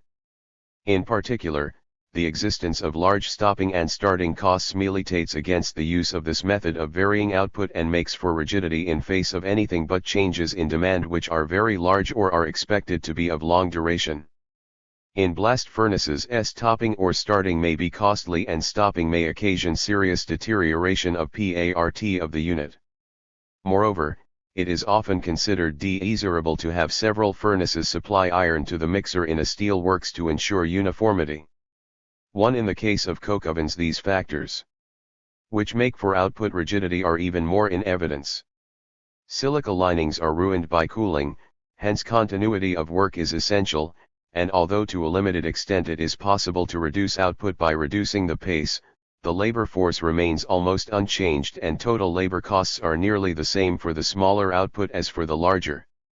By contrast, in open hearth steel furnaces, since stopping and starting costs are not appreciable and furnaces are customarily stopped at weekends in any case, output can be fairly easily adjusted at any time by taking off a furnace, and in rolling mills the usual method of meeting changes in demand is by changing the number of working shifts. An additional influence which makes for rigidity in the output of a modern integrated iron and steel plant is the existence of joint products, and moreover the use of the joint product of one process as an essential constituent of another process, as, for example, the use of blast furnace gas for heating the steel furnaces or the basing of an electric power plant, serving the steel plant and associated works, on blast furnace gas as fuel.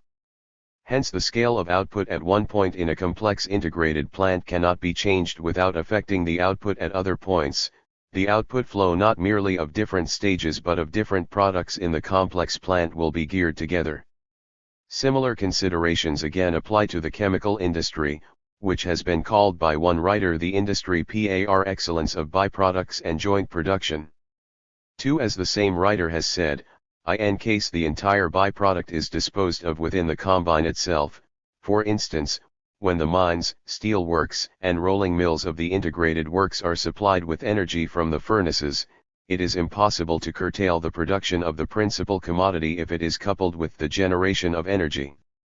Thus in T.L.'s case the production of pig iron cannot be reduced without cutting off the byproduct energy so indispensable for the operation of the whole complex of works.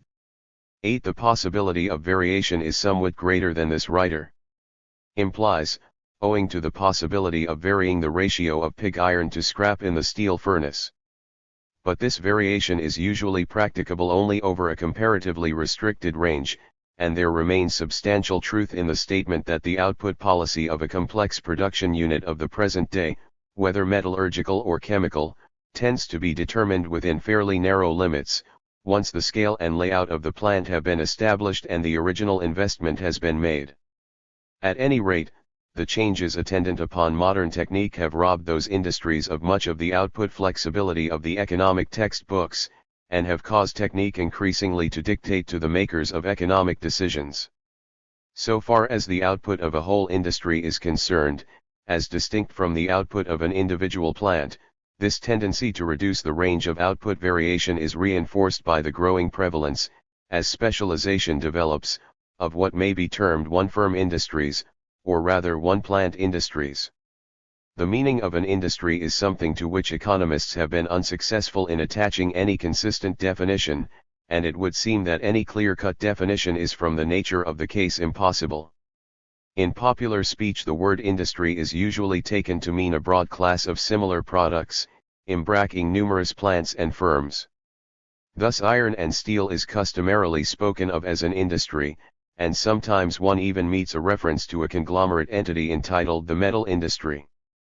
But for many of the economists' purposes a much narrower definition than this is necessary, and logical consistency requires him to draw its boundaries round the production of a separate commodity which has a separate market, in the sense that other similar products are not in practice regarded as perfect substitutes for it.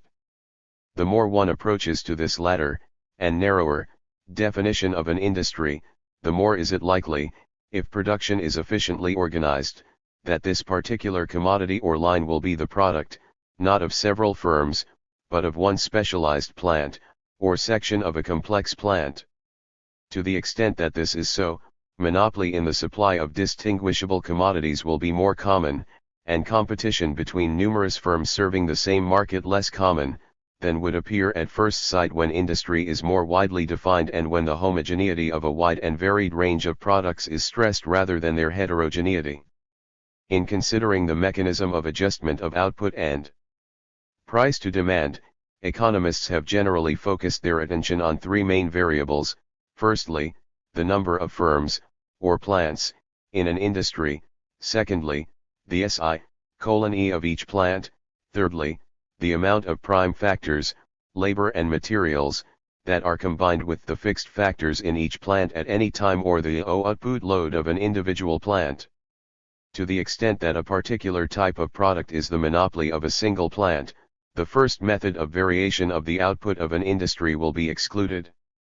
The second type of variation is only possible over a period long enough for the reconstruction of the plant to be undertaken, and its possibility even in the long run will be reduced in so far as technique imposes a limit, owing to indivisibilities, upon the number of sizes of plant that it is practicable to choose.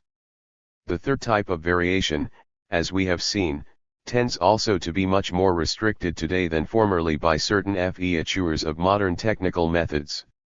With such important elements of discontinuity at each of these levels, it might seem as though the nice adjustments of revenues to costs at a margin, in terms of which Econ 1.ic theory has come to state the economic problem, moreover to state it with sufficient generality to apply to any type of economic system, have a diminishing degree of relevance, and the economic situation, and the crucial forces molding it, have a different shape from what has been traditionally assumed.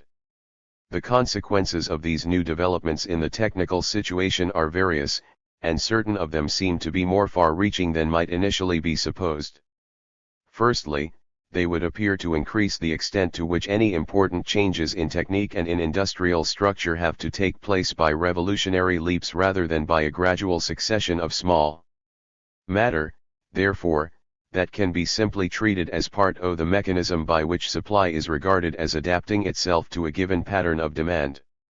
The period between two wars. Adaptations, thereby increasing at the same time the danger of the ossification of an existing structure owing to the reluctance or inability of entrepreneurs to face the cost and the risks attendant upon such large-scale change.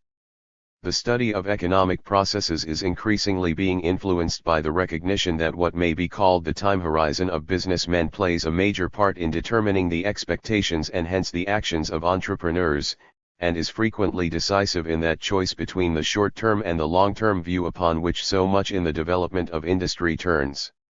In a world of uncertainty as to the plans and intentions of other firms and other industries, there is always a bias in favor of the shorter rather than the longer view with its multitude of imponderables, and every increase in the costs attendant on innovation, costs which are close to the eye and calculable, whereas the fruits of innovation are distant and uncertain, augments this bias towards the short-term view and towards adherence to the familiar status quo. With examples of such a bias the recent history, particularly of British industry, teems, and there are signs that the tendency of modern developments is to increase it. Von Beckerath has pointed out that in modern industry the growing interrelationship of the several parts of a productive organization, not only diminishes the adaptability of a complex plant to fluctuations in the demand for the products of its different sections, but also increases the difficulties attendant on technical transformation and innovation. A mechanical combination of labor cannot easily be changed, and the transformation of the machinery in a factory usually causes very expensive changes of the whole system. The more thorough the mechanization, the greater the expense. Similarly, Mr. E.A.G. Robinson has pointed out that the more elaborate a firm is, the more highly specialized in equipment, the better adapted in layout to the existing rhythm of production, the more expensive and difficult will be its re-equipment, the more complicated the task of moving and adjusting to their new functions heavy and capricious pieces of machinery. 11. Insofar as this is the case, it may well happen that larger sums are needed to finance reorganization than can at one and the same time be provided out of the reserves even of a large concern, unless, At least, such reserves have been farsightedly accumulated over the period of a decade or decades of unusually profitable trade conditions, or be raised by an ordinary issue of new capital. 1. The result is apparent in the increasing reliance of industry, in financing technical innovations, on the aid of banks, or of financial institutions that are filial to the banks, and even on the state, thereby strengthening the tendency towards what has been termed finance capital, and even towards a measure of state capitalism.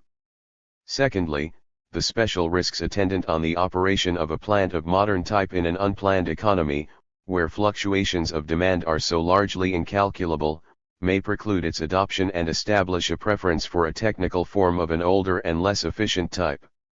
The fact that the plant can only be operated profitably at or near to full capacity, and that if demand is smaller than this substantial losses may be made owing to the inflexibility of costs, may confront the entrepreneur with a conflict between the financial optimum of type and size and the technical optimum, in which he is likely to choose the former.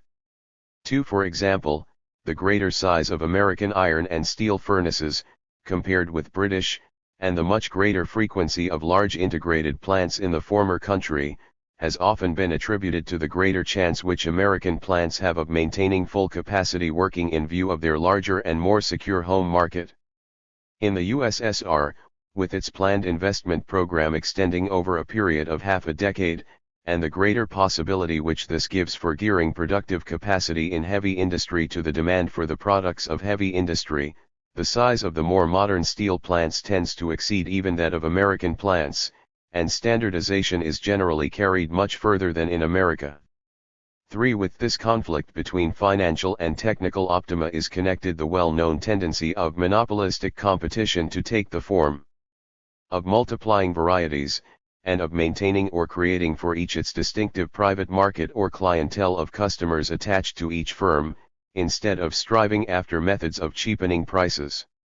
This tendency militates against standardization, whether of consumer goods or capital goods, and results in a large number of commodities and plants, each with its limited market, in preference to a smaller number, each serving a larger and less variable one market in which the full potentialities of modern technical methods could be exploited.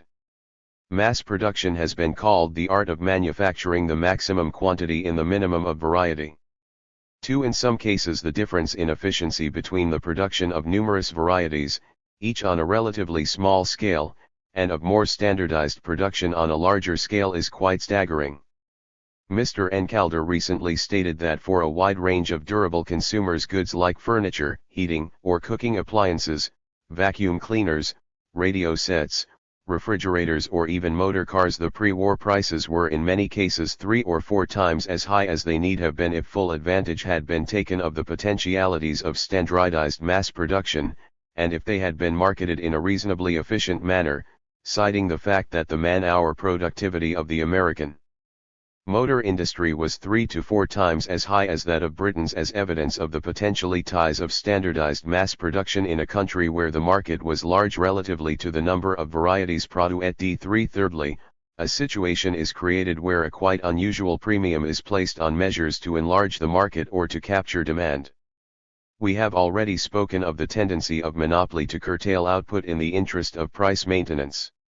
To the extent that technical conditions make for output rigidity, this business instinct will be thwarted, and if this instinct is thwarted, it might seem to follow that fluctuations in output and employment will be moderated and business policy have less antisocial effects than the theory of monopoly generally implies. Either a choice must be made initially in favor of a less efficient production unit with a smaller output capacity, or where this is impracticable or for some other reason this alternative has not been chosen, the cost situation will encourage the maintenance of output near to the full capacity level, even in face of a contraction of demand. The latter may well be the likely consequence in face of short-period fluctuations of price, especially where output can be made for stock, or, as sometimes happens in a large metallurgical combine, used for repair and maintenance purposes within the combine, so that output can be maintained without any great price sacrifice as a consequence. But where the holding of stocks is difficult or risky, fluctuations of demand that are expected to be other than temporary will more probably encourage violent alternations between full working and the complete closing down of plants, or unit sections of a plant, with the consequence of discontinuous and exaggerated fluctuations of output, and a desperate resort, when demand is inadequate, to those concerted measures to destroy productive capacity that were such a notorious feature of certain industries between the wars. Undercapacity working, in other words, may take the form of derelict plants and subsidies to the machine breaker rather than of slackened pace of working and partial reductions of staff all round. But whatever the precise effect on output policy may be, it is evident that in any situation where output reduction and price maintenance is rendered difficult, monopolistic industry will be impelled towards the alternative of taking measures to sustain demand. In a situation where there was some physical necessity for choosing between full capacity working and no output at all, one could say that business policy, intent on maximizing profit, would have no alternative than to exert its efforts towards enlarging the market, even if these efforts involved considerable expenditure. But even where there is no such physical necessity, the combination of relatively low direct or variable costs with large fixed costs, and particularly with large non-variable operating costs or running overheads, may make such measures the only alternative to substantial losses. One can put the matter in another way by saying that under such conditions the gross profit margin on each extra unit of output will be so great as to place a very obvious and unusual premium on any measures that can expand demand, and if such measures are sufficiently successful, they will not only make sales sufficient to absorb the full capacity of the plant, but may enable the selling price to be raised as well. Whereas price maintenance by restriction is the first chapter of monopoly policy, the second chapter consists of high-pressure campaigns to sustain demand.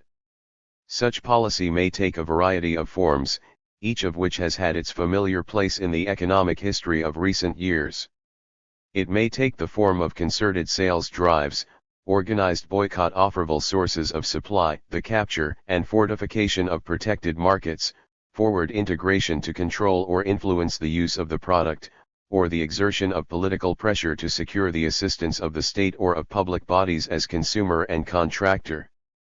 But while such measures may be successful in improving the fortunes of one firm, and even of a whole industry, by diverting demand from rivals, as a general policy they soon meet serious limitazioni.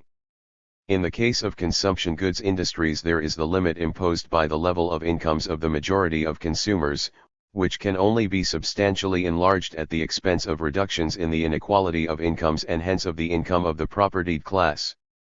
In the case of investment goods industries, expansion of the market depends on a rise in the rate of investment, which is limited by the prevailing FEAR of productive capacity and the reluctance of capitalists to increase it. Of measures adequate in a substantial degree to affect the sales of any extensive section of capitalist industry two stand out above all others. Firstly, there is political control of foreign territories, designed to open these as new development areas and as protected and preferential markets, which has been a leading feature of capitalist expansion since the closing decades of the last century. Secondly, and more recently, there is armament expenditure by the state, in furtherance of the requirements of 20th century mechanized warfare, with its dominating effect on a whole chain of industries and in particular on heavy industry, a mode of expenditure which has the unique advantage for capitalist society of bringing into existence instruments of destruction instead of additional instruments of production and of being rooted in a demand that is apparently insatiable. In view of the leading importance of these two expedients, it is not surprising that business strategy should have come so largely to assume a political character, to an extent which probably only finds a parallel in the very early history of the bourgeoisie. In fascist economy, and most markedly in the case of Nazi Germany, both these policies were combined: systematic territorial expansion by the state and organization of the normal economy of peacetime on the lines of a war economy, with state armament orders as its fulcrum. In this fusion of two policies each was reinforcement to the other.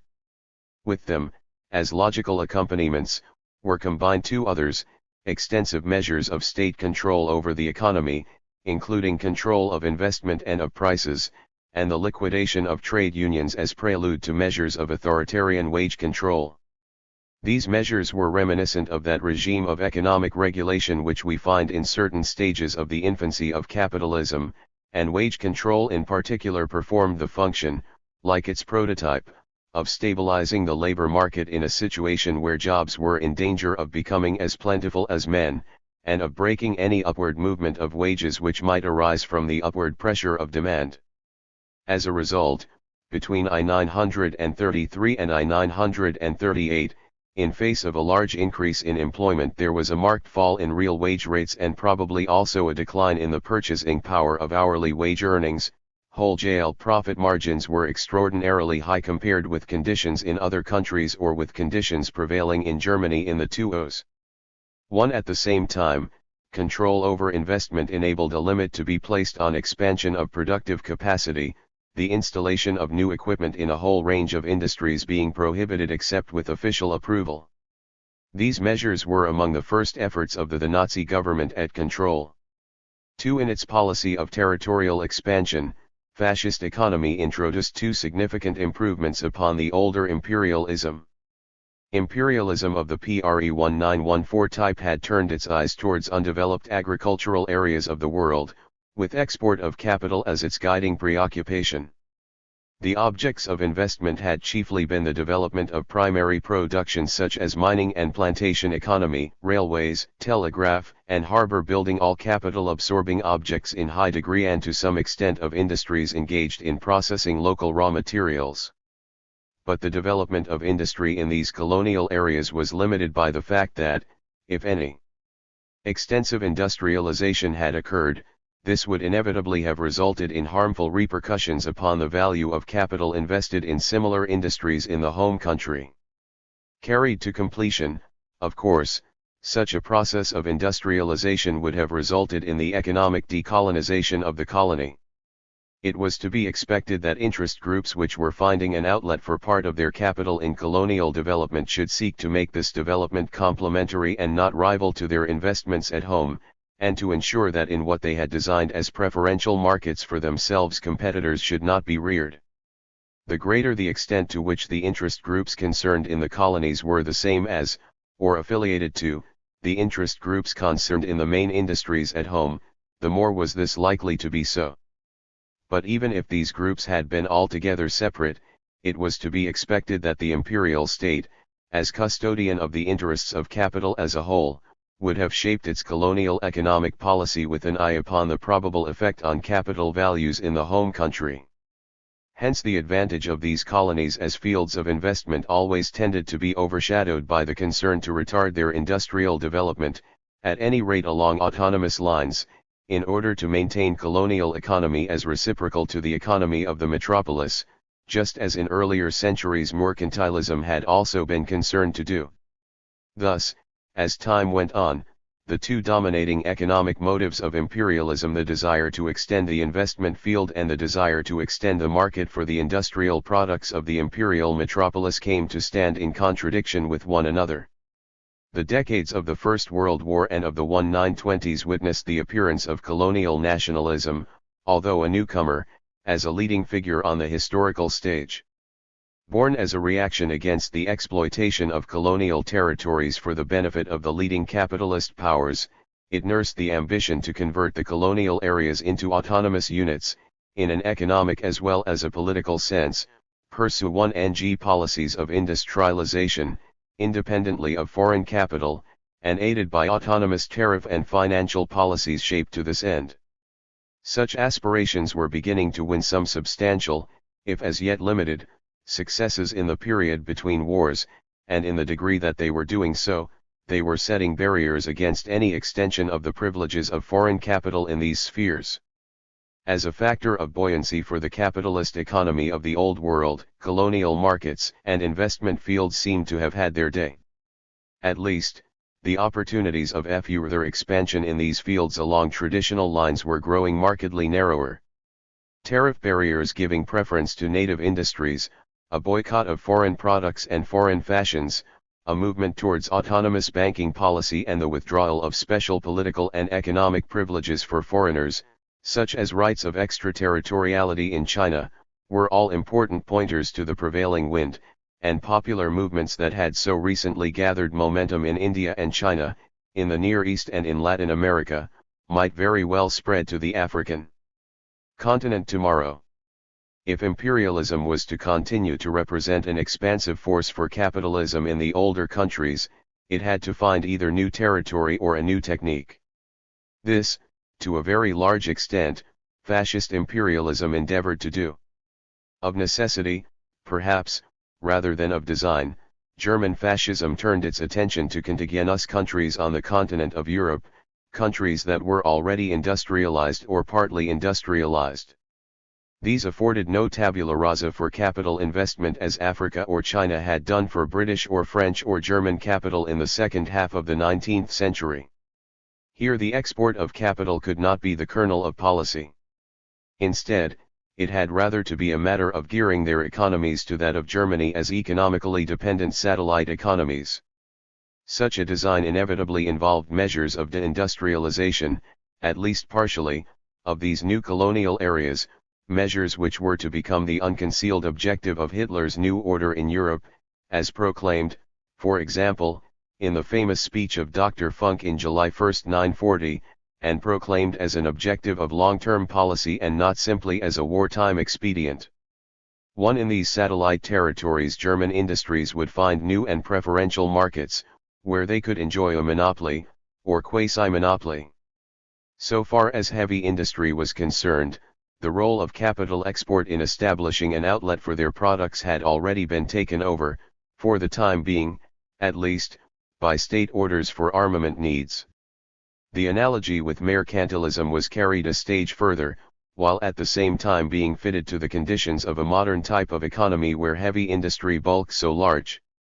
The initial subordination of these neighboring states was made the easier by the fact that, since they were already capitalist states, their ruling class was afflicted by an up-to-date fear of social revolution, a fear that predisposed them to be allies of a movement which claimed to have stamped out the class struggle at home and was raising the banner of an anti-Comintern pact abroad. This new fascist technique of political penetration, on the contrary to being an expression of stubborn survival of nationalism, is a witness to the overshadowing significance during the interwar period of class antagonism within each national area, and as such it was squarely rooted in the actual class relations of mature capitalist societies in the contemporary world.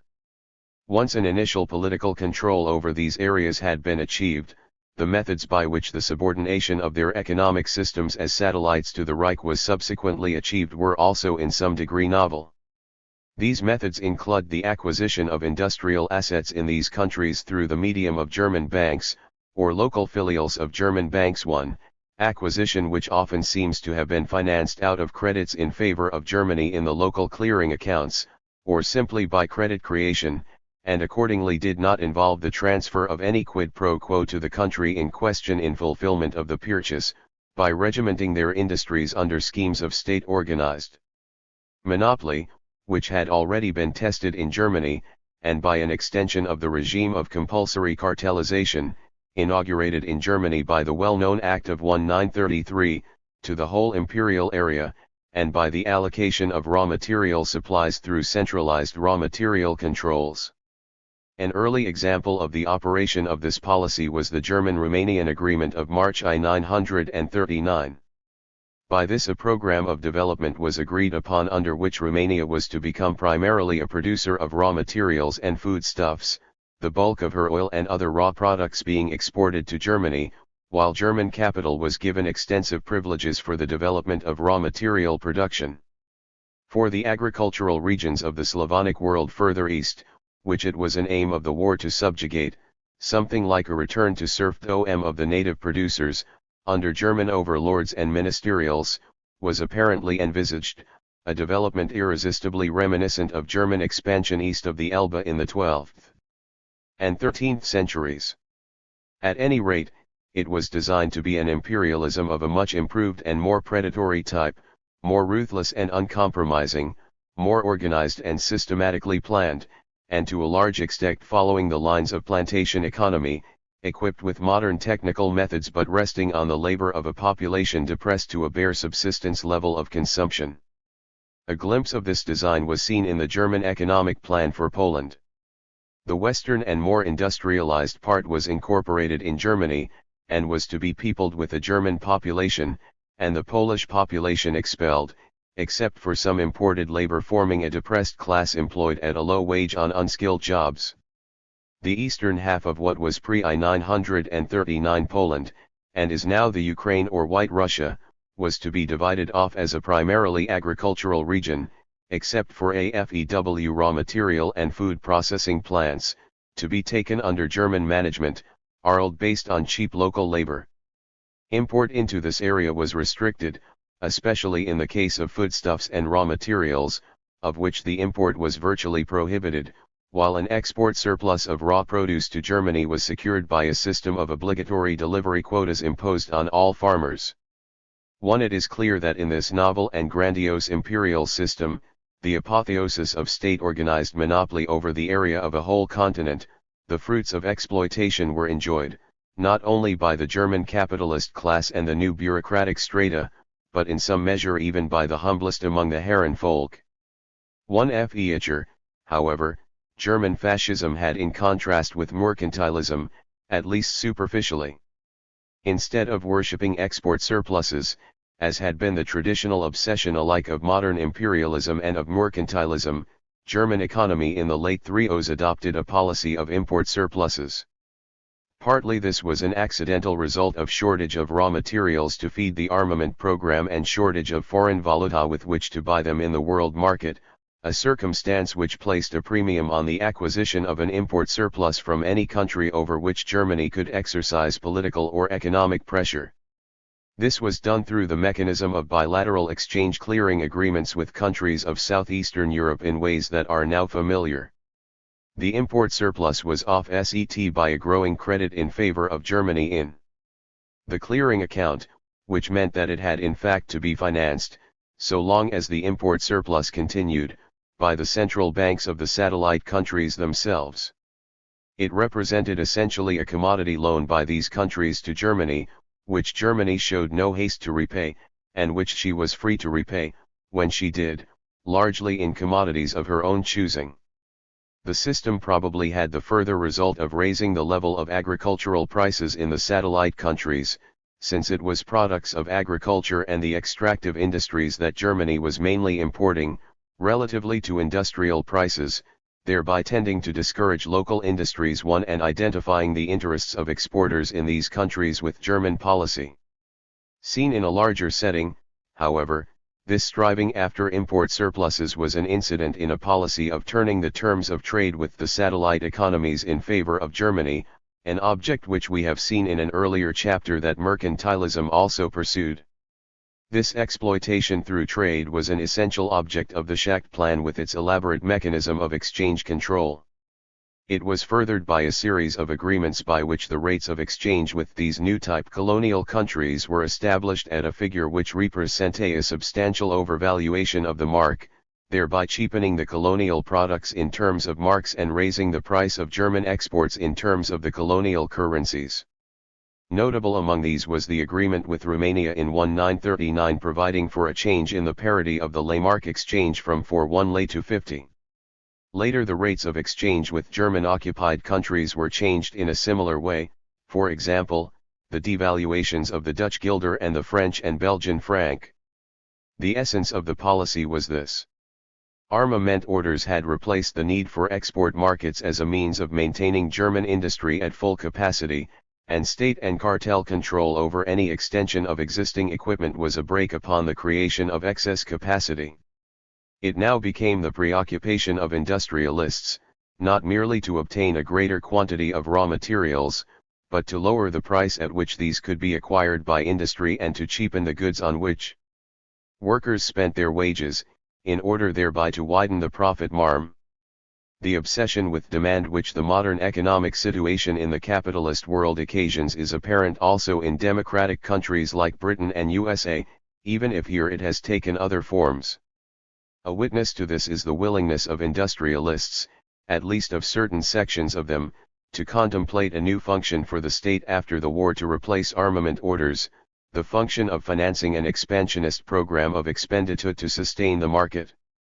In face of the immense problem presented by cessation of wartime expenditure by the state, and the memories of 1929-33 which this prospect arouses, a substantial section of the American business world seems willing to tolerate, even to advocate, large-scale state expenditure as a normal peacetime policy after the war. At the same time, the British government in 1944 accepted the quite new principle of admitting as one of their primary aims and responsibilities the maintenance of a high and stable level of employment after the war, and advanced proposals for government expenditure designed with the sole purpose of maintaining demand. One true, those proposals kept cautiously within the limits of a traditional public works policy, supplementing attempts to stabilize investment by capitalist industry, with government expenditure to be switched on and off according to the general state of the market for investment goods and consumption goods. As such, it did not propose substantially to enlarge the sphere of public expenditure, and has been criticized on the ground that it is concerned almost wholly with the timing of demand, and proposes nothing for its expansion. Two other proposals, however, such as those of Sir William Beveridge, which involve no substantial inroads upon the structure of capitalist society, would assign to state expenditure both a larger and more continuous role in peacetime economy, and the signs are that it is in this direction that the logic of events will compel future governments to travel. But the adoption of such expedients as a normal policy in peacetime would seem to be confronted with certain crucial difficulties which have nothing to do with the productive situation per se, but arise from the peculiar social relations which constitute the capitalist mode of production. In the first place, measures which attempt to remedy excess capacity within the framework of capitalism must evidently pay court to that failure of productive capacity, one of the prevalence of which economic experience between the wars has afforded accumulating evidence. It may be that, so long as state expenditure can sustain demand, this FEAR may become less dominant an obsession than it was in the 1930s. But so long as the maximizing of profit remains the ruling motive of business, it is unlikely to pass altogether out of mind. Hence, if they are to be tolerated by business interests, particularly in the industries where monopolistic organization affords the means as well as the desire to restrict productive capacity, the measures designed to sustain demand and to give industry the opportunity of working to full capacity must not be such as will increase the capital equipment of industry. Any suggestion that state expenditure is to involve investment in lines which compete with existing capital in private hands is likely to evoke strenuous opposition, on the ground that it endangers existing capital values. Of this, the opposition of interested parties to the American $10 Sea Valley scheme, which threatened competition with private capital in the field of public utilities, is a notable example. Armament expenditure has the inestimable benefit for capitalism that it involves no such contradiction. It conjures a new destination for the products of heavy industry outside industry itself, thereby performing something of the role of railway building in the 19th century. But in peacetime, apart from house building / road development and electrification, there is little, as a permanent object of state investment, which seems capable of stepping into its shoes.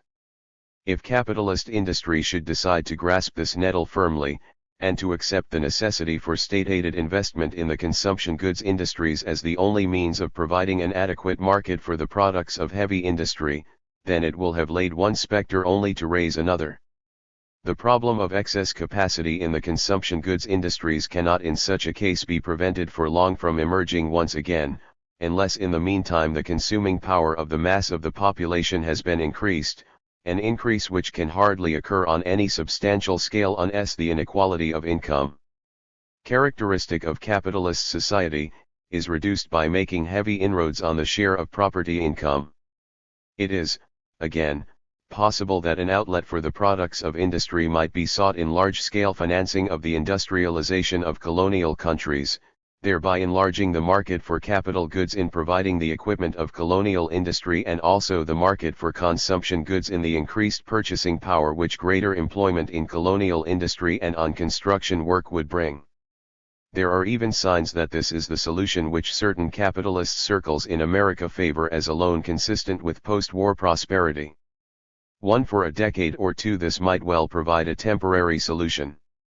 In the long run it would involve the economic decolonization of what formerly had been economically dependent territories, and hence the jettisoning of those monopoly advantages which capital in the imperialist countries had previously enjoyed, and which, as we have seen, it was the object of fascist imperialism to extend. Yet the problem of excess capacity has today assumed such dimensions, too particularly in American industry, that it is not impossible that the short-term expedient may be seized upon by an important section of business interests, even though this be at the expense of certain long-term advantages, whose survival for long may anyhow be open to doubt. Where doubt and uncertainty prevail, short-term expedients that offer some quick advantage tend to have more attraction than long-term strategies which, should they succeed, hold the promise of a larger and more enduring gain. So far has the unbounded optimism of the American prosperity wave of the 20s receded, so much has the alternative for many industries become one between maintaining a state of full capacity working or facing a collapse in which profits are unlikely to be earned at all. To so great an extent have the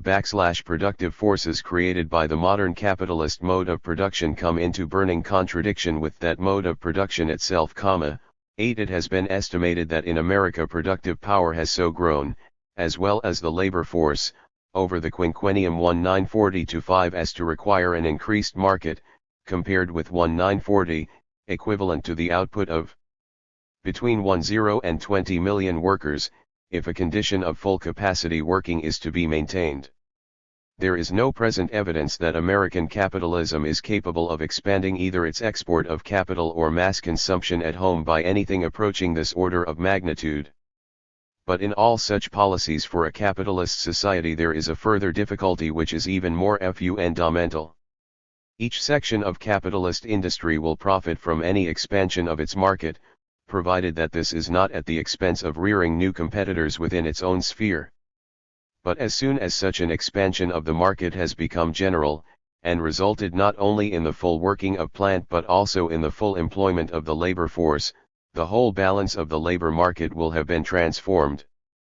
In Sir William Beveridge's words, the labor market will have become a seller's market rather than a buyer's market. 1. The labor reserve will have disappeared, and governmental policy will have assumed the obligation of preventing its reappearance.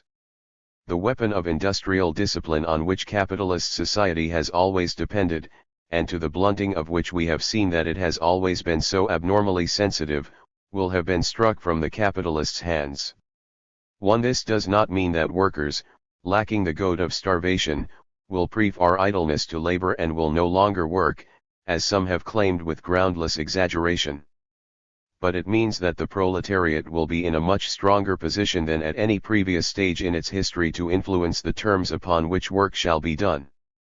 A sharp upward movement of wages, and a growing share of the national income, will for the first time lie within the easy reach of organized labor to command, and against this threat the propertied class will no longer have an economic protection, save in a general and continuing inflation of prices due, for example, to the inelasticity of the consumption of the rich, who have reserves of money out of which to maintain their consumption in face of any rise of prices, or in the recreation of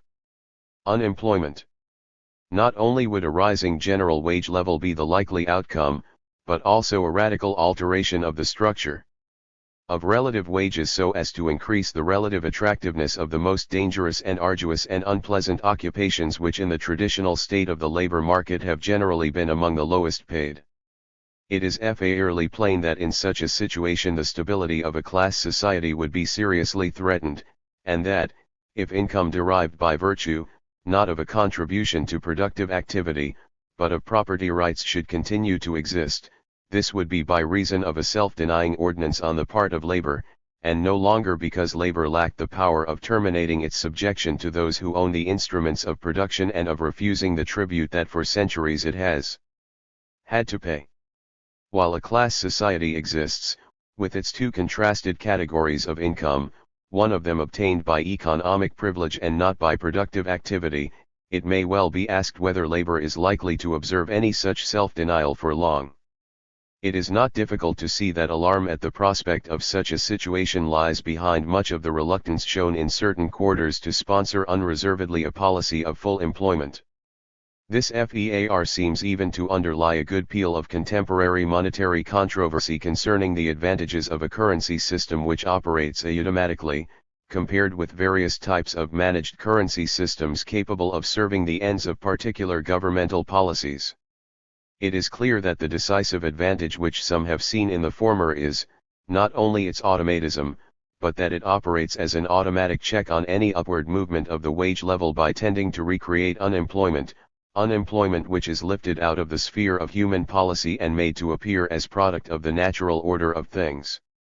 For example, in answer to a recent statement by Lord Keynes that the error of the gold standard lay in submitting national wage policies to outside dictation, one Professor F. D. Graham, of Princeton, has asserted that the original gold standard did not submit wage policies to dictation, by governing authority anywhere, but made them the resultant of impersonal forces, and has advanced as a crucial objection to any perfectly free monetary system that it would fail to see on find such tendency as, money, wages may have to rise beyond the limits within which it is possible to preserve a stable price level, and that if we refuse even to accept the threat of unemployment under any conditions whatever, we shall, under any natural tendency of wages to rise faster than efficiency, be forced to pay whatever money wages laborers may be pleased to demand. 1 In view of this situation, some have concluded that capitalism, if it continues, must everywhere pass into some kind of fascist phase. At least to the extent of reverting to measures of compulsion by the state over labor, in particular over wages. Each new development in the direction of state capitalism they accordingly view with apprehension as a step in this direction, since, whatever the initial intention of state control may be, the pressure of monopoly groups will inevitably turn it to the service of their interests. These interests will demand the dissolution of independent trade unionism and the fettering of labor, the reinforcement of monopoly with the arm of legal sanctions, and the use of the power of the state externally to promote the control of satellite territories and the regimenting of their economic life in the way that Hitler's New Order in Europe designed to do. A movement from contract back to status, the clamping of industry into the straitjacket of a new kind of state-chartered guild regime would usher in the return of the servile state. Attendant on it would come a new age of chivalry where armed might was worshipped, both as the prerequisite of all profitable economic dealings and as the source of those state orders on which modern industry relied for its perpetual reinvigoration.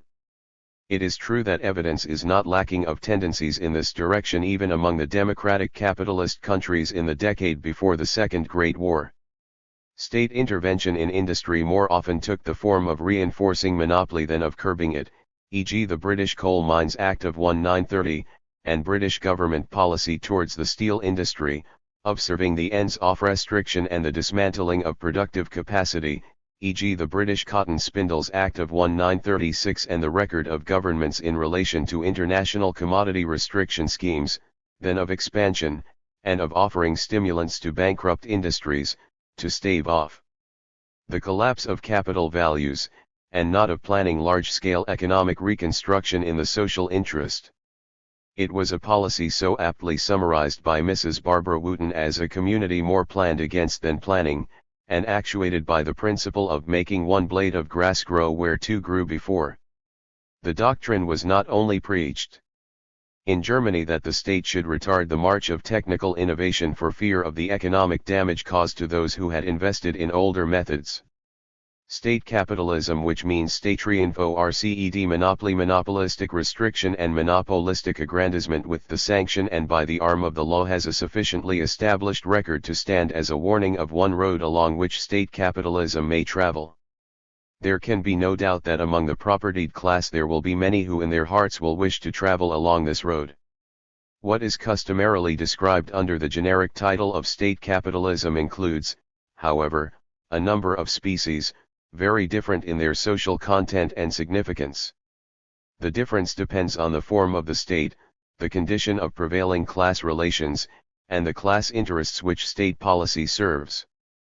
The common element in these various species is the coexistence of capitalist ownership and operation of production with a system of generalized controls over economic operations exercised by the state, which pursues ends that are not identical with those of an individual firm. This system may or may not include a limited amount of nationalized and state-operated production. Lenin used the term to mean unification of small-scale production under the aegis of the state, and applied it in 1918 and in the early 1920s in Russia to the situation in which the Soviet state exercised control over a mixed type of economic system, including large areas of private enterprise, some of it non-capitalist, small and middling peasant economy, and some of it capitalist in type, e.g. concession enterprises in the 1920s and non-nationalized private firms in 1918. At the same time he used the term with reference to the war economy of Germany in the First World War. 1. By extension of this meaning, it can presumably be applied to the kind of state-organized system of monopoly of which we have been speaking, and of which fascist economy is the most developed type. Yet again, by contrast, it may take the form, in a matured capitalist economy, of a democratic state, pursuing an expansionist economic policy in the interests of higher standards of mass consumption, and using its powers to combat monopolistic restriction and to shape production and investment to the general interest.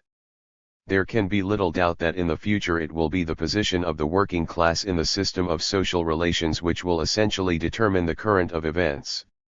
In the past it has generally been the economic incentive to the capitalist entrepreneur that economic policy has been preoccupied with nursing.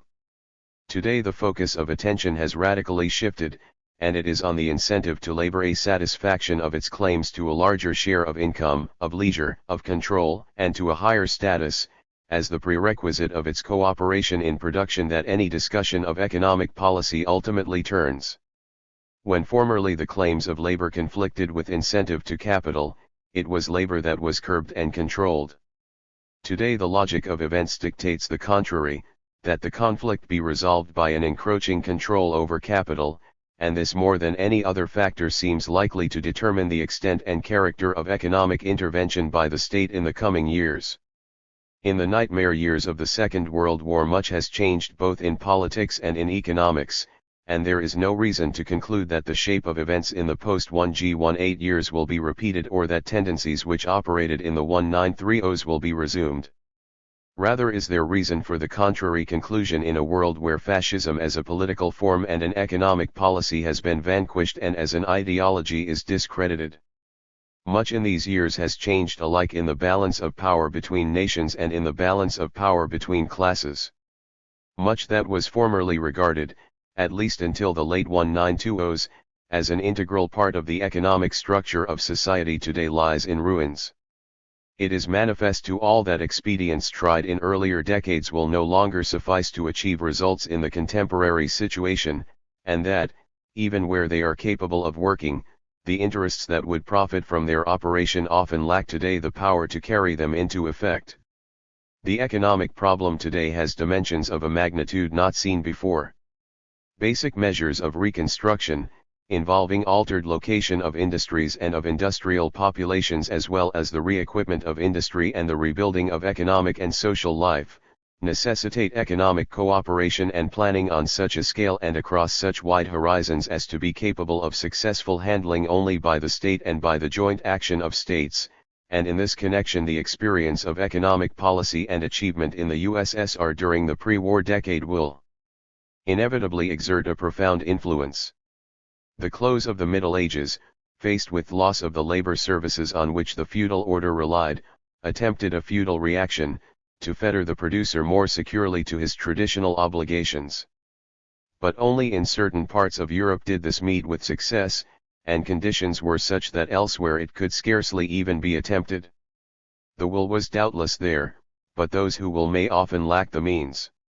Historical analogies may mislead as often as they illuminate, but analogy with the declining years of fertile society at least lends no credibility to the view that a capitalist society must inevitably pass through a period of legalized regimentation of labor and a new servitude imposed on the producer before its historical term is closed, and that every development towards state capitalism today must have such things as its logical result. one can still do no more than guess at what the full shape of economic relations and institutions in the post-war world will be. But the continuance into peacetime, as well as into the transitional period between war and peace, of a form of state capitalism, democratically controlled and operated in the interests of labor towards the maintenance of full employment and the CT1.rbing of monopolistic business organization, seems the most probable outcome over at least a major part of Europe. This is apparently something that the unprecedented happenings of the Great World War have placed on the historical agenda, where it never was before. That such an economic form could be no more than a transitional stage between a capitalist and a socialist system is no doubt true. Transitional economic and social forms, composed to an unusual degree of a mixture of elements from different systems and resting on a precarious balance of conflicting class forces, are apt to have problems peculiar to themselves and to be inherently unstable. Yet for a period at least, while mankind takes breath and its wounds are healing, it has the inestimable advantage of commending itself to the good sense of the overwhelming majority of people, even though their social philosophies be very diverse. Today the traditional order, over a substantial part of the world, emerges from the war as a shattered structure. The mass of ordinary men will brook no interference from those who preach the economics of restriction in a Europe where all her husbandry doth lie on heaps, corrupting in its own fertility. Vineyards, fallows, meads, and hedges defective in their natures, grow to wildness. The period between two wars. In the contemporary world, property rights divorced from social activity are universally despised and are on the defensive, whereas labor has everywhere emerged stronger, more conscious of its strength and more purposeful than was ever the case before. The vision of a future rich in promise, once productive power has been harnessed by the community to the service of man, has begun to fire minds where before faith burned dim. Even though some may will to do it, the clock is not easily turned back, either to the capitalism of the 19th century or to the capitalism of the 1930s.